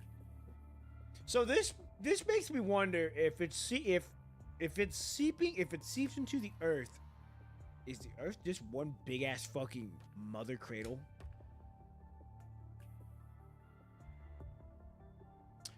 That's just a theory. A game theory. Anyhow, if we force it through the southern outer harbor, the native would turn into a metal coffin. Or we would have one last hope, but it's not up to me. I don't need a suggestion robot and a machine. Thanks for watching, yep. And the stream right there. Matt back is back. Ah, yep. Okay. The other end disconnects. Whatever happens, you can't stay here any longer. Soon, the hetero creatures will spread via the underground transport tunnels. We have to retreat for now. Retreat? To where? The clean zone! Kowloon is right behind us. There are a lot of mountains behind Kowloon and several inland safe zones. But if we retreat now, our enemies will still show up at our doorstep again sooner or later. Or, I've got an idea. He's gonna have a fucking Aussie accent, okay? He's gonna have an Aussie accent. Oh, I've got an idea. The indicator light of the mechanoid that has been silently standing next to Han Ying suddenly lights up. Mr. Schultz? Yes, it seems like these machines with self-awareness came from the Science Council. 2. Their module was mentioned and these reports might be crucial clues. Oh shit, here we go, ladies and gentlemen. We are finally getting our first glimpse. Well, we are. We've done no before, but we are finally getting our first glimpse at the awakened machines. Now, and we might be going to the Church of Machina. And we just might gain a whole new perspective of civilization and the machines themselves if we learn about where these machines come from. I mean, they might have already formed a sizable group already. There's nothing unusual about the person named Han Ying, from whom Pawa refers to as sister, but the mechanoid accompanying her is the odd one out of the room. Oh, has anyone considered another way? A natural course of events, an inevitable outcome of process of evolution. What did you say? You realize that Lee might have came to the same conclusion as you, but Lee keeps his eyes trained on Schultz. His hand slowly moves to the gun beside him. Okay, hold on now, Lee. Before we're gonna do anything, I'm fine with you putting your hand on the gun, but let's not raise it yet. All right, we need this info. All right, we can't afford to fucking lose this shit now. A perfect, cost-free world without any interference. In inorganic. Oh, is he about to name the project that Chu's been working on? Forgot the fucking name of it. Is it the Tabula Akasha? No, it's what Chu's been working on, and it's also what the Cradle people were working on, even though they did a Walmart version of it. What the fuck was the name of it? Was it Tabula Akasha? I don't remember. Watch out! With the shout, Lee, who is standing beside Han Ying, draws his gun in a flash and points at the mechanoid. Okay, whoa, Lee! What are we doing here? Schultz is a big name in the overall story. Okay, Akasha, yes. But yes, Chu's project is Tabula Akasha. Okay, that's what I thought. Okay. I'm telling you, big brain going in. Alright, but Lee, what are we doing here? What are we doing here? Why are you pointing your gun at him? But it is too late.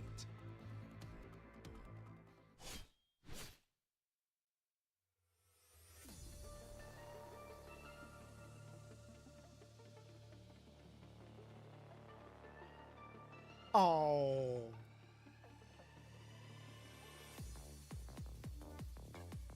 No. I'm usually a nice guy. But you putting your hands on Ying. That's a different story now. Your ass is grass now. A sharp blade has pierced her chest from behind. To everyone's surprise, it isn't blood that's seeping out of her body. Mechanoid?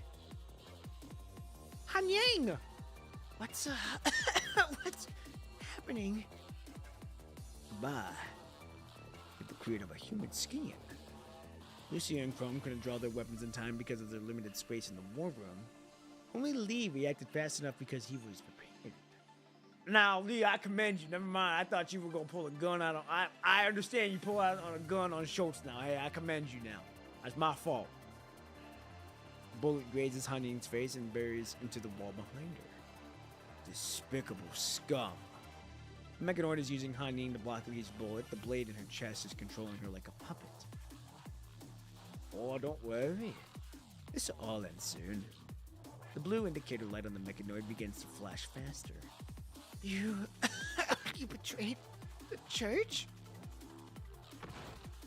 No. Oh, I know. This isn't it. The church betrayed the church. He pulls the blade from Han Ying's body and she collapses onto the floor like a puppet without its strings.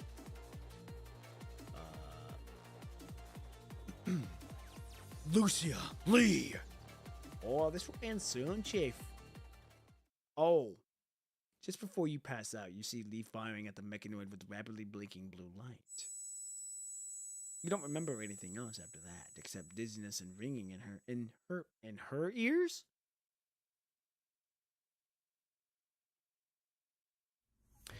Dust from the violent explosion is everywhere in a small war room. Every bone in your body is screaming in pain as if the explosion has shattered them into pieces. Poppy P! Poppy P! Live! Lord She!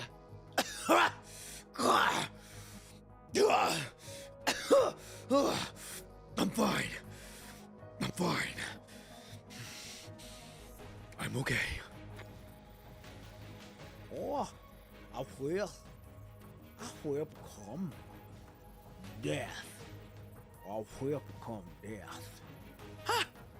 Wild lifts her dragon bane and chops the destroyed Mechanoid in two. The broken voice module fixed in the dust is still using the last bit of energy to utter a bizarre final message. I will have my revenge. I will live. Wish mush nish ish mush mush kish mish that which does not kill me. What is this, a Katy Perry reference? What doesn't kill me make me stronger.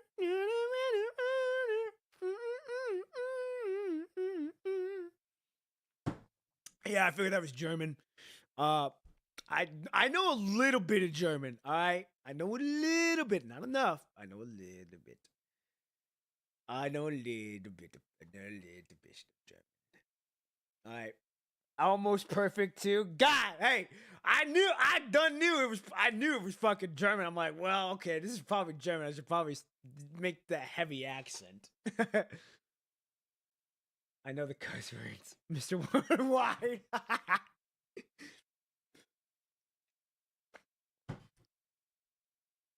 What did I fuck up on? I think I fucked up on the but I know I know I was right on this part, and then I think I fucked up here, and then I fucked up on this last sentence. But I know I got this part right, I think. I think it was the ending sentence I fucked up on. But not bad. Not bad for though.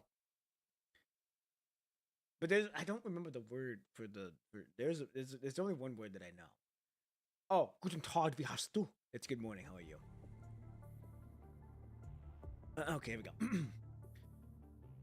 Why should I trust a counselor from Kurno? Oh, you don't have to. Asimov catches Lazart. On the final boss for chapter 33, I know I am not gonna have fun. Hey, you ball, hey, good luck. Don't spoil though, good luck. Okay, here we go. Asimov catches Liz staring intensely at the report, so he pushes it away. You must understand that deployment would have passed the bill so quickly if Colonel didn't interfere. If it wasn't for me, you wouldn't have gotten your hands on that report. So, are you here to report and reap the fruits of my hard work? I'll prefer to call it shout. Asimov hesitates for a moment before putting his hand on the report. You, of all people, should know that I will make all of this public when I get the chance. So why bother asking me all these questions now? Oh, shit, does Liz know about our fucking trump card? That we've been saving in our deck? Ugh, I won't stop you. If Colonel wanted to stop you, he would have gotten you kicked from the Science Council for many reasons. With information and knowledge comes power. Power is authority. In other words, you hold more power now than anyone in Babylonia. He does know. He most definitely knows. If you want to hear it from me, keep quiet, or I will. Liz nods and sits down on the other side of the terminal. Asimov pushes the reporter alongside again and turns on the terminal. Hello? Hello? Asimov? Asimov tenses up right away after sensing something unusual. What's going on? What happened? It's kinda complicated and, sudden. Let's hope it just wasn't a self-destructing robot attack and nothing worse.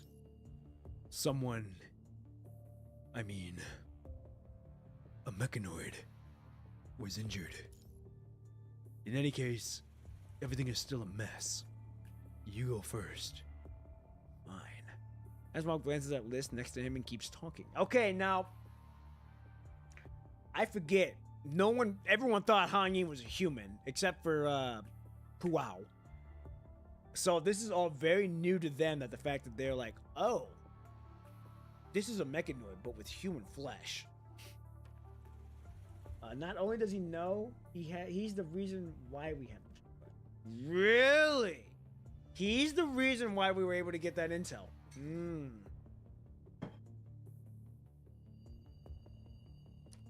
Yeah, Han Ying always passes as human. Yeah, exactly. I'm like, oh yeah, I forget they don't know that she's a construct, and because she's full on human, so I forgot that right in my mind. I'm like, oh yeah, they don't know. According to the report from this afternoon. Wait, Asimov. Is this an encrypted channel? Yes. Oh, man, Asimov, don't lie to me, man. Don't lie to me. Fucking now, don't lie to me, dude. Good. Go ahead. I've noticed a few things on the report contents, but I can't say for sure if they're all connected yet. Anyway, we have concluded that the Project Assault was handled by Section 3. He comes equipped with attention distractors. I mean, she got some pretty interesting,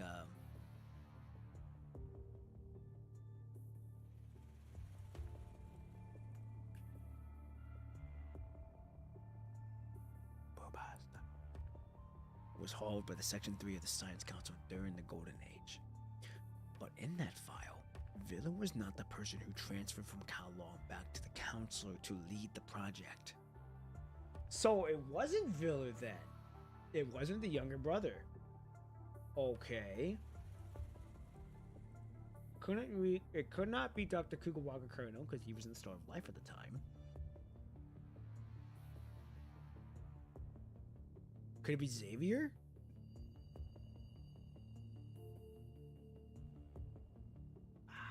No, I don't even know from then. Can't be Duhuang because she's the infiltrator. I think I gotta. I don't know. I'm gonna have to keep reading. That person's name is Igor Lovich Landu. Don't know who the fuck that is. Not who I was thinking. Sounds like someone from the Arctic Route Union. Ah, true, because the Arctic Route Union is, I believe, based in Russia. You're right. He's a scientist from there. Before the Arctic Route Union was established, he was a professor at the Elizabeth University and a renowned scholar during the Golden Age. He transferred from Kowloon to the Counselor because he worked as a special consult for the Fushi Research Institute in Kowloon for a hefty sum and held an important position.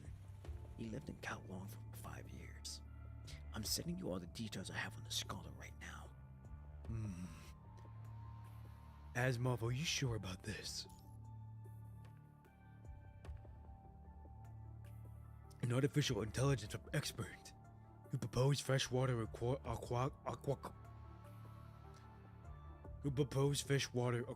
aquaculture and wrote a book on edible mushrooms? That's what I have. He sure knows a lot. You can hardly tell he's a psychist, but I double-checked with files from the Arctic Route Union's database. The info is accurate. The records say Dr. Landu committed suicide after finishing the Project Assault. Yes. Isn't the timing a bit too convenient, though? Dead right after the job was done? No, I don't think Dominic would do something like that. There must be more to this. I'll keep looking. Another thing to keep in mind is that Viller, the Kowloon scientist, worked under Dr. Landu after joining the Science Council. This means Viller was involved in the core of the project. Okay, so he was indeed part of the project. He just wasn't one of the head honchos leading it. I knew he was a student. I kind of figured he was a student of the whoever the fuck they were looking for. But that's interesting now that we know that confirmed he was a student of the man guy that we were looking for. After Gasol was completed, Villa returned to Kowloon to lead the development of Uashu. That still doesn't explain everything. Right, so I found something else. Asimov cast an uneasy glance at list. Things related to Gasol and Babylonia. The Control Court's actions gave me an idea, so I compared the current data on the punishing virus for some segments in Gasol. Before Gasol's core was transferred to Babylonia, it was already infected with the punishing virus. Wait, what? I thought we knew that, though. Well, okay. The outsiders, us. I thought we knew that. But I don't think we, Commandant, know that. I think Ballard and Neidhart were the only ones that kind of knew that. To verify this, I examined Gasol again, but found no signs of infection. Didn't you say that the scene Watanabe saw in his mind was...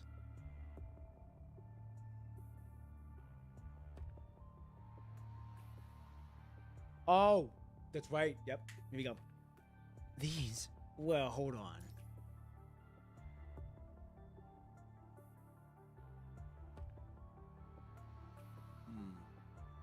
Okay. It's targeting our biggest weakness. Could it be that these viruses are intelligent? Commandant saw it from within Watanabe's memory, but he wasn't 100% sure. But I thought, well, now this is interesting now. So the deep mind lets us see the consciousness, but Watanabe was here. I forget. Okay, never mind.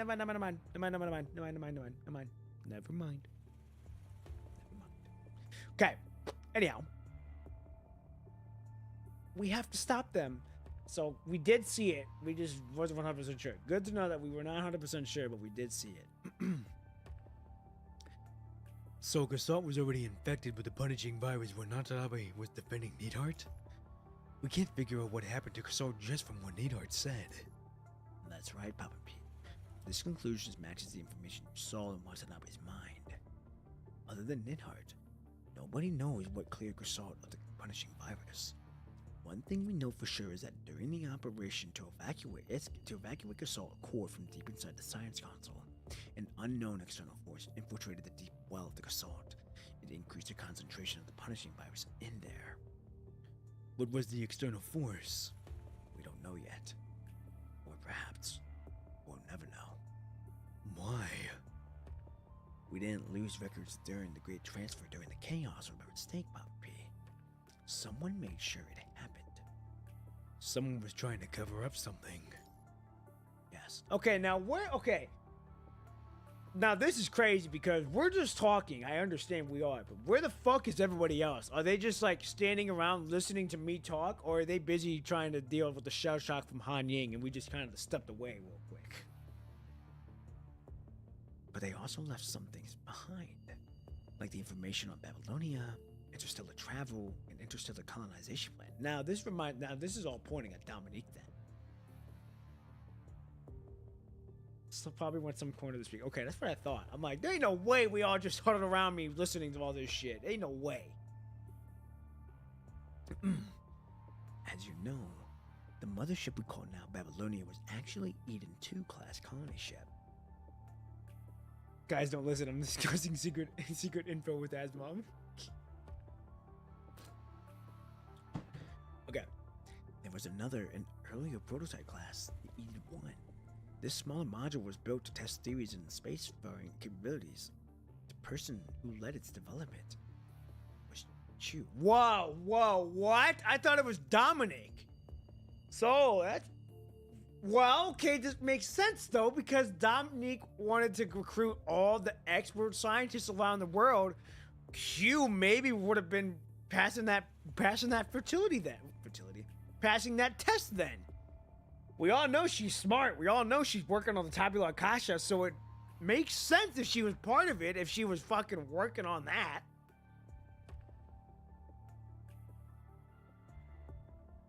Under her guidance and investment, Cao Long took over a job of constructing this prototype vessel from the Science Council. Chu probably had influence over other aspects of Babylonia. So let me get this straight, Asimov. So what you're saying is that Cao Long and Chu contributed to the initial development of Babylonia. Oh. Is this what y'all are talking about who funded the fucking Babylonia people? Are y'all saying that it was Chu who fucking funded Babylonia?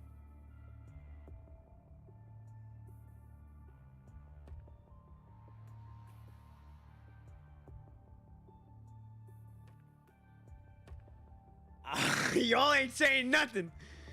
Y'all ain't saying nothing. So I'm assuming that's crazy. My wife got a deep bag, bro. Wow. I want to let it play out. Okay, we're gonna let it play out then. Oh.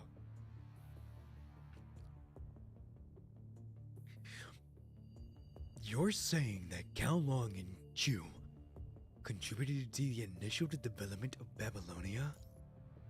That's right. But why would she later try to take Babylonia down? She is probably the only one who knows the answer to that question. Also, Babylonia isn't completely reliant on the zero-point energy reactor. What do you mean? I found some information on the Science Council previously interstellar program. It's called Project Orient. It is directly connected with the world government, Project Eden, for space colonization.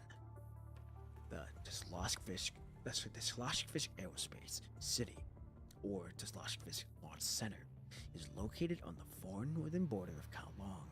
It's right next to the Arctic Route Union. The interstellar Project Orient began there, and this launch center was built by Kowloon.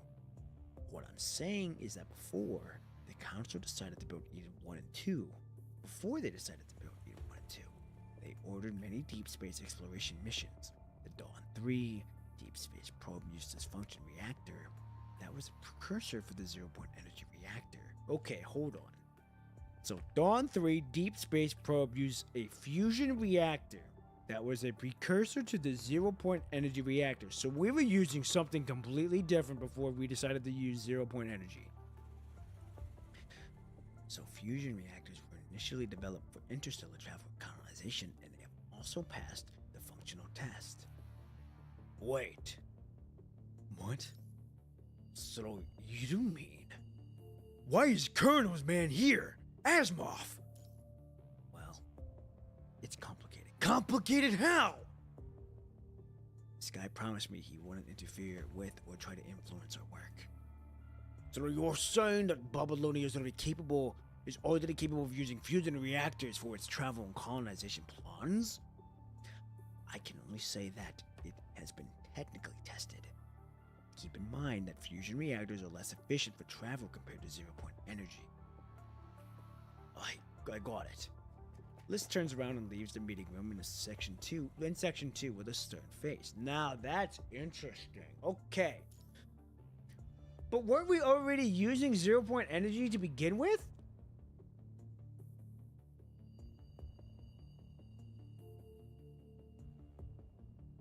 That was the prosecutor.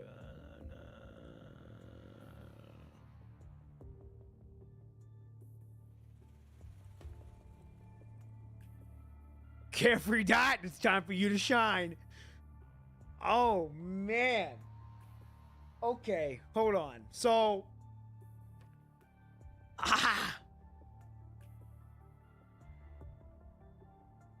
So we were already technically tested, able to use zero-point energy. We never did, though, because we're using something else? But this is going over my head, ladies and gentlemen. This big brain is now going into overdrive, and it's not going any well. Fusion reactors are essentially better nuclear reactors. So we were using nuclear reactors, but we couldn't use fusion reactors, which is why we were wanting to use the punishing, which is why we were testing fusion reactions, which then in turn caused the fucking punishing virus. But we also don't know that because they're saying that they came from another fucking world. So, List wanted to use the zero-point energy engine to shoot Babylonia into space in Chapter 19. After losing the engine, they thought it would be impossible. Asimov just informed that it's possible. Zero-point energy generates fuel for itself, from what I understand. Okay, so zero-point energy just basically lets us sustain everything without having to use resources. It basically self-functions as itself to be able to conform itself.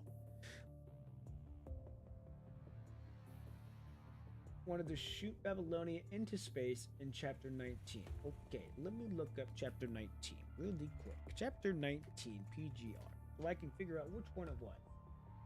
The New Divide. That was Kiana's chapter, wasn't it?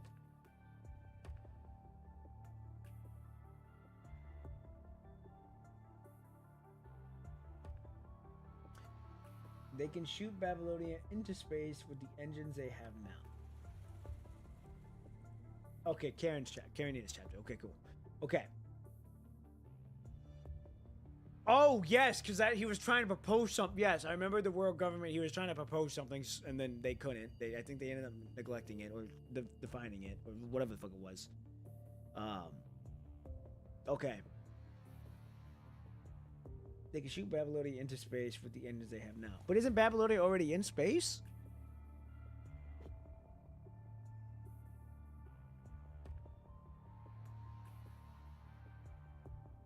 I think what we get from this is 0-point energy is an overkill. Yes. They believe that Babylonia did have enough fuel to do space. Oh, space exploration. Oh, okay. Okay. Now I see. Okay. So they wanted to use the 0-point reactor to do more than just interstellar colonization. Yeah. I mean, we learned that in Watanabe's chapter. They wanted to colonize Mars. They wanted to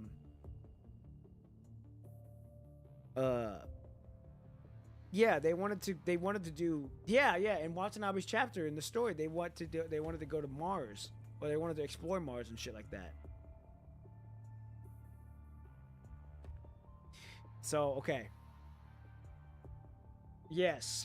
So 0-point reactor energy would basically allow us to move into space freely. Right now, we're just kind of floating in space. We're just stuck in space. We ain't really moving. But with 0-point reactor energy, it would allow us to move to different places. Okay. Exactly, because it self-generates its own fuel. Okay, look at that. Hey, big brain. Finally got off his fucking little. We took the nut out that was sticking, that was making us stuck, and now we're good to go. Okay, now it's making more sense. Okay. Woo.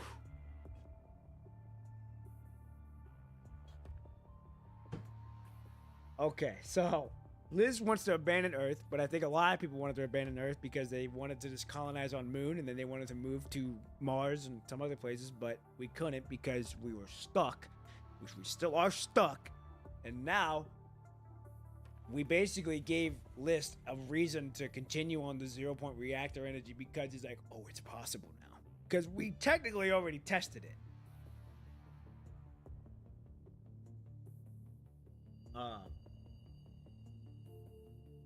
Just wants to get the fuck out. He does. It makes sense, though. 0-point energy is more efficient, but Asimov just explained they don't have to wait for 0-point energy. They can technically do it right now with regular engine. Oh, okay. It is more efficient. Okay, now it's starting to clear. Now it's starting to come to me now. Okay. Now everything I just said went out the window then. So now it goes to show that we can make we can make self-sufficient energy from the engines we have right now. From what Asimov said, and now that gives Liz a reason to do why he left. It makes it more efficient if we have 0-point energy. But you don't technically need it. Because it technically got tested. Okay. You can read about these sorts of energies if you like space exploration topics. Okay. Whoever said this first chapter was so peak 1000% right, I won't spoil. Okay, good. Thank you for not spoiling. But okay. All right. Well, let's get off this topic of now knowing that we can now go to space. We can now move in space. Technically, with the engines we have now. Okay. What's happening? He might have other arrangements. Back to our discussion, Papa B. There's one more thing I believe has to do with you. Me? What about? I've got to piss so bad, but we're gonna keep going. Norman Mining Corp? What could a mining conductor possibly have to do with this?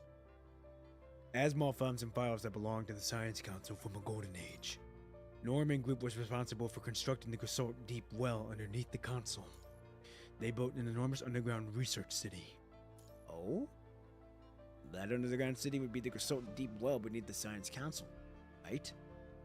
The Norman Group did have enough funds and power to build something like that? Well, we can thank our woman for that. But Asimov found a proposal for another project.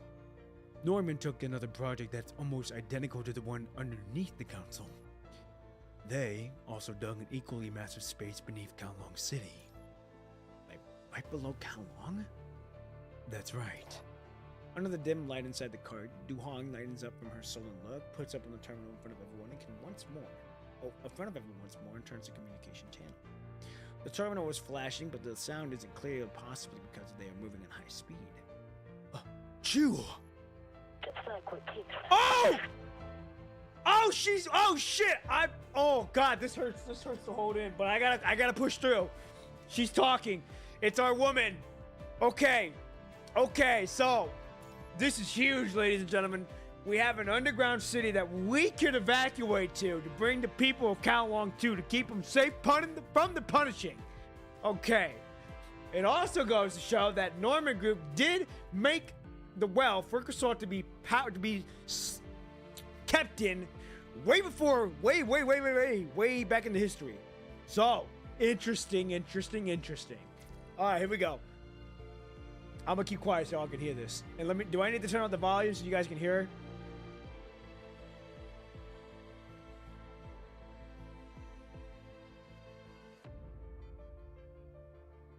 All good? Okay, well good. I ain't gonna bring it up then.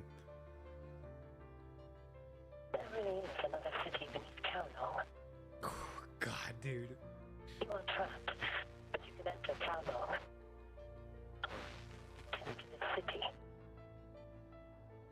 The gates of Tabula Akasha, the gates of history, will open for you. Wow. Okay. The gates of Tabula Akasha will open for you. Okay. Now, this makes me wonder if it's, if the underground Kowloon was like the old Kowloon before, the new Kowloon, which is up top, is here. Because it reminds me of like, that's what it kind of reminds me of. It's like, old Kowloon was the original. The underground Kowloon was the original Kowloon, but then the one up top is the quote unquote new Kowloon. That makes me wonder if the underground is the real Kowloon. That's just a theory, a game theory. Whether my theory will be right, time will tell. All right, time will tell.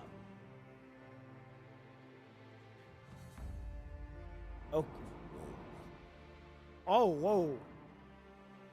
Whoa. Okay, so we're in section 2 now. Where are we at on the story? 48%, dog.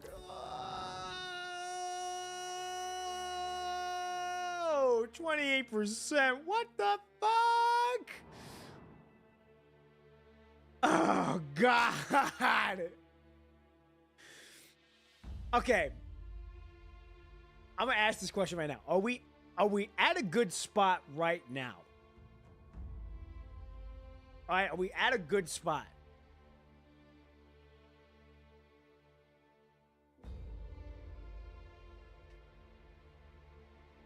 Yes. Very much so. In terms of this chapter, yes. Okay. It's a transition, thus the section break. Okay, so it's kind of like the Nami's chapter then. Kind of like the Nami's chapter. Which one was that? Was that Disaster? No, it was this chapter. So it's kind of like the Nami's chapter then. We went from here. We went from here, then to here, and then to here, and then back to here. Crazy fucking scene, by the way. So okay, that means we're making good pace. That means we're on good pace. Okay.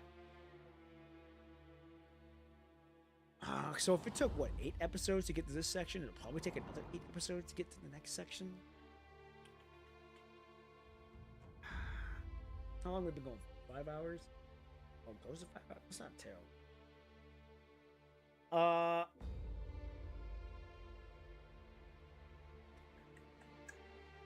Oh, wait, hold on here.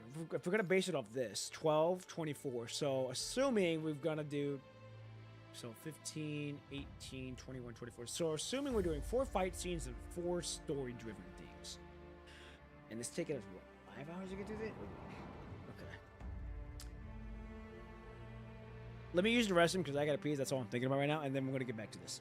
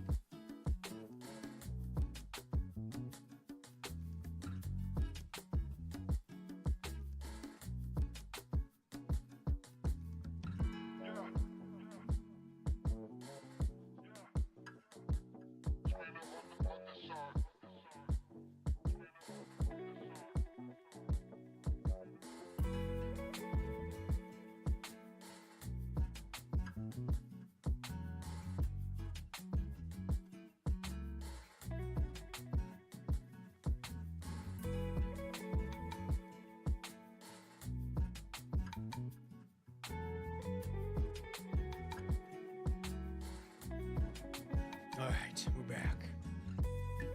Ugh. Whew, chat, I feel great. Okay. So, okay. We'll start this. I know we ain't gonna finish it. We will start it. We'll go to 12. We'll go to 12, or at least we get like a little halfway on this. So we'll go if we can get to if this can take us to 40 or get to 40, then I'll take it. But we're gonna go probably to around 12:30. That works for everybody. Does that work for you guys?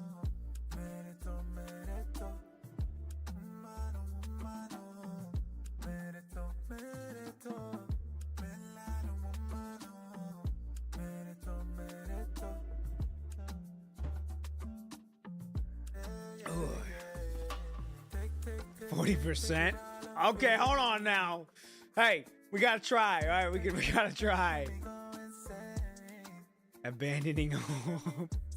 What's chapter 33? Oh, Ishmael's is chapter 33. Okay. I knew I was missing. Nanami is who I was missing. I knew I was missing someone in that chapter.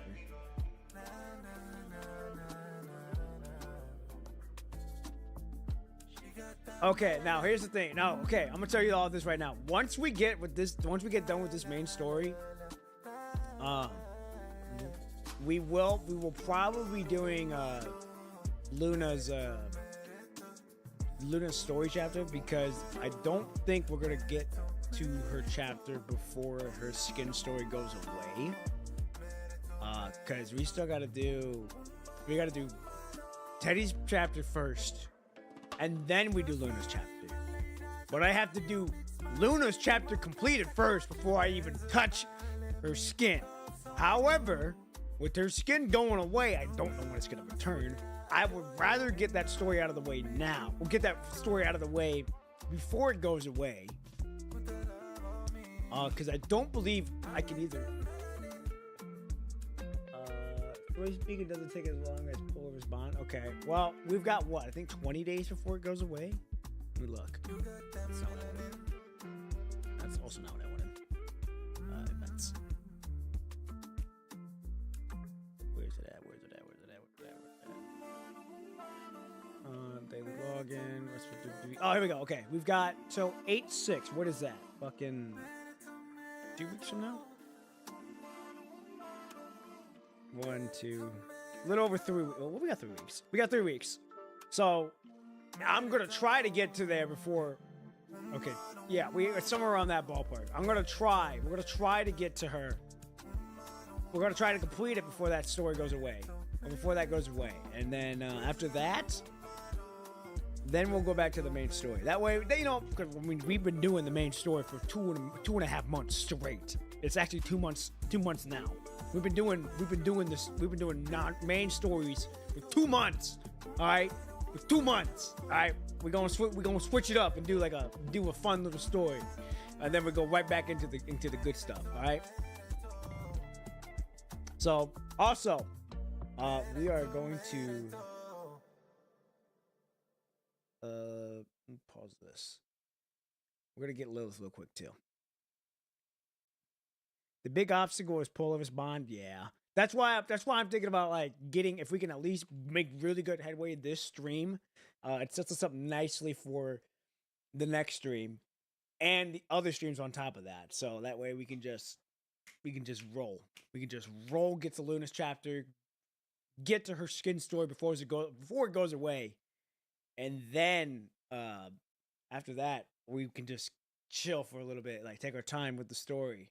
I'm still enjoying the story. We can just take our time with it, because then I don't got to worry about doing another skin story for a little bit, because Lucia's skin story, I got plenty of time. And you're lucky there are not ERs or EXs between. Dude, ladies and gentlemen, I'm not going to lie. The ERs and EXs, as good as they were, god damn did they take a minute. All right, also, we're going to do a poll real quick, because why not? I'm also going to hear her fucking voice again for the first time. Virgil! Hello, welcome. You're one of the newer PGR players into the game. Yo! Welcome, welcome. Hope you've been saving. Hope you're having a good morning, good afternoon, or good evening, wherever you may be. You're right on time. You're getting ready to see me do a poll. After chapter 30, you will have them again, but they are peak. Oh, okay. Okay. Oh, after 30? Shit. Okay, well, that's fine. That's fine. As long as it's good, that's fine. All right, let's get this poll. Let's fucking get Lillian. All right, finally. Finally, let's go get her. Here we go.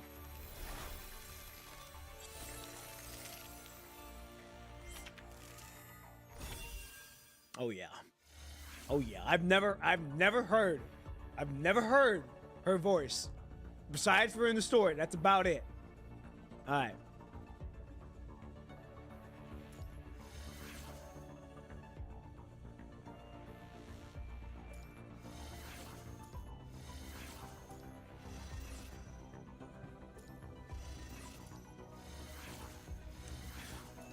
I can't wait to fucking hear her. I can't wait to hear her. Any old hands have deft fingers. After all, every decision on a poker table happens in a split second. Ooh. Yours, honorable commandant. Aren't quite there yet. Ah, what do you mean they're not there yet? What do I gotta do? Huh? What do I gotta do?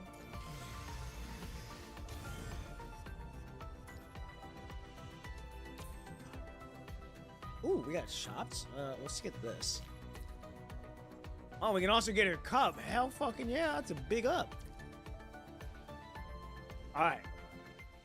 You heard her in Alpha's chapter? Yeah, we heard her in Alpha's chapter, but like I don't know, like I haven't like those are the only voices I've heard. I don't know any voice lines, any of that shit from her.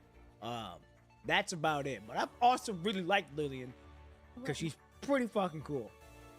Do my eyes deceive me? My brother in Christ, your stamina makes me want to. What do you mean? Oh, I told you not to look. Here, well, you know what? Just for you, we'll get it, we'll get it going. Okay, hold on. This is a good tip. We have 17 days. 17 days to try to get to Luna's chapter and get it done, and then we can do her story. We gotta try to get to that story before that goes away. That is the goal. That is the goal to try to get to Luna's chapter and get it completed before this goes away. We have 17 days. I think we can do it. I'm also gonna do this. Clear stam. I know. I cleared the stamina. Where's she at? Oh, that's not it. Here she is. Wow, what a name. Cat Protana. She's 26? Hey, I'll take that. That's crazy. I need to gift her.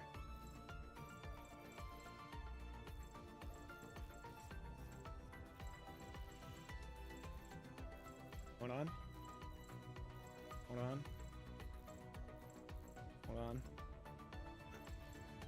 Fucking click. There we go. Hold on.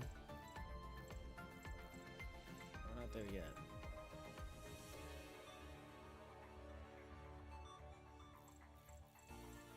We have 32? Jesus. We have 32 of those? That's insane. I was not expecting 30. We have 32 of the frogs? Oh, I'm at max. Okay. Chat, should I bond her to level 8?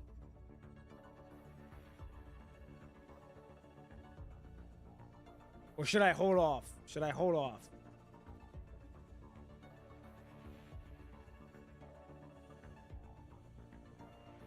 You never mix your favorites? Really? I only had to when I was doing my stuff. I haven't bought it. Anyone said Shukra? Just give her everything. No, we'll hold for now. All right. It's like poker. It's like 21. All right, we're gonna hold, and then we'll take. All right, we'll hit me whenever the time comes. All right, let's continue on. All right, let's try to get to at least 40% today. Here we go. Episode 9: Abandoning Hope.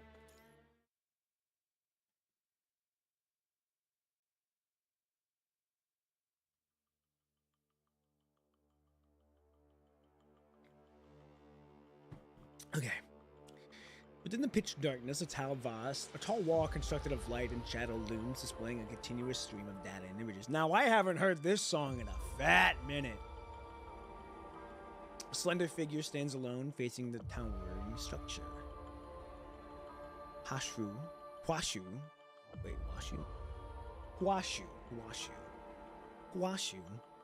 Report the situation.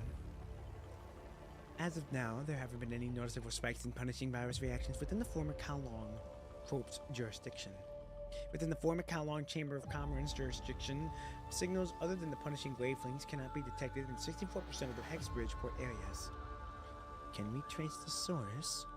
Some relevant information samples were intercepted when the light wall was activated. Out of all the targets taken out by the light wall, 84.2% exhibited punishing biological traits, namely hetero features, with 35.7% resembling Coronchants and 31% resembling arthropods. Q faces the towering wall, quietly listening to Hoxu's report. From one war to another, from steel monsters flashing red glow to punishing creatures made of pure flesh. All she had witnessed is parting, crying death, and ceaseless suffering. Suffering is meaningless. Everything is now nothing different from what she saw decades ago. War never changes. Apart from the only 15.7% of the targets eliminated displayed traits of corrupted organic entities, what about the remaining 0.1%? Those losses were unavoidable when the light wall was activated. Were those people's data scanned? Scanning is impossible without signal repeaters on the periphery, which means their mind data can't be uploaded to the Tabula Akasha. Correct. For Q, the outcome aside from the trillion-degree energy field of the light wall manifests as stark, unfeeling numbers. Yet behind these numbers lies their teeniest will to survive, even as they opt to confront death. War never changes. That's a Fallout 4 reference right there. Then can we trace the source of these hetero creatures and corrupted? According to the signal detection findings, it is only confirmed that these punishing entities all came from the ocean beyond the auxiliary city of Hexbridge Port. The origin of these biological characterized of hetero creatures remain unclear. The report from Hongji. Hongji? Yeah. The report from Hongji means that these hetero creatures exhibit organizational behaviors, a fact supported by the current battle scenarios. However, as of now, no leader figure has been detected among these organized hetero creatures. Like fighting a war blindfolded. Well, both worlds are pretty crap, though I'd rather live in Fallout's wasteland than PGR stories. Both are kind of shit. You just kind of gotta pick your poison. I would have continued to search and deduce any entity that exhibits such traits. The once orderly flow of data and images, that towering wall suddenly flickers and trembles with Hoxu's voice becoming Huashu's voice becoming distorted, with only swiftly returning to its normal state. What happened? Captured an unconventional high-frequency instructive signal, the signal compromises multiple decoding units and possesses high power, leading to a temporary surge in Huashu's load. It is now restored to normal. Are the cyber attacks against us still happening? Yes. How's Tabula Akasha? Currently, all sectors of Tabula Akasha remains unaffected by the punishing virus and cyber attacks, and the surface protective barriers are holding steady. All units are functioning normally. Huashu's firepower operates as a separate load, independent of the Tabula Akasha sector. If the load gets too heavy, stop the special simulation I requested earlier. Prioritize the safety of Tabula Akasha and ensure you have enough computing power to maintain its operation. Understood. Witty Kui! With a ripple of azure data fluctuations, Hongji, now in a digitalized form, appears next to Chu. Enjoy eating. The character just drained me, so I'm gonna head. That chapter just drained me. Oh, hey, you're all good. Hey, get on out of here, Strike Fate. Go get some sleep. Enjoy your rest. I hope your mind is all good from chapter 33, and we'll see you around. All right, everybody else, we are gonna continue on with seeing how far we can get today, within this chapter. So we will see. And to everyone who's new watching past my regular time, welcome. My name is Papa P1. I do streaming. I do cinematics for PGR. And yeah, that's me. That's me. I do streams. I also do discussion videos, which have not been out for a minute. I do plan to get them out sometime. But yes, that is me. So, welcome. All right, shall we continue, ladies and gentlemen? With a ripple of azure, we'll tear apart. Go ahead. According to the reports from outside, following the activation of the light wall, those hetero creatures disintegrated into a liquid-like substance and infiltrated the underground of Hexbridge Port. Where are they decomposed? Were they decomposed by the light wall? In conclusion, yes. So the wall can only destroy the physical structure of the hetero creatures, but not the punishing virus itself. This plan constructed by Huashu seems to have failed. Chu's dark green hair seems unusually weighty beneath the illumination of the ever-flowing data wall, while her already profound eyes now shimmer with a chilly glow. What's the next step, Lady Chu? You may leave for now. Tabula Akasha still needs you to take on some of Huashu's responsibilities. I understand, but those people outside are still trapped by the Hexbridge Port. The waterways for the night outside are obstructed as well. If we don't find a solution, I have my own plan. Understood. Hold on. Lady Chu? Document the names of everyone who died in this tragedy, whether they were victims or martyrs. Yes, Lady Chu. Then I take my leave. Hong Ji's figures fades away, leaving Chu once more. You heard it. With your authorization, the target number of simulations have been adjusted based on the current variables. The adjusted target numbers of simulations is approximately 1.75 times 10 up, I don't know that number, upper 45, I think? Still astronomical. Compared to the number of possibilities before the reactivation of the light wall, the number has diminished by over 10 orders of magnitude. Let's proceed to the next step. Are you sure you want to execute this action? Within the disturbance range of this simulated target, the probability of achieving the desired confidence interval remains below the 137. In other words, even among 1.75 times 10 upper 45 possibilities, achieving the target interval still necessitates in addition to the 137 ideal confidence conditions. Didn't you see? The Grey Raven Commandant, that chief, is also here. Pop and P cannot become a simulation variable because they cannot be precisely measured.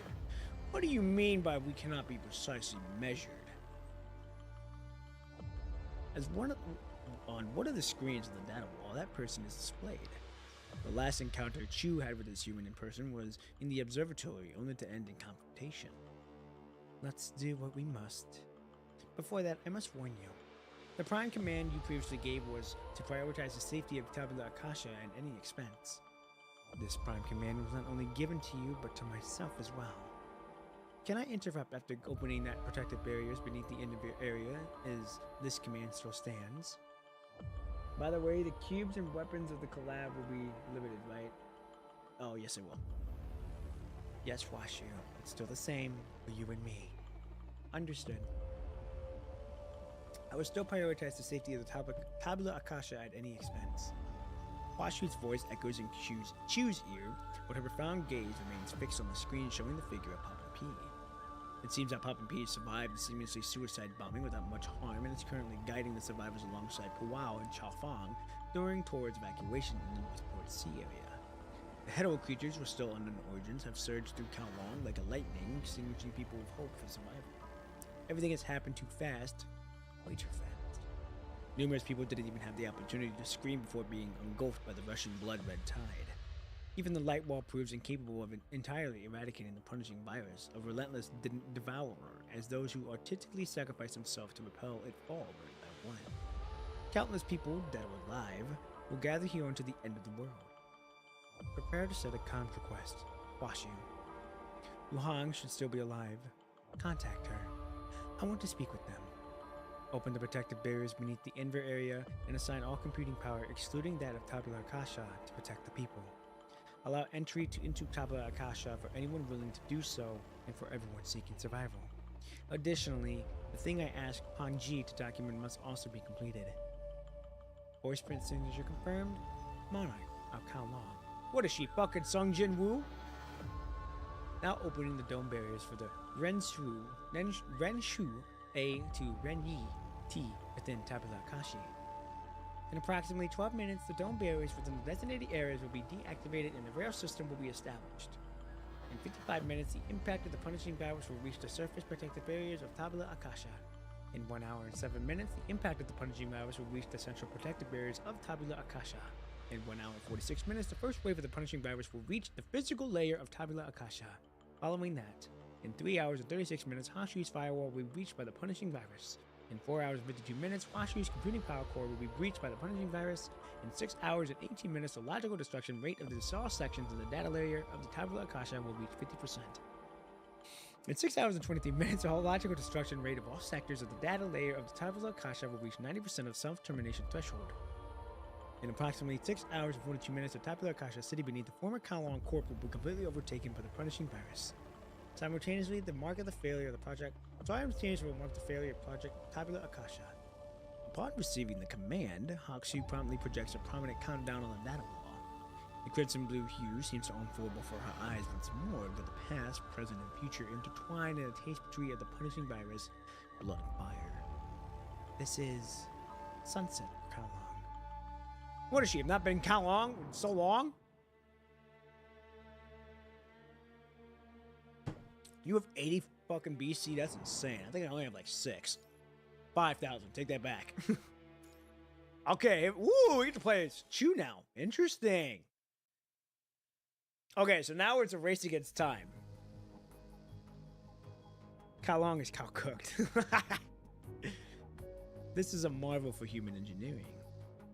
They excavated the cavern 1,200 meters deep without harming the expanse modern city above, reconstructed an ancient city within a volume of 22 million cubic meters. In an era where the old world's attention is captivated by the grandeur of deep space, this stands as humanity's most profound and ancient homage to this planet. Tabula Akasha. Okay, so Tabula Akasha is like an actual physical place. Correct? To construct this city, Kalong has spent 1,000 of years in its rich history and a massive extensive archives flattening mountains and contributing bricks and mortar. Millions of tons of steel were used to shape its unyielding backbone, and dozens of particular reactors were erected here that sustain its ever-burning blights. It's both physical place and a computer center. Okay, so it's both. Okay. Good to know. This is how it's meant to be.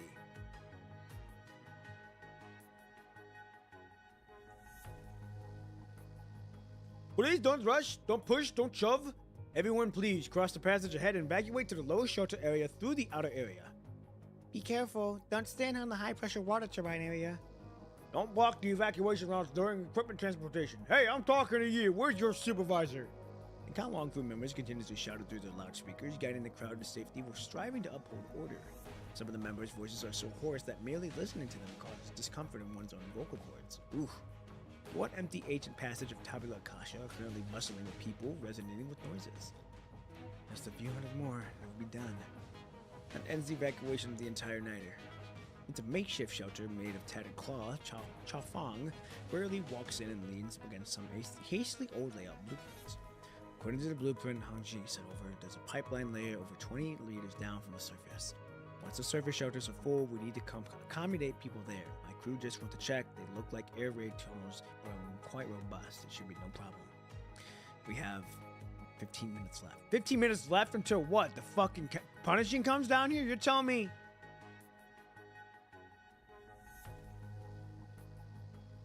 Whoa, hold on. The bright red countdown blazes at the center of the screen. Over an hour has passed on Huashu's countdown since the Kalong crew command retreated into Tabula Akasha. So you're telling me 6 hours have already passed? What's the status of the enemy engagement area?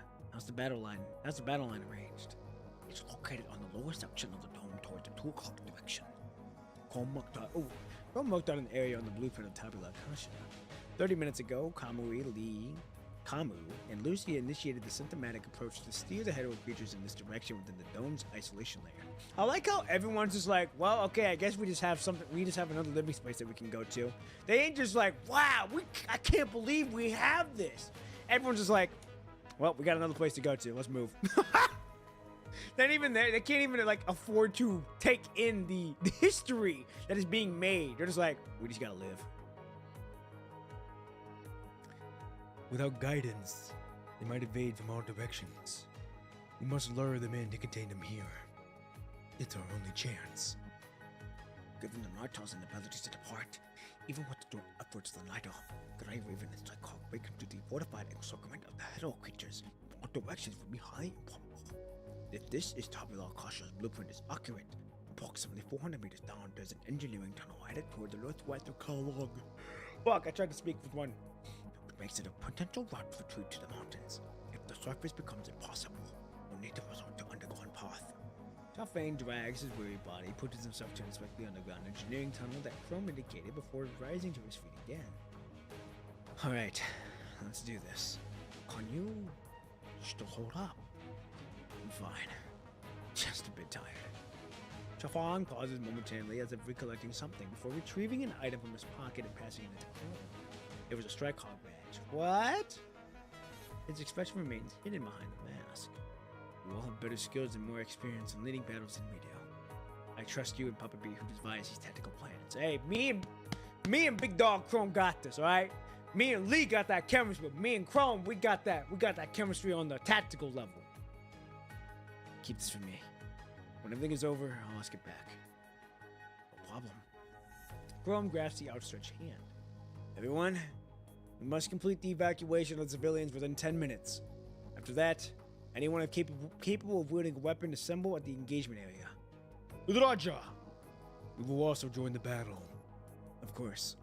This isn't our first time fighting side by side. Now, this isn't our first time either going head to head either. I still gotta get my get back on Chu, even though she may be the woman, we still gotta get our get back. And it won't be our last. Ain't that the damn truth? Xiaofeng nods, lifts his tent blimp, and steps outside.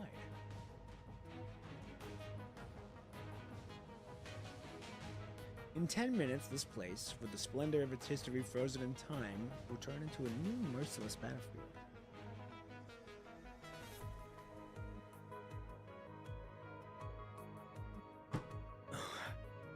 Think harder. Come on, we gotta think harder. What's the plan after the 10 minutes? Unfolding the massive tabula Akasha blueprint on the table, it feels as if you are brought back to an hour ago.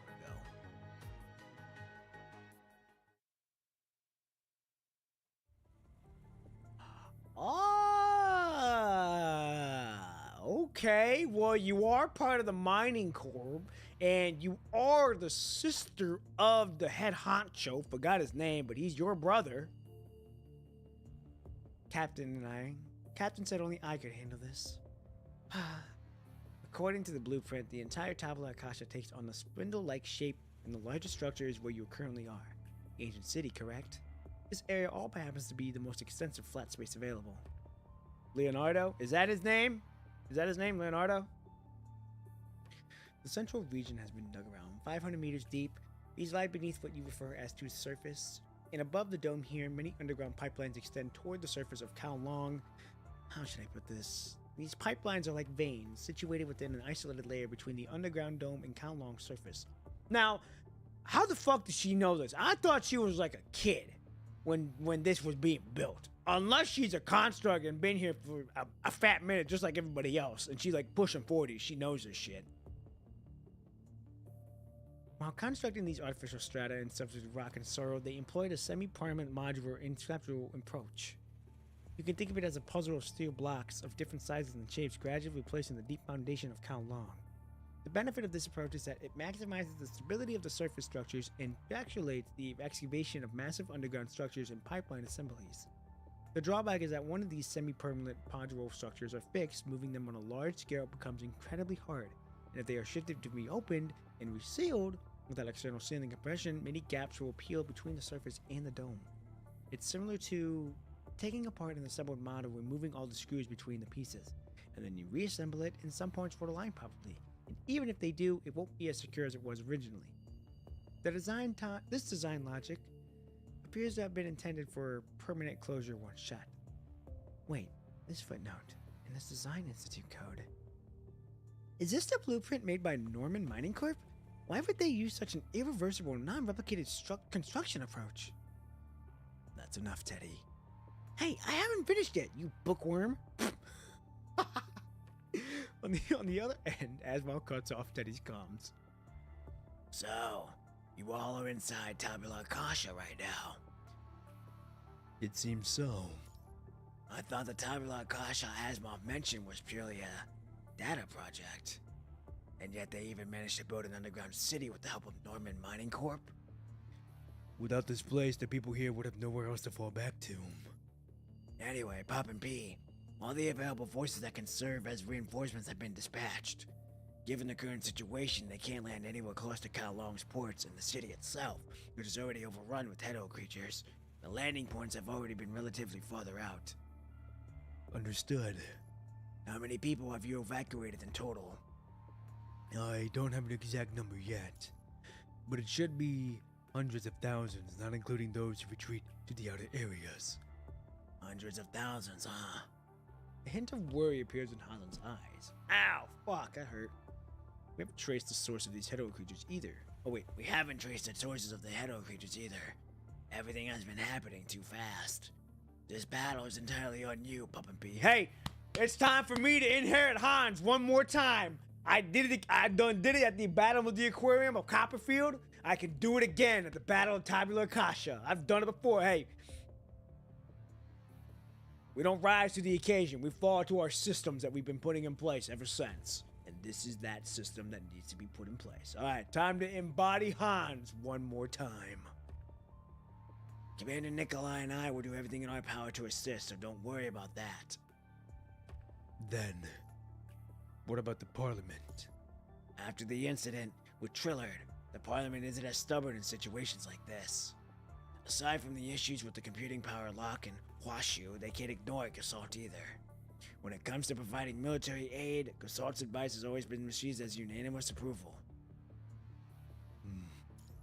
However, if the Parliament does choose to deploy Logni's arsenal with a significant majority vote, even staunch opposition from Gasalt won't sway the ultimate decision.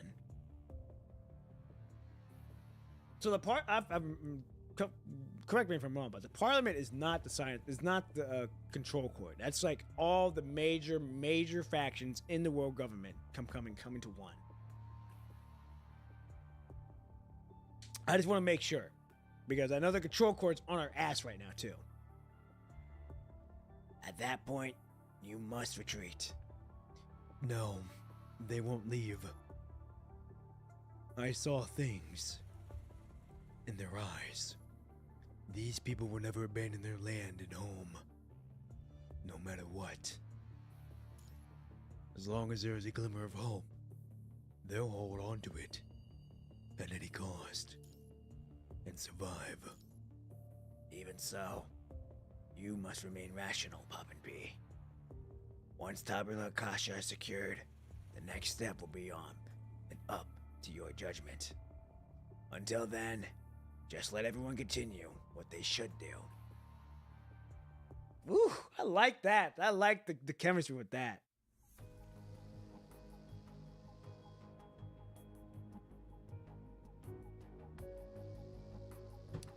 Thank you, Karen, for making her change her frame, because this is yikes. What do you mean?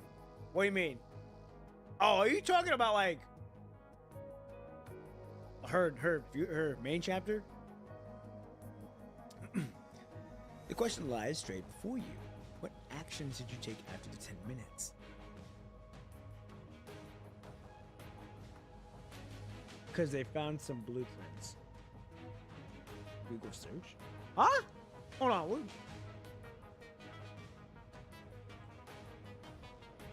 You're. Hold on. Now I'm getting confused. Yeah, the non-playable version of Teddy versus playable version of Teddy. Oh. Okay.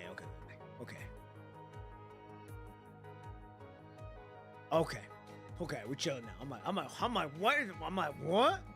Making my brain go into overdrive trying to think. But now I know, okay. What was it? What actions did you take? Oh, order of retreat. We're to hold the ground here. Wait for reinforcements to break through from the outside, and then launch a counterattack with them. If, in 10 minutes, Hedo creatures do reach Tabula Rasa, how should the battle proceed? Leading thousands of pieces into a 22 million cubic meter chessboard, a single misstep could cost tens of thousands of lives. Oh, God, dude! The pressure is on, ladies and gentlemen. We are built for this shit. Hans, what would you do in a situation like this? Damn it. Why hasn't you Why hasn't Chu,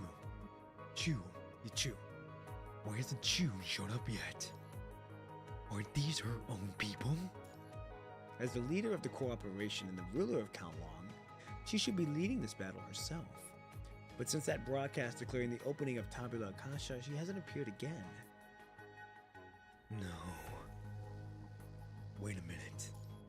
An idea strikes you like a bolt of lightning. If Tabula Akasha was her sole purpose, then the punishing virus brought by the Hedo creatures would undoubtedly obliterate it.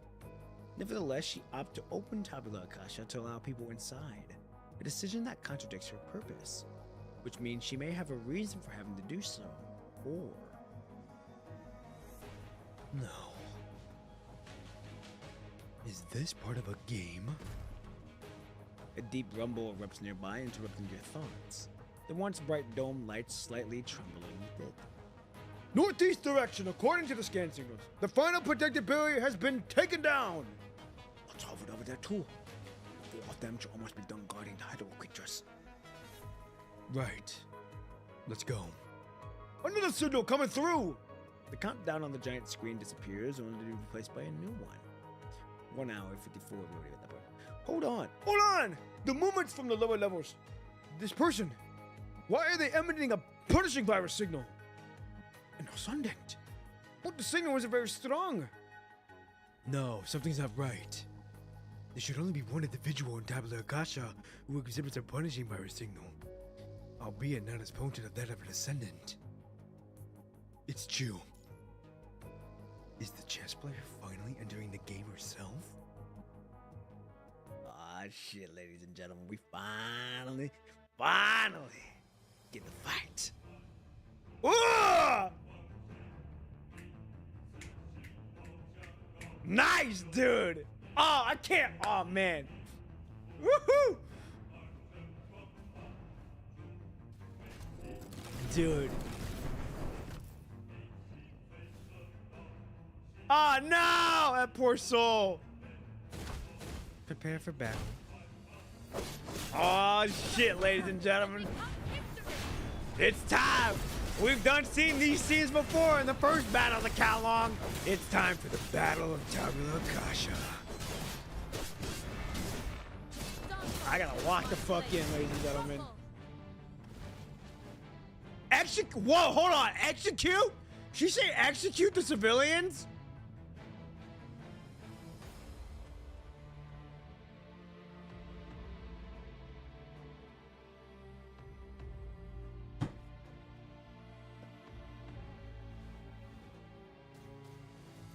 Execute. Wow, she really said execute the civilians.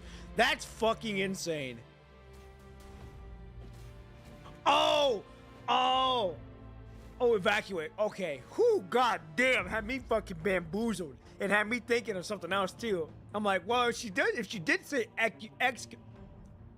execute, they technically get to live on in Tabula Akasha because she'd be able to transfer their minds into Tabula Akasha. But she said evacuate, so we're good. Whew. I want to say that's some crazy shit for you to be doing to protecting your people, but okay. All right, let's do this.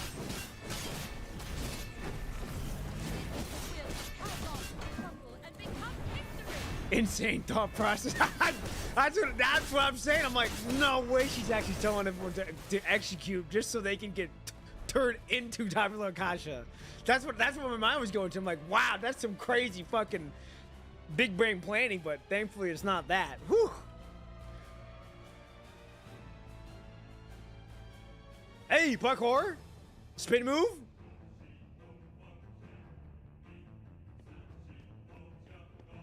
And mind you, I forget she's still a human. And this is probably before she gets fucking, cut by that one person. That cutscene we saw in the very beginning. So this is her, mind you, as a transcendent. Right now, we have yet to even see her in her new frame, and on top of that, we have yet to see the battle that she has taken with the big boss. Oh, speak of the devil, here it is.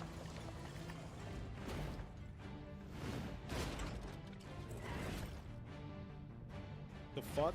Oh!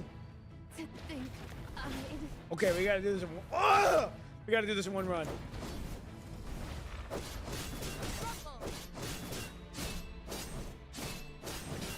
The chair of doom and despair.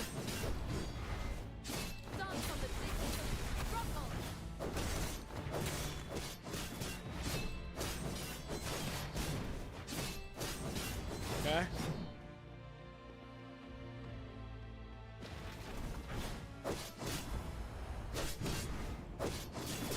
Okay, Duke could just magically fly.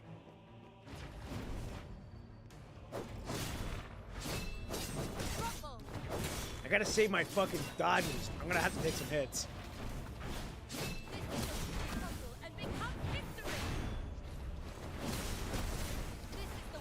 Wow, what? Wow, okay. And you morphed. Oof. I can't get to you. Too fucking far. Woo! Come on now.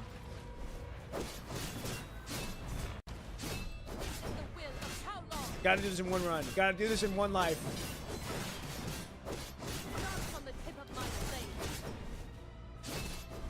Woo! Oh! Whoa, whoa, whoa! Hold on now. Come on.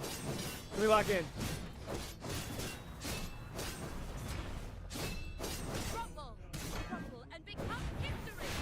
Okay. Nice, did it. Where to fucking go?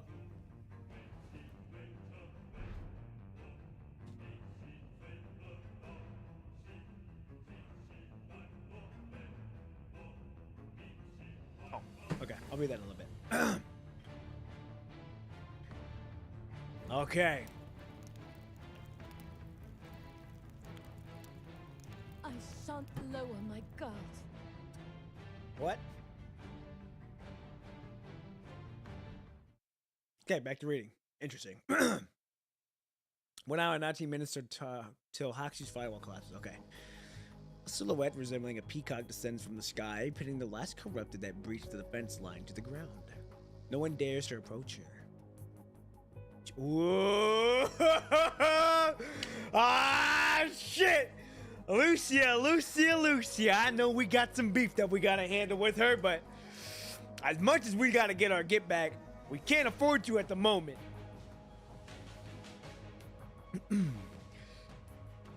Chew. Huh. We meet again. Lucia and Lee, who stand guard over the civilians, remain vigilant, protectively prepared to resume the battle, however Q's gaze moves beyond them. As chief, can't you even speak?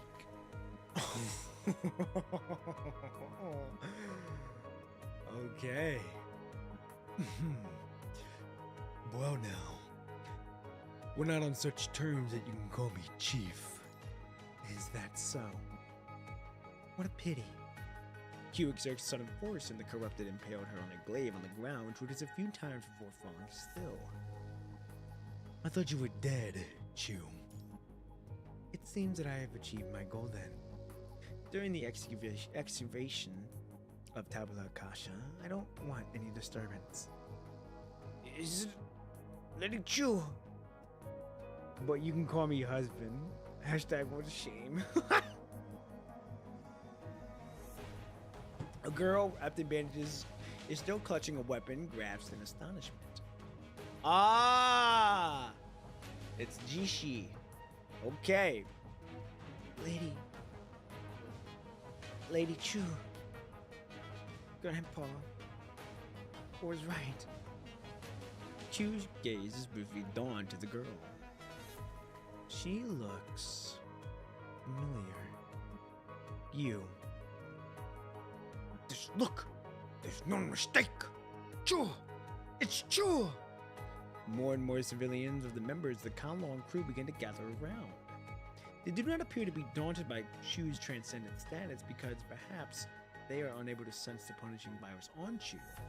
More people, initially intending to withdraw further, gather in the vicinity, yet none muster the courage to approach her. Why, I mean, I don't blame them for not wanting to. One, she's the fucking monarch of Kowloon, so if you're gonna do something like that, you best believe you better have a good reason for going up like that.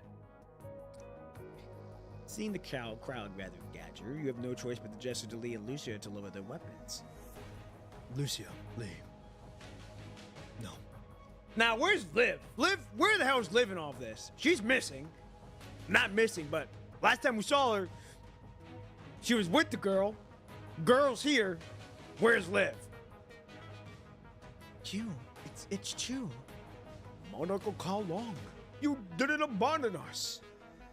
Get away! Get lost! You're the one who let us go home. You rejected us. We will never forgive you. You're no longer part of Kao Long. You said that, didn't you? We live in fear every single day outside, and you're just watching from underground the whole time? Ooh, boy, this is interesting. Do you know how tough it's been out for us here, and you did absolutely nothing? Say something. The clamor of the crowd intensifies, each surge overpowering the last. Even so, no one is willing to take a step closer to Chu. I was gonna say, y'all can talk that shit, but you ain't gonna back it up and walk that walk and go up to her. This monarch of Kao Long, who once rejected others, now stands alone in an empty space, quietly bearing the rejection of others. Well then, let me tell you the truth. Oh, is that us down there? Over the years of Kao Long's development, I became its ruler. Then Viller impersonated me. He sneaked off with a copy of Huashu and activated Plan B, the KCC vessel, the Niter. And the rest is history. Viller grew attached to the copied system, and his indiscretion eventually led to his demise of them both.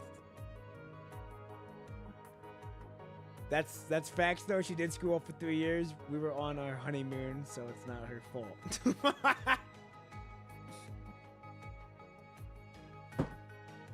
You're not wrong. She was gone for 3 years, but she was working on Tabula Akasha during that time, though. Huashu came up with the plans for the city and the ship, and yet in their sordid little parallel, the other Huashu met such a pathetic end. What a disgrace to Kao Long. And as for, you have to check the comeback after you slunk off with Viller. Oh, you have the cheek to come back after you slunk off with Viller. Wait, did she sleep with Viller?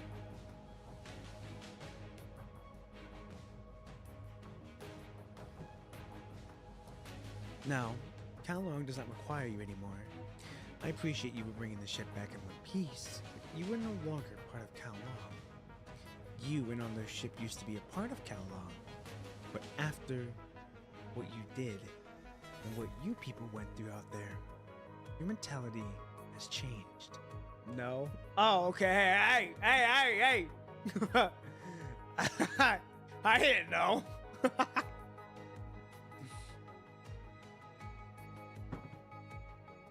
Meaning after you guys left with Viller. Okay. Okay. If I ordered to attack Babylonia right now, will you do it? Will those on the ship do it? 3 years ago, before the war began, she turned away those who were wandering outside, yearning for returning home. 3 years later, as another war seeps through Kao Long, the world has already changed. Viller has only interest in Huashu, and yeah, probably kind of romantically. Yeah, I kind of figured. She is bearing the consequences of her own actions. It's about what happened back then in Kao Long. When we and the Niter arrived at the port of Kao Long, she openly refused to let the Niter residents return home. That's true. And she was wearing that crazy fucking good outfit that we got. I don't understand a single thing she has done so far.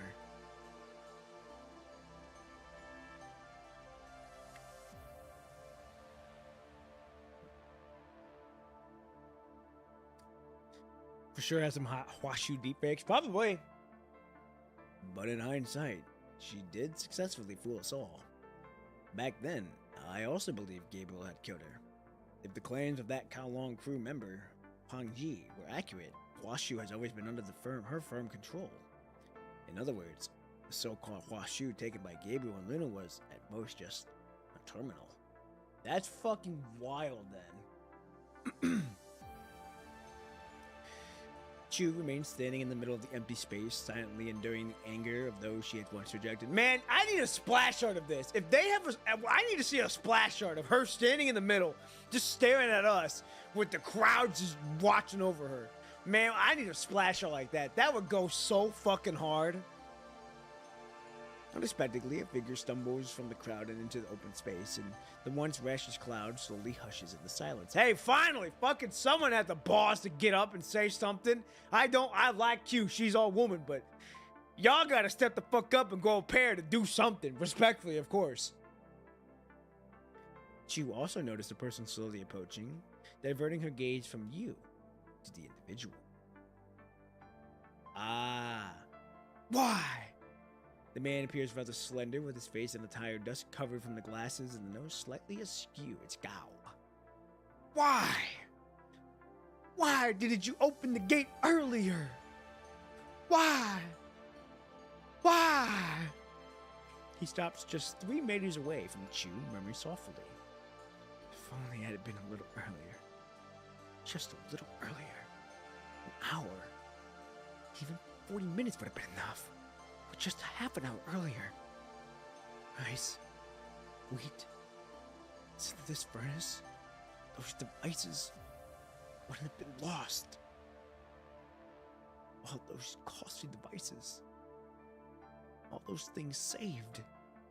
Could have been brought in. They could have been brought in. With a thud, the man in the suitcase falls, collapsing in front of Chu. In the profound silence, Chu speaks first, her tone icy. Is there any medical among you who can help him? Can't you see that he needs medical attention? Several medics in uniform quietly approach Chu, promptly beginning to treat the unconscious Niter merchant. Seeing someone come to handle the situation, Chu's gaze once again turns towards you. Cold as steel. I need a splash art, goddammit! Show me it! You need to continue moving downward. It's not safe here, she says in a soft voice. Then she pulls her glaive from the ground and walks away without looking back. Upon her departure, the crowd erupts once more, their intense gaze scorching her ever-cold back. Man, I really need a splash art to see this shit, man. Man, fuck! They didn't give me it, son of a bitch!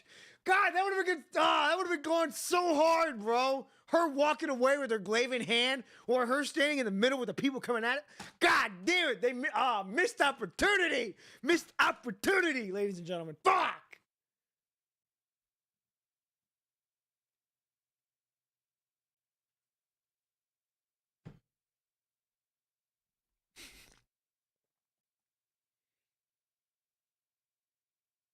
I'll be real, they wasted like half the splash charts in this chapter. Man, are they that mid? Fuck! Well, okay, they may be mid, but I don't have to see if they're mid or not.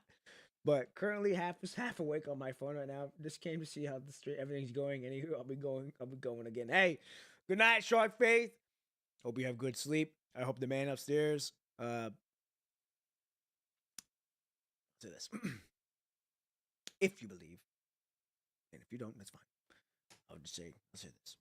I hope the man upstairs takes you into his arms, lets you sleep peacefully without having to worry. I hope you wake up again. So you have another 24 hours to see everything, to do what you need to do, chase your dreams, go on your purpose, do what you need to do. I hope he watches over you. So I hope you sleep good. Anyhow, ladies and gentlemen, we're going to continue on. We are what now? Almost 6 hours in. Jesus, God damn! All right, here we go. The ancient Kowloon architecture is now married to the thick punishing virus residue. Under the firelight that blazes through the night, 2 figures stand amidst the ruins, one tall, the other short. Okay, now this is probably Von Gut, and I'm assuming maybe Cradle.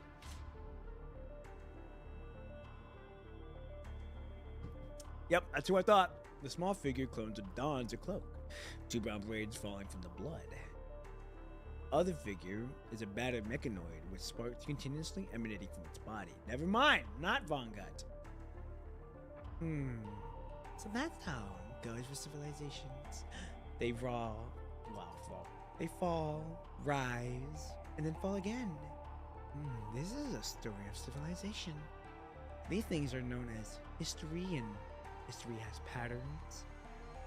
The Emperor! Ooh, what a name! The Emperor! We're gonna be here for a while. Let's go. 50% good enough. Alright, I need to get his. You ain't gonna have a regular body like that and be called the Emperor for nothing, alright? You gonna get your own voice.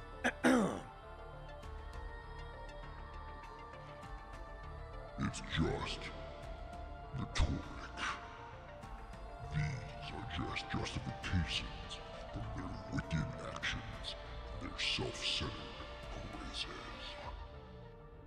Have you read these stories too? Many.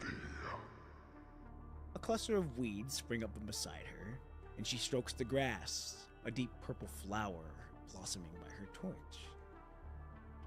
Many human stories are recorded here, along with the stories of this planet. As long as the information is sufficient, this place makes the entire Earth. Thank you, kind one. Neither of us harbor any kindness.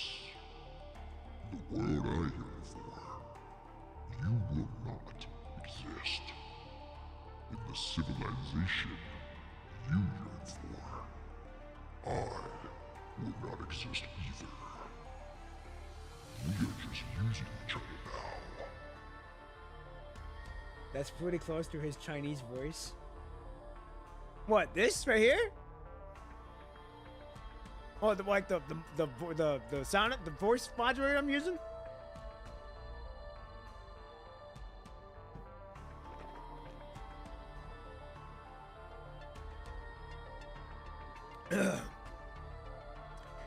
Oh, hey, that's crazy. That's fucking pretty cool. That's pretty cool, actually. That's pretty cool. I was debating on either using that one or the lower robot voice, but I like this one more. I like this one more. Use, as in human stories, is also a form of game. You have learned deception. I learned that from you. Do not compare me to humans. Here, we part ways. Sooner or later, there will be unavoidable conflict between our kinds. When that time comes, you will not see me like this. Conflict between civilizations is also a pattern of civilization. The girl delicately shuts the book in her hand and tucks it into her cloaked project. You surely love reading. Carrying a book everywhere is not a good habit. Books, stories, fertility is also inevitability. Woo-hoo-hoo-hoo-hoo! Hey, that's pretty fucking dope. You got a guy that's named Emperor, and he just walking in a regular fucking coating. Boy, you know we gonna play something. Alright, let's continue on. Episode 11, Regicide? We're lead now, okay.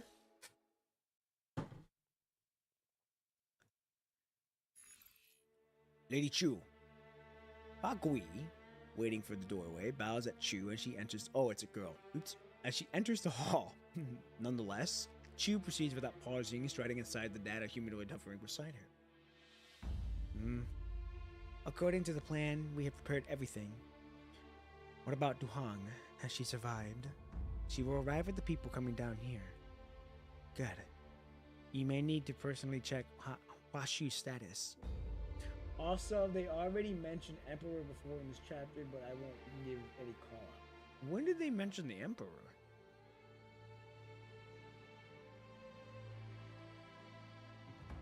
Are you talking about Schultz? Schultz is the only thing that I can discern just because of the blue and blue that they have. Blue eye, blue eye. That's the only thing I can say. That maybe that is that.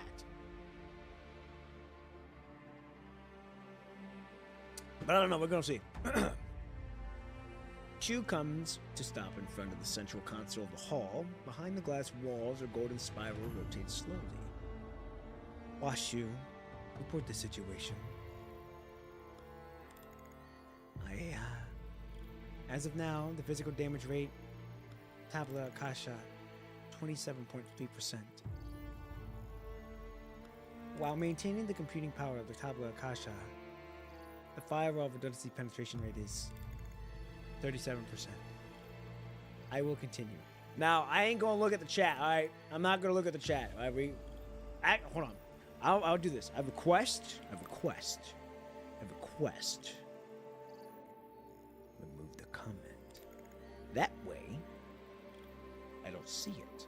And that way, we can continue on. I'm not gonna look. I ain't gonna look. Assist external personal's battle safety. Ensure the safety of Tabula Akasha data.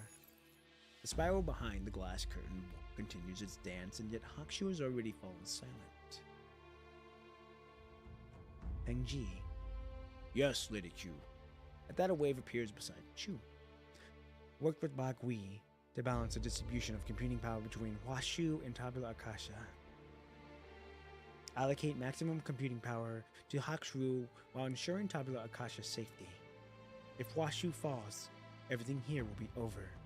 The two figures dissipate upon her order, leaving Chu alone in the vast hall once again. It's time to checkmate in this game.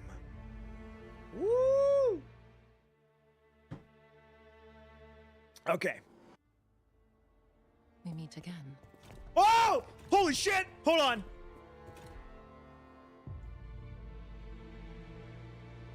Ow! I thought we... Oh, damn, I thought she was gonna say it as we... Well, hey, I'm fine with it either way.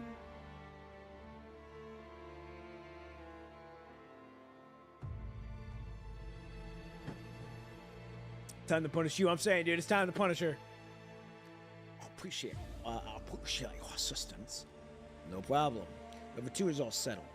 Commandant and I have come down to double-check the situation. I'll leave this place to you, Raven. Kamo and the others are still under outer engineering tunnel. I'll go meet them now. Alright, we're gonna move. We're gonna continue on. A whole football team of real children. Okay. Let's go investigate this place. What is this? Oh, we're walking? Oh, we don't need to walk. I'm assuming that's Jishi. Let's go check. Let's go talk with Chu.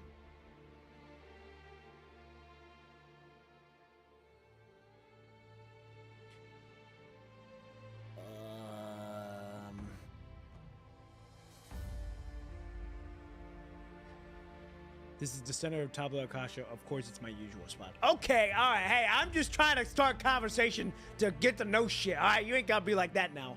All right, I understand you cold. I like you, woman, but come on.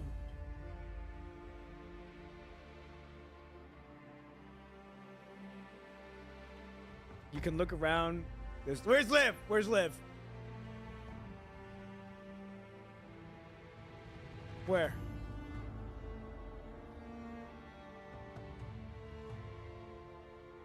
Damn it! Fuck, hold on.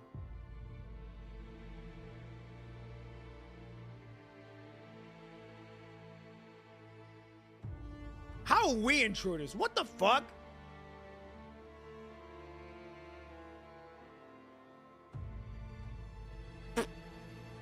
She's like, Gabriel, innocent.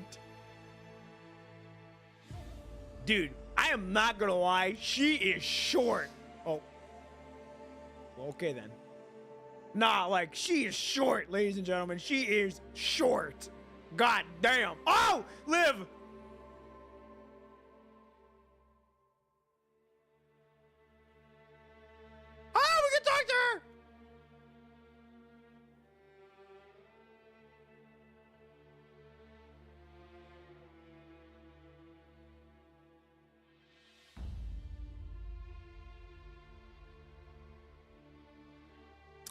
Ooh.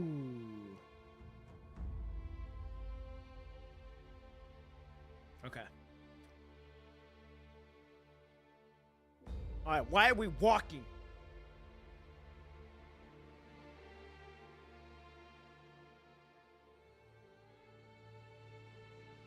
Oh, it's Yashi. I'm surprised she's here. No, it's not Yashi. It's Is it Yaji?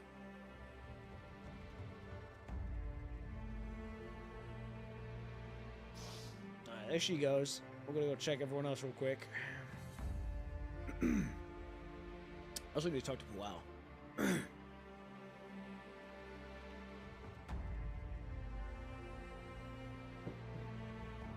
She was small. She is snack size. She's not as short as Puwao, but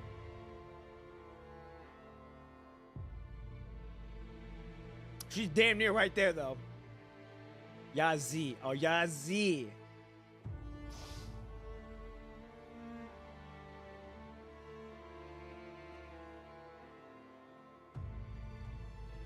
Can we still talk with everyone? I wonder if we can still talk.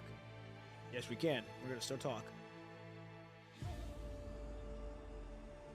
Okay, that is Jinchi. Cool. All right, we're moving on. Let's go talk to this. Talk with Liv. We talked with those people. Can we talk with this person? Nope. Can we talk with these people? Nope. All right, we're moving on here.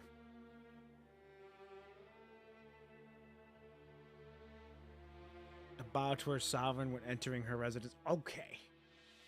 Okay, Chew. I respect you, alright? I get you doing the thing. However, alright? However, I am your husband. I am your equal. I do not need to do that, alright? She was all about authority. I swear she is. She really is. But you know people gonna bow down to her anyways. I'll close one eye this time. Just don't touch anything. Jesus. Look at her. She's even walking, dude. She even got her head out when she's walking. Bro, she's literally having her head up sticking high when she's walking.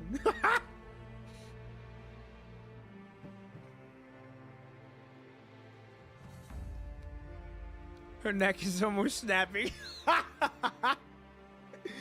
Oh gosh. Oh.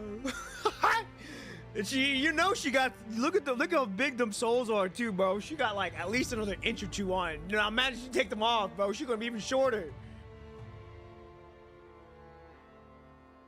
Like, look at that. Like, look at them soles, bro. She got at least another good inch on that. Maybe inch and a half.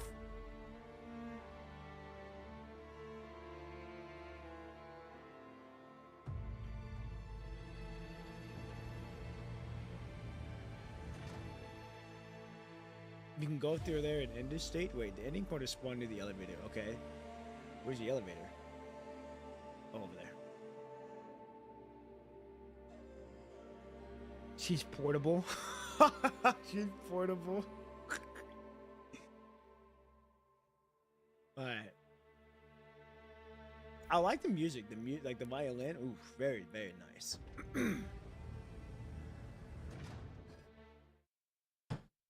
Oh, wow. 35 minutes of the firewall collapse, okay. After Chu questioned the people seeking refugees in the deeper parts of Tabula Kasha, an increasing number has been settled within the central control room. This hall, with its robust constructive style, stands in stark contrast to the architectural aesthetics of Tabula Kasha and even the entirety of Kangwang. It appears out of place here, perhaps more fitting for the Arctic Route Union instead. She wants you to bow so she can be your height. Yeah, she wants us to bow so she can either be our height or be taller than us. Which, in that case, I can understand why you want us to bow so you can be taller. But regardless, according to Chu, the central area is the safest place in Tabula Kasha. Despite the Count Wong crew of the United dispersing residents to other locations at Bagui and Hongji's request, this place remains overcrowded. The final group of people destined for this control room have arrived safely. Chao Fang, drained and weary, leans against the wall, staring blankly at the golden spiral at the center of hall. Chao Fang and Chao Fang and Puao returned to Kowloon after Babylonia yesterday afternoon, and since then, Chao Fang hasn't had a moment's rest. After assisting the Niter in entering the clean zone, he immediately organized defenses when Hedo creatures emerged in the auxiliary city, leading several counterattacks. Before Babylonia's reinforcements arrived, he directed to the people of the Kowloon to resist with all their strength. Not just him, but every member of the Kowloon crew, man, woman, young, old, human, or construct, hasn't taken a break since yesterday afternoon. Chao Fang, are you alright? After handling Chao Fang in battle with Electrohite, you, also super deprived from the night before, leaned against the concrete wall not far from him. Yeah, I was gonna say, we were up all night talking with Du Huang about the shit that's been happening. Yeah. I'm fine, thanks. Your first time fighting Hedo creatures, right? Yeah. Well, he read about them in reports before. Before we arrived yesterday, you managed to slow down the Hedo creature's attack with just tactics and shells. Not just for shells. There was also a cold fusion reactor. When I was in the defensive battle at another seaside location, it was almost an unstoppable force, even for the Omega weapons and constructs. That battle, Copperfield Aquarium, was a tough battle. You all worked hard. Mega weapons. Can't you send those weapons to fight in a sea of corpses and blood by themselves? Chao Fang lets out a bitter laugh. Even with just a Niter. Our factories were churning out weapons and gear at full capacity. While it couldn't match the siege battle from decades back, we managed to receive a quarter of our military production lines. In just one night, we burned over through 13,000 tons of shells and still ended up losing dozens of crucial fortifications and warehouses. Without the Niter making its way into the inner harbor, it would likely have been nothing but scrap metal at this point. And now, we've even lost the Kowloon metropolis. In Kowloon's history, most people with weapons are important. Suddenly, a ripple of disturbance surges through the one silent crowd in the hall. Chao Fang immediately rallies his body, steady, standing alert. It seems some dispute over there. What's going on? Oh! Whoa! Okay, well, wow. We went from immediately being a regular dispute to someone pulling a gun and shooting somebody. A crisp gunshot rings out, echoing like a chess piece striking the board. Someone dumb pulled out the blicky and bop! Popped someone! Or it popped out the air, someone.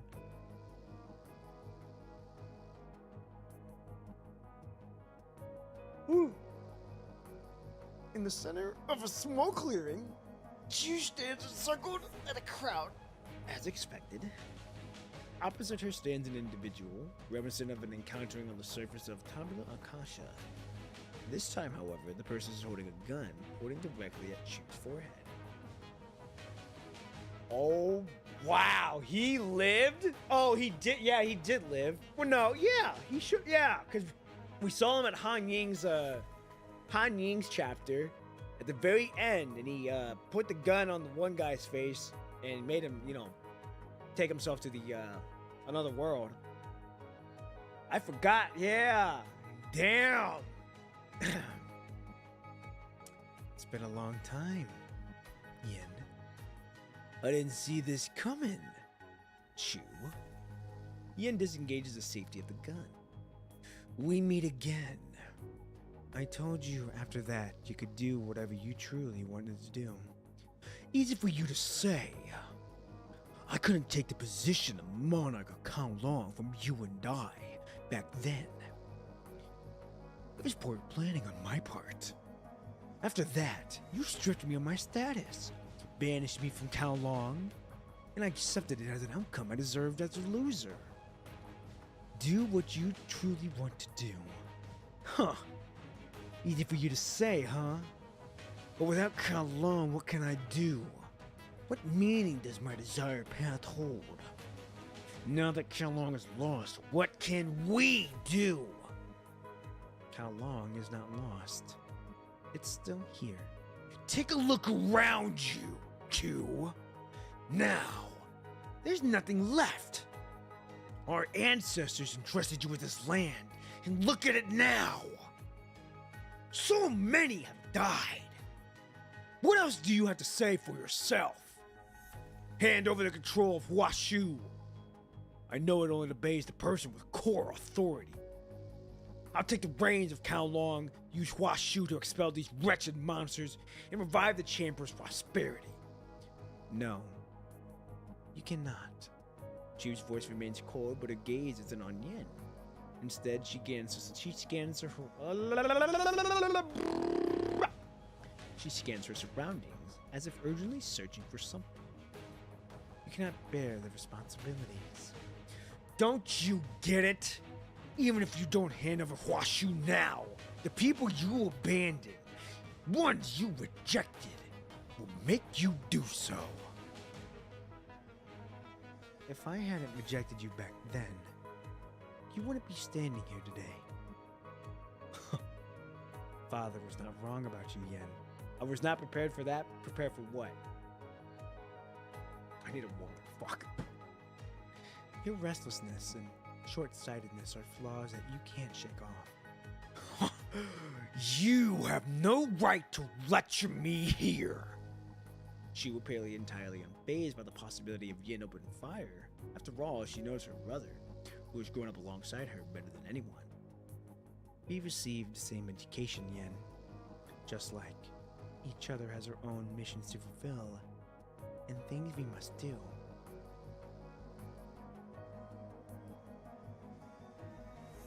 It seems those words aren't for her brother. I won't justify my actions, nor will I seek forgiveness from them. Do what you must. Oh boy, you tell him that, he's gonna move with efficiency. Ooh! Hold on, chat. Ma coming in. Ma coming in clutch. Hold on.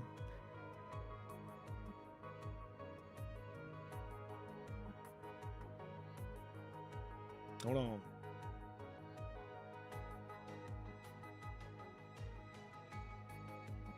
Oh God, I don't remember what I want. She gonna give me lunch. All right, she basically gonna give me some lunch. Oh God, what is it that I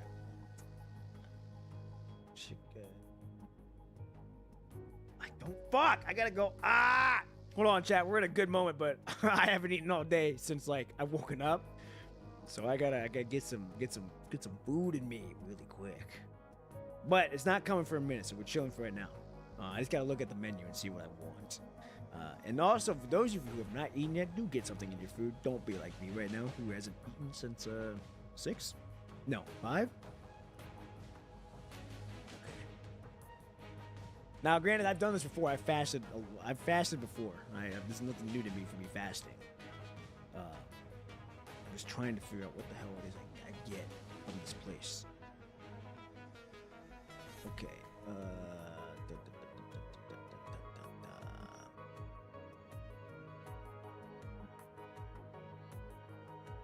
Sandwiches. Here we go. Sandwiches. And then I'm gonna get. Ah! Here it is. Found it.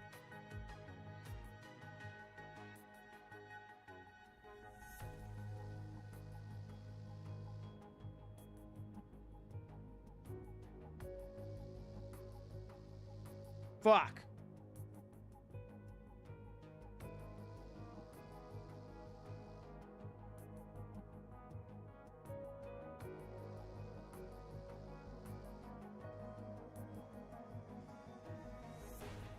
We're chilling now. Okay.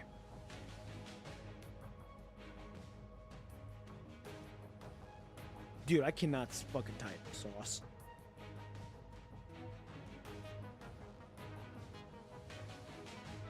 I do believe that is everything. Okay. All right, chat. We're good. All right. I had to figure out what the hell it was that I get on top of what fucking toppings to not get on the food. And I think it's that. Yep. Okay, we're good. We're chilling. Okay. Ooh, excuse me. All right, let's continue on. She roars backwards onto the ground without even a groan, still clutching her glaive tightly in her hand. Damn, she fucking built different. She taking a bullet just straight to the face or wherever, and still just like not even fucking making any noise, just fucking holding on to the glaive. Oh.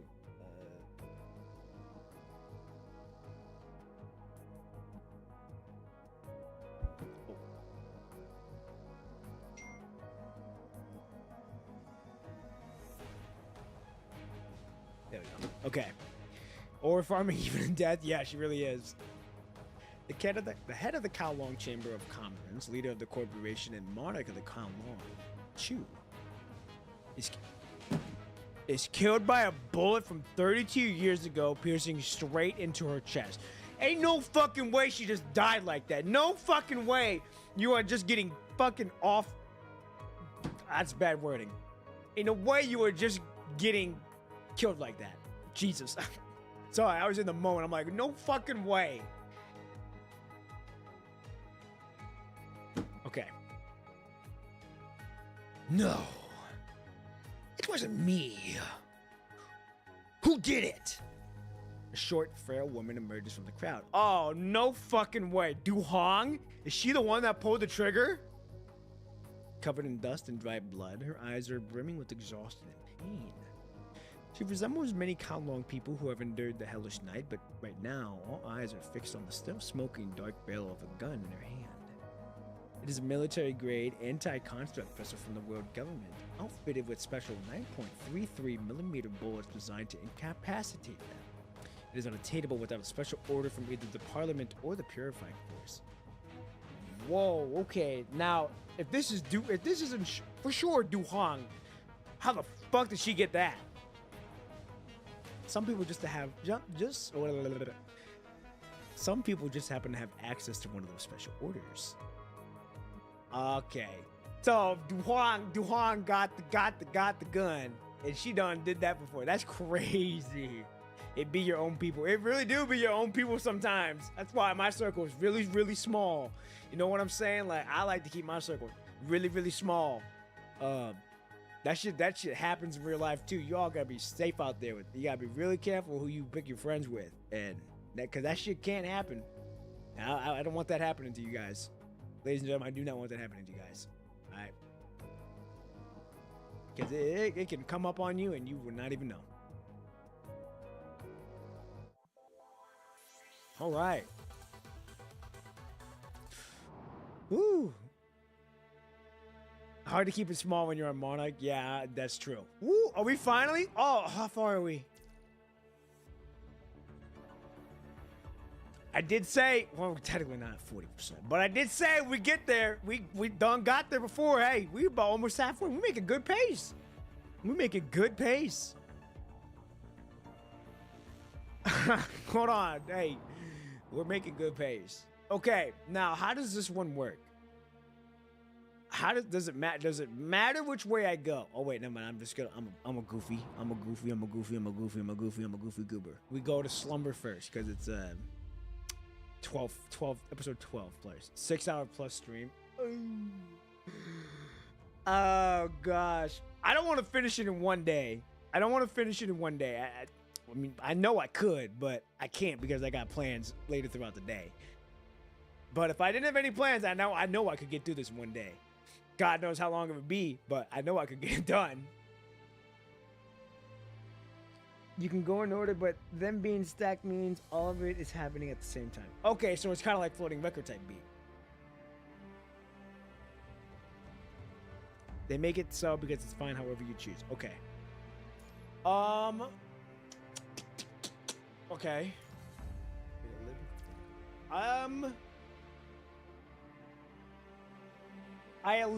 Here's the goal. I at least want to get this top half done. We can get that top half done, which I'm assuming is only 3 episodes. Yeah, 3 episodes. We'll be over 40%, which is fine by me. Okay, you know what I'm saying? we'll okay. Here's the plan. I think my bringing the lunch over for a minute. So we're gonna get these 3 done, and then depending on what time it is from there, because I gotta go take my mom and stepdad to a party at like 3. So if we can get this done before then, which I'm sure we can, that'll be really good, nice. That will set us up nicely for a Tuesday stream. So the plan is to get through these 3 episodes, and then we'll call it there. That way, we're past 40%, which is where I wanted to be when I started this stream. And then on top of that, you all can have the rest of the day to yourself, because I know everyone's in different time zones, but I don't want to waste any more of you guys' time because of that. So I'm gonna use the restroom really quick, and then we're gonna go finish slumber part, and then that'll be it for the stream. So I'll be right back.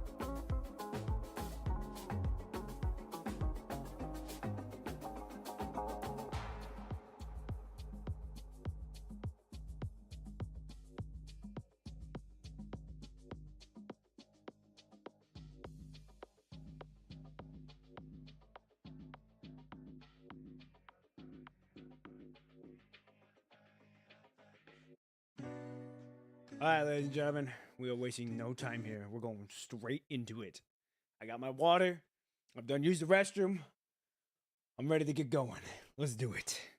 Those of you who are new, I usually do not pass streaming until like 9. So for those of you who are here, welcome. I am Papa P1. I usually stream like 6 to 9, but I had to make up time for Saturday. And why is this not one of the pop up? Hold up.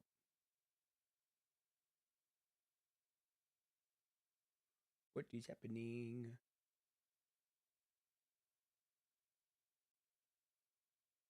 There we go. Okay, we're good now. All right. Let us continue on, chat. Let us continue on. All right. We got to get these 3 done. Episode 12, Proverbs. Let's do it. 30 minutes. Okay. On September 26th, Xiao Chuan killed Duke Ling at Taohuan. Upon hearing the news, Xiao Dun, who had not ventured through the mountains or the kingdom border, returned. The grand historian documented Xiao Dun murdered the king, and his record was presented to the court. Xiao Dun said that is not true. The historian responded, as the chief commander, you fled without leaving the kingdom and returned without punishing the traitor. Who else could it be? Xiao Dun narrated, alas, the poem goes, my sentiment brought upon this of me. This perfectly encapsulates my predicament. This except from an ancient Kowloon book. With my limited writing skills, I cannot capture full class of interruptions for this war, nor can I adequately narrate the events in my own language. I can only rely on this passage from an ancient Kowloon book to provisions document what has transpired. When the truth unveils in the future, it will not be too late to those who come after to justify my nature. That is loud. There are no living beings in Tabula Akasha. While such a statement was entirely correct in the past, it may not be entirely accurate now. Once isolated and desolated, this place is now returned into the last refugee for people of Kowloon. Hence, the precise expression of the statement should be, there are no living beings in the data space of Tabula Akasha. That is true. And Monarch of Kowloon has also died here. After Du Huang publicly shot Chu, the central control room descended into a deathly silence akin to an ice cave. The turn of events has gone beyond everyone's expectations. Without a Monarch of Kowloon, what should we do? Some people think that Babylonian lackey fired out of the... Whoa, hold on. You are not about to put this blame on me. I will very gladly tell everyone to fuck off if that's the case. Some people think she deserved what she'd done. Some people think, without Chu, what will become of Tabula Akasha and Hwashu next? Others think. Amidst the prevailing silence, people dispersed, leaving 2 wordless figures gazing at each other.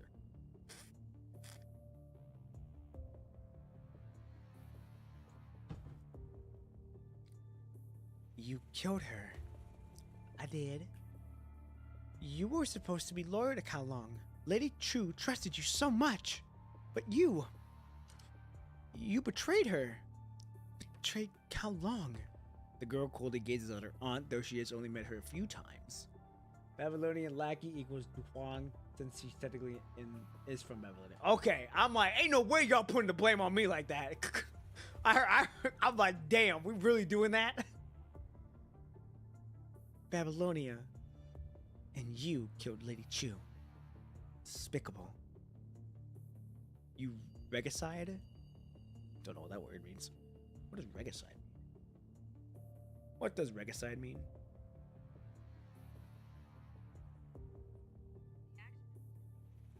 Oh, that's what that means.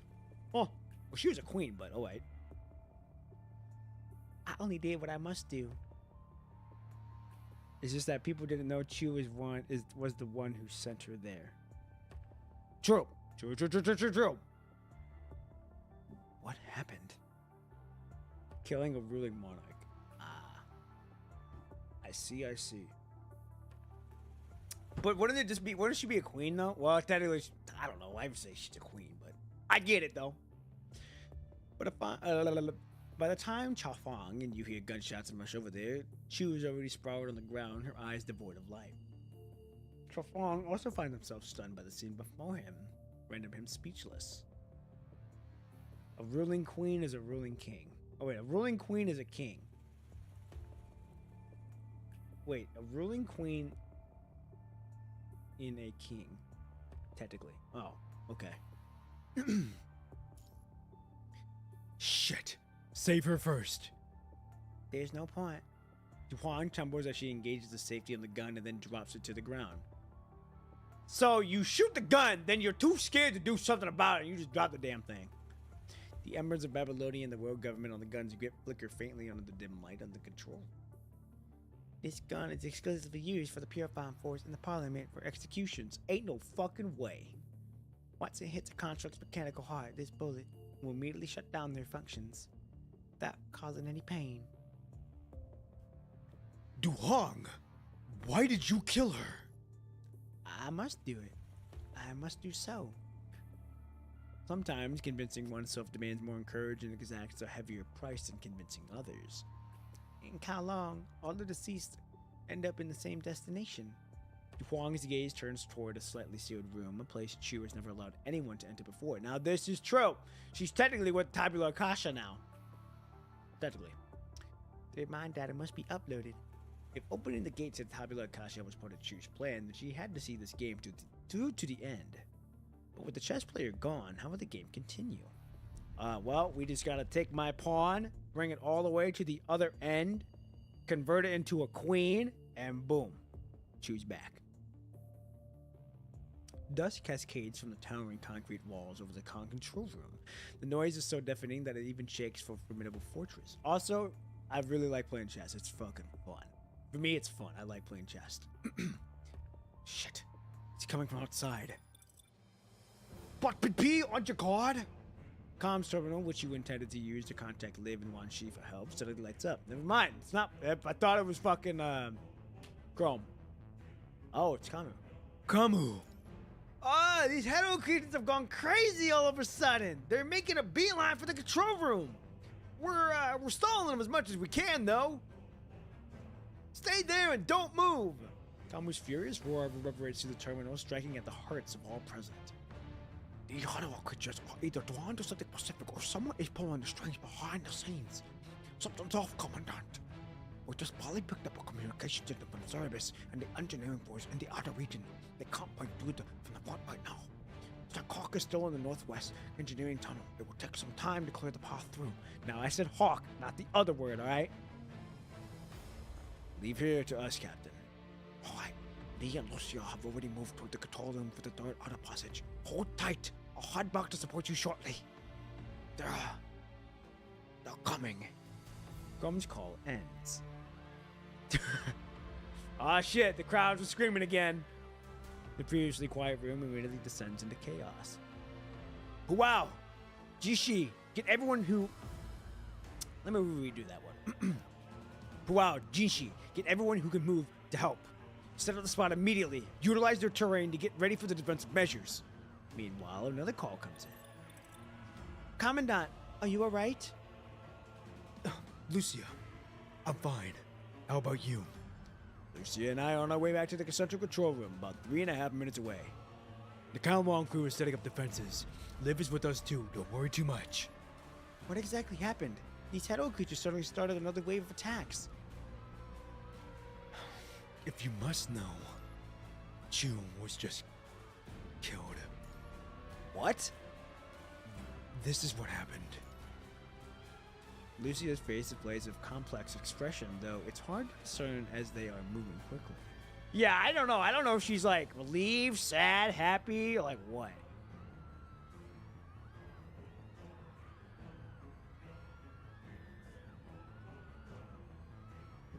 We got bots? What? What do you mean? We're almost there, Commandant. Please, you must stay safe and wait for us to return. Wait for us, Pop and P. Hey. I got you, girl. Don't worry. A determined gleam shine in Lucia's eyes, a gaze that you must cling to, no matter what. I will be right there, Lucia. Due to the constant punishing signals, even short-range communications have been disrupted, which means the onslaught of Hero creatures is imminent. Chu has collapsed to the ground and is also brought to the small room by Duhong. Not here, but I can see it in the on-screen chat. Oh, wait, that's a kick guy.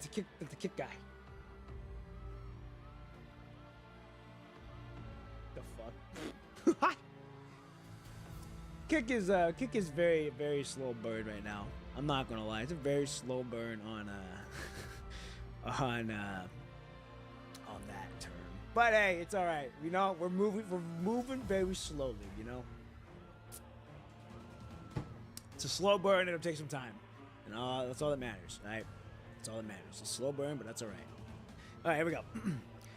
The panicked crowd gradually gathers in one room deep within the hall. If the control room is breached, and if the breakout team is led by Hawk, then Yazid failed to clear the outside engineering tunnel of the northwest to meet with Cerebus and the engineering force outside.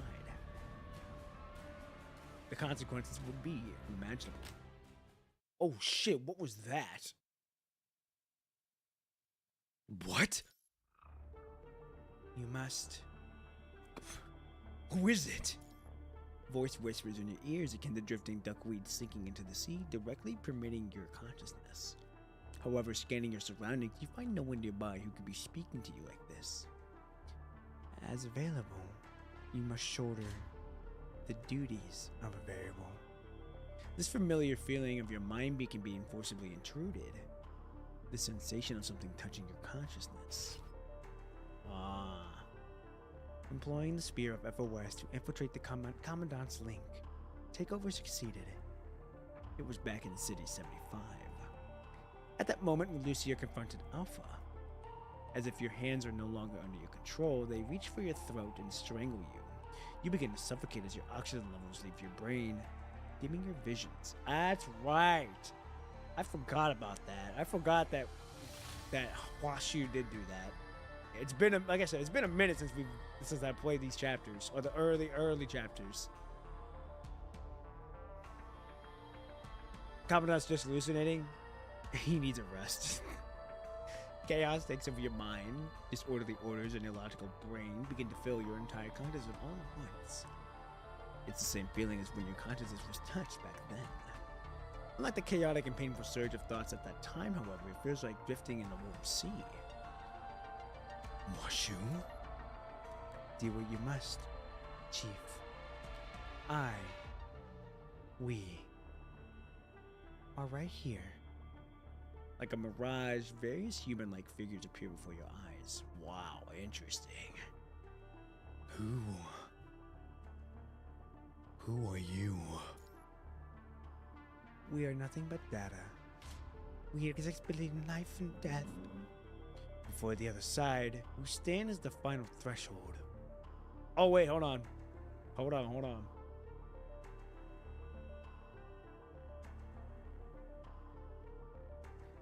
What? Why? Q chooses to trust you. But why did you trust me? We even had ideological conflicts a few years ago. Not sure, but Q chose to trust you.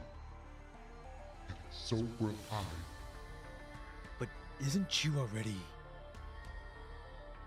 In Tabula Akasha, death is not the end. We will not go to the other side. Nor will you. Feels like something departs from your consciousness, and the data images that have appeared before your eyes vanish along with it. Everyone, stay on your toes. Everyone stands prepared for combat at the front door of the control room. Behind us lies everything left in the Kowloon. This, we must not be our end. Commandant? All right. Well, this is gonna have to work. Yeah. Let's do it. Those clutching guns, knives, hoes, wrenches in each other's hand. Summon your courage. Grip your weapons tight. Oh yeah, here we go, ladies and gentlemen. Who's that thing?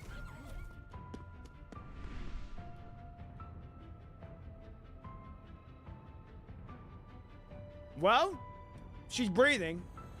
Don't know if she's actually dead though.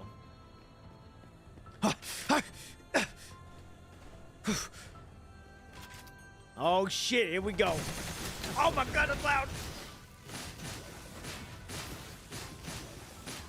Man, I wish we were fighting. I wish I could see us shooting. That would be so fun. Alright, so we're fighting on 3 different fronts here right now. So 5 or 4? We're gonna go 4 again. We're gonna go Q and we're gonna go this. We're gonna switch. Oh, we're gonna switch. Oh!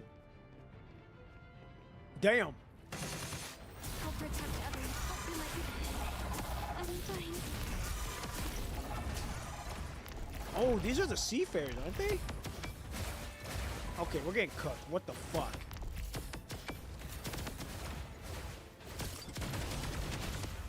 Alright, Crow, I need you to fucking do some work here.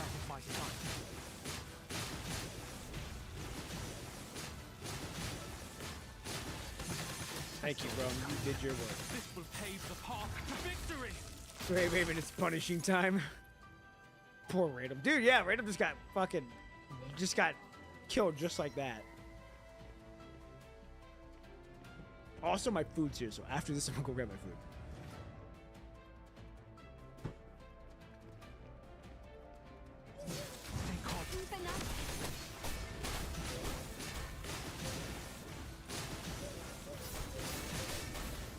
Woo! Okay. I cannot see us. There we are. I can do it. Q and May the stars light your path towards the abyss. or again. I'm gonna go Q. I'm gonna press Pave hold. the path to victory. May not be in range. That's fine. I'm gonna do this. I saw this coming. Okay. We go in there. Just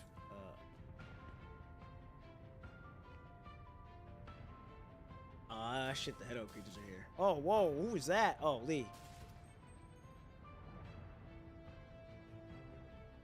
Stay close to me, Commandant. Hey, don't you worry, I got you. This will Oh, y'all getting cooked like this. Hyper will finish charges in 37 seconds. So we have to hold out until then. Okay. That's fine.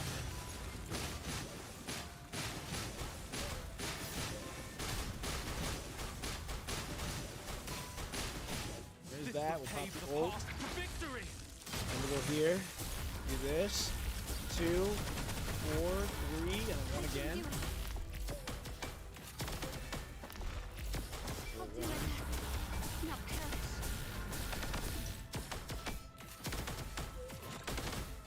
Dude, is that the one that's making that fucking owl noises? Yeah, it is her. It is that one. I'm like, what the fuck is making that noise?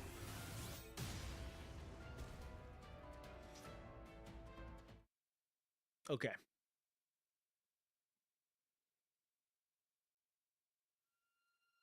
Pual! By the time you see Pual, she is already surrounded by corpses and debris. The head old creatures and corrupted are slowly pulling back after the initial wave of assaults.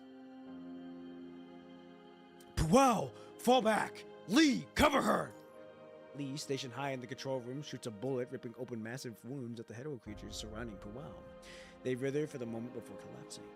However, Pual, seemingly unsatisfied, calls back her dragon axe and leaps into a fresh fight. Oh, cool. No. Just leave her be. Chafang holds back Chrome, who is on the verge of raising his gun to stop Pual, and gazes toward her. She's already lost so much. Let her vent her anger. I don't blame her. I don't blame her. She just wants to protect the people that she worked hard to protect, and it's losing it, and so she's being pissed, and I don't blame her one bit. A mad Pual is a mad commandant. She swings the dragon axe, so large compared to her body size, repeatedly and silently. As long as there is one enemy in her sight, she will persist until everything is utterly obliterated. So, what's the reason exactly? The mechanoid who is still unconscious. She rescued and took Pual in on the Niter. Without her, Pual might have died on the Niter long ago. What happened to Han Yin? Did she just die? She's likely the only person Pual can consider family in this world. Family. Family. Are you talking about the mechanoid called Han Ying? Even Lee couldn't really find a way to repair her. That small, fair figure stands alone on the battlefield. Since Han Ying was stabbed by the mechanoid who calls himself Schultz, she has been in a coma, only exhibiting some routine circuit signals. Okay, well, cool, she's still alive. Man, I was pissed. No way she just died like that. From that moment on, Pual has never uttered another word. She has simply been executing her duty in silence. Pause! What is wow? Pause, bro. Wow.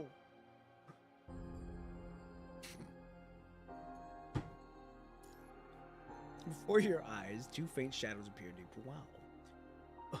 Who's there? What? When you shake your head again, the two shadows disappear. You can see them too. A person who burger in worker's attire approaches you, clutching a chipped crowbar. Despite his age, his eyes retain a bright and resolute gleam. Hey, can you see those shadows too? The old man points towards Powwow in the distance. I think I just saw some shadows moving. You can see them too. I can't see hers, but I can see mine. I'm not the only one. Ma's granddaughter can see hers too. Those are shadows of the dead. Sometimes I see such shadows appear around me. Shadows of the dead?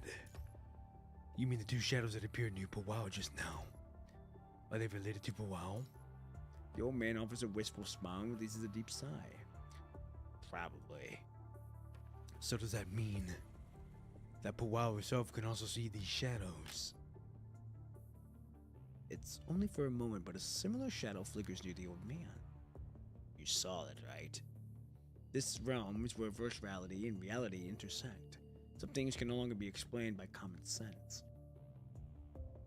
Yes. Just now, that shadow appeared right beside you. What's wrong, Commandant? After confirming no more fire support is needed, Lee stands concerned by your side. Hey, I'm all good, Lee. Don't you worry. After you entered Tabula Akasha, have you seen some blurry shadows? Lee gazes at you with a serious look and shakes his head. No. Me neither. No, I haven't. Could it be a problem with your mind beacon? No, doesn't seem like it. If there was a problem, you all would have sensed it too. Are you experiencing any physical discomfort? No. Strange. I just have this familiar feeling. It's kind of like that time in City 75. You mean? Lee's eyes instantly light up in alertness. Huaxu? No, calm down, Lee. It's possible. We need to prepare precautions immediately. Lucia, live. No, Lee. There's no need for that now. This Huaxu doesn't appear as hostile as before. And they seem to want to show me something. Are you sure, Commandant? Lee's brows stay furrowed while Liv and Lucia appear perplexed. What does perplexed mean? Okay. I'm good, guys. Don't you worry. I'm good, for real. I'm good. Although you unsure of what Huaxu and these shadows of the dead intend to show you, a sense of premonition and purest curiosity compels you within. Involuntarily, your gaze is drawn to the small room where Chu's body rests. If these shadows are the dead uploaded by Tabula Akasha... Yes, I'm sure. If I sense any danger, I'll let you know immediately. After all, we've been together this whole time, right? So, what does the dead, she, want to show you? Maybe it's because you have something to do with all of us. That's why you can see them, but we don't believe in that. The old man squeezes the crowbar in his hand. The dead is dead. There's no such place for the dead to return to. The place they truly belong should be within the hearts of us, the living. Spitting that fact. Do what you must, okay? Chief. I thought we established that you don't got that title yet. The words before your eyes slowly fade away, leaving only echoes in your mind. These people who exist between life and death, why are they so fixated on me? Okay. Oh, Han Ying! She's alive! Commandant, right? A gentle hand tugs at your sleeve from behind. Oh my god, man, I better see a splash art on this. I better see a fucking splash art 2D on this shit. Han Ying, you woke up. I. His fucking opportunity! God! She barely holds herself up, her breath feasible, yet a faint bitter smile lingers in her face. I saw them. Yo-Yo. They are right beside Yo-Yo. Han Ying, your injury. Han Ying trembles as she grips her hand. Bro, if she fucking dies, I'm gonna be pissed. You are shaking. Liv, is there any way a mechanoid can... No. I shouldn't be your concern right now. This contains her memories of her parents. And of Cao Long.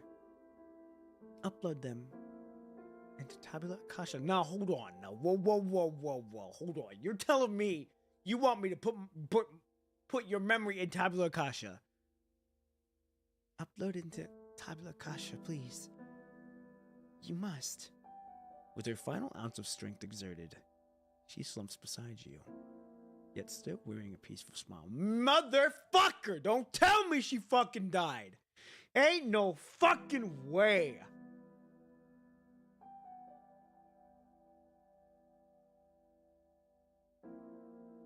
Her hand, scarcely distinguishable from a human's, loosens its hold on you.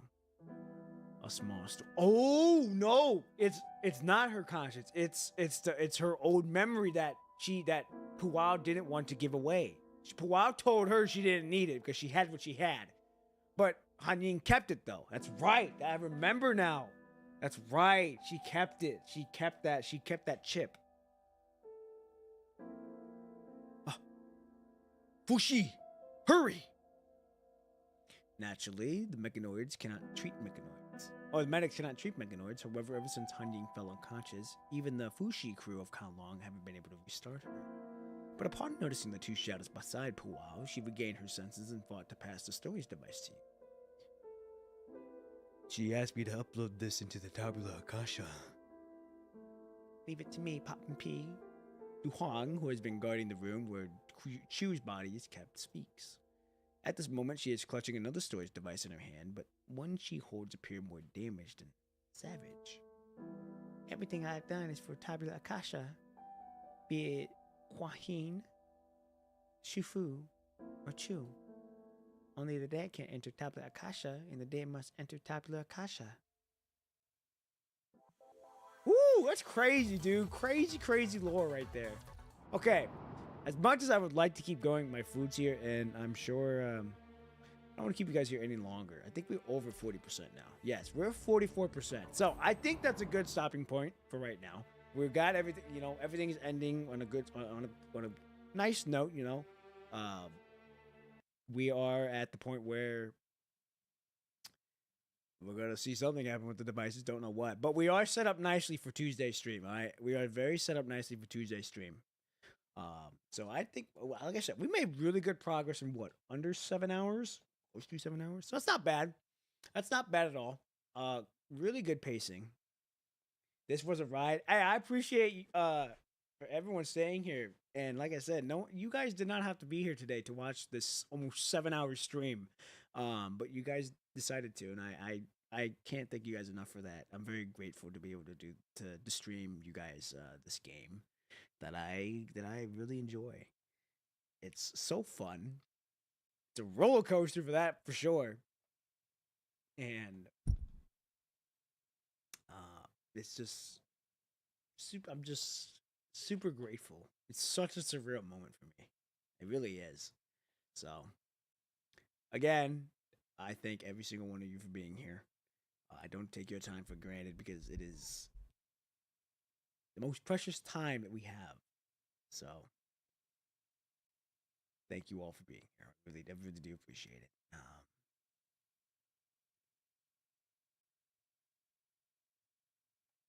Thanks for the stream. Just keep streaming on while editing. Well, I don't want to do that because I don't.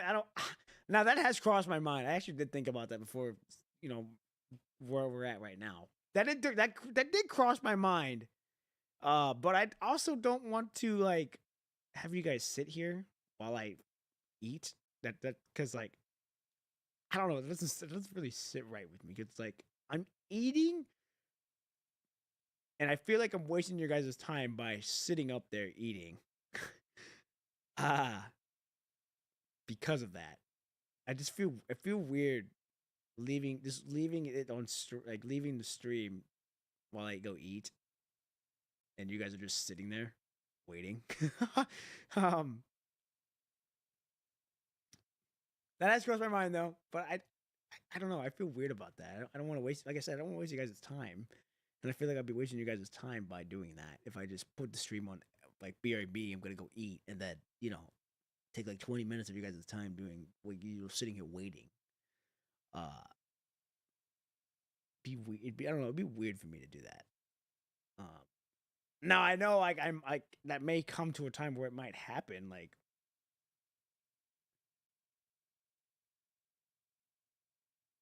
oh, okay. I'm like, okay. I'm like, wait. I'm like, okay. I mean, I'm like, if you all really like enjoy the stream, I could, but it's like, I don't want to. I don't want to do that. I don't want to make you guys sit there and wait while I just sit there and eat. I was saying the long stream was fine for me because I'm just listening while eating. Oh, okay. You're chilling. Hey, as long as y'all got system, as long as you guys are getting food in your system, that's all chilling for sure. But yes. Anyhow, so let me wrap this up because I don't want to waste any more time. It's Tuesday stream. That's okay. 6 hours is manageable. It really is. 6 hours is not bad. This is like I think the longest stream that we have done so far in my very, very short time being a content creator. Now, will that go up? Probably later down the road when I get bigger. I have a feeling that we'll probably be doing for longer streams when that does happen. But for right now, I'm just in the present moment enjoying what I have right now and just being grateful for it. So, anyhow, we're set up really nicely for Tuesday stream. Now, if all goes according to plan, we should be done with it by next week. If we can get it done by next week, man, it'll be nice. Sunday tomorrow, I'm just gonna be working on the short film all day tomorrow. I've got nothing planned, and I'm gonna try to get that out. Try to get that out this week. That way, Polaris Bound is gonna be one hell of a fucking short film for me to try to pull off. Just because of everything that's happening, and we're not even done with it yet. So it'll be interesting for me to try to get it done how I want it to go, but we'll get it done. And then after that, I got the video that I have idea for mine for the next arc. So I've got that one ready to roll or ready to get worked on. I just got to get through my Forge short film and then Polaris Bond short film, and then after that, it'll be interesting. I'm gonna try to keep Polaris Bond at a fairly minimal, like manageable time. We're gonna see. Like a lot of things might get cut out. That's just gonna happen, but we're gonna see. But anyhow, we're set up really good for Tuesday stream. We will be live again 6 a.m. Central Standard Time on Tuesday morning. Again, thank you everyone who has been here. I do not take your time for granted at all. I'm super grateful. I'm thankful that the man upstairs allowing me to chase my dream, to chase my purpose. And I really do think I found my purpose, and that is doing this. Enjoying the games that I enjoy, bringing that to people, and making a community, doing all that. So, super grateful. Super grateful. So, anywho, ladies and gentlemen, I will let you all go. Again, thank you all so much for being here, and I will see you all bright and early, 6 a.m. Central Standard Time, where we will be continuing Chapter 28. I'm out of here. Peace!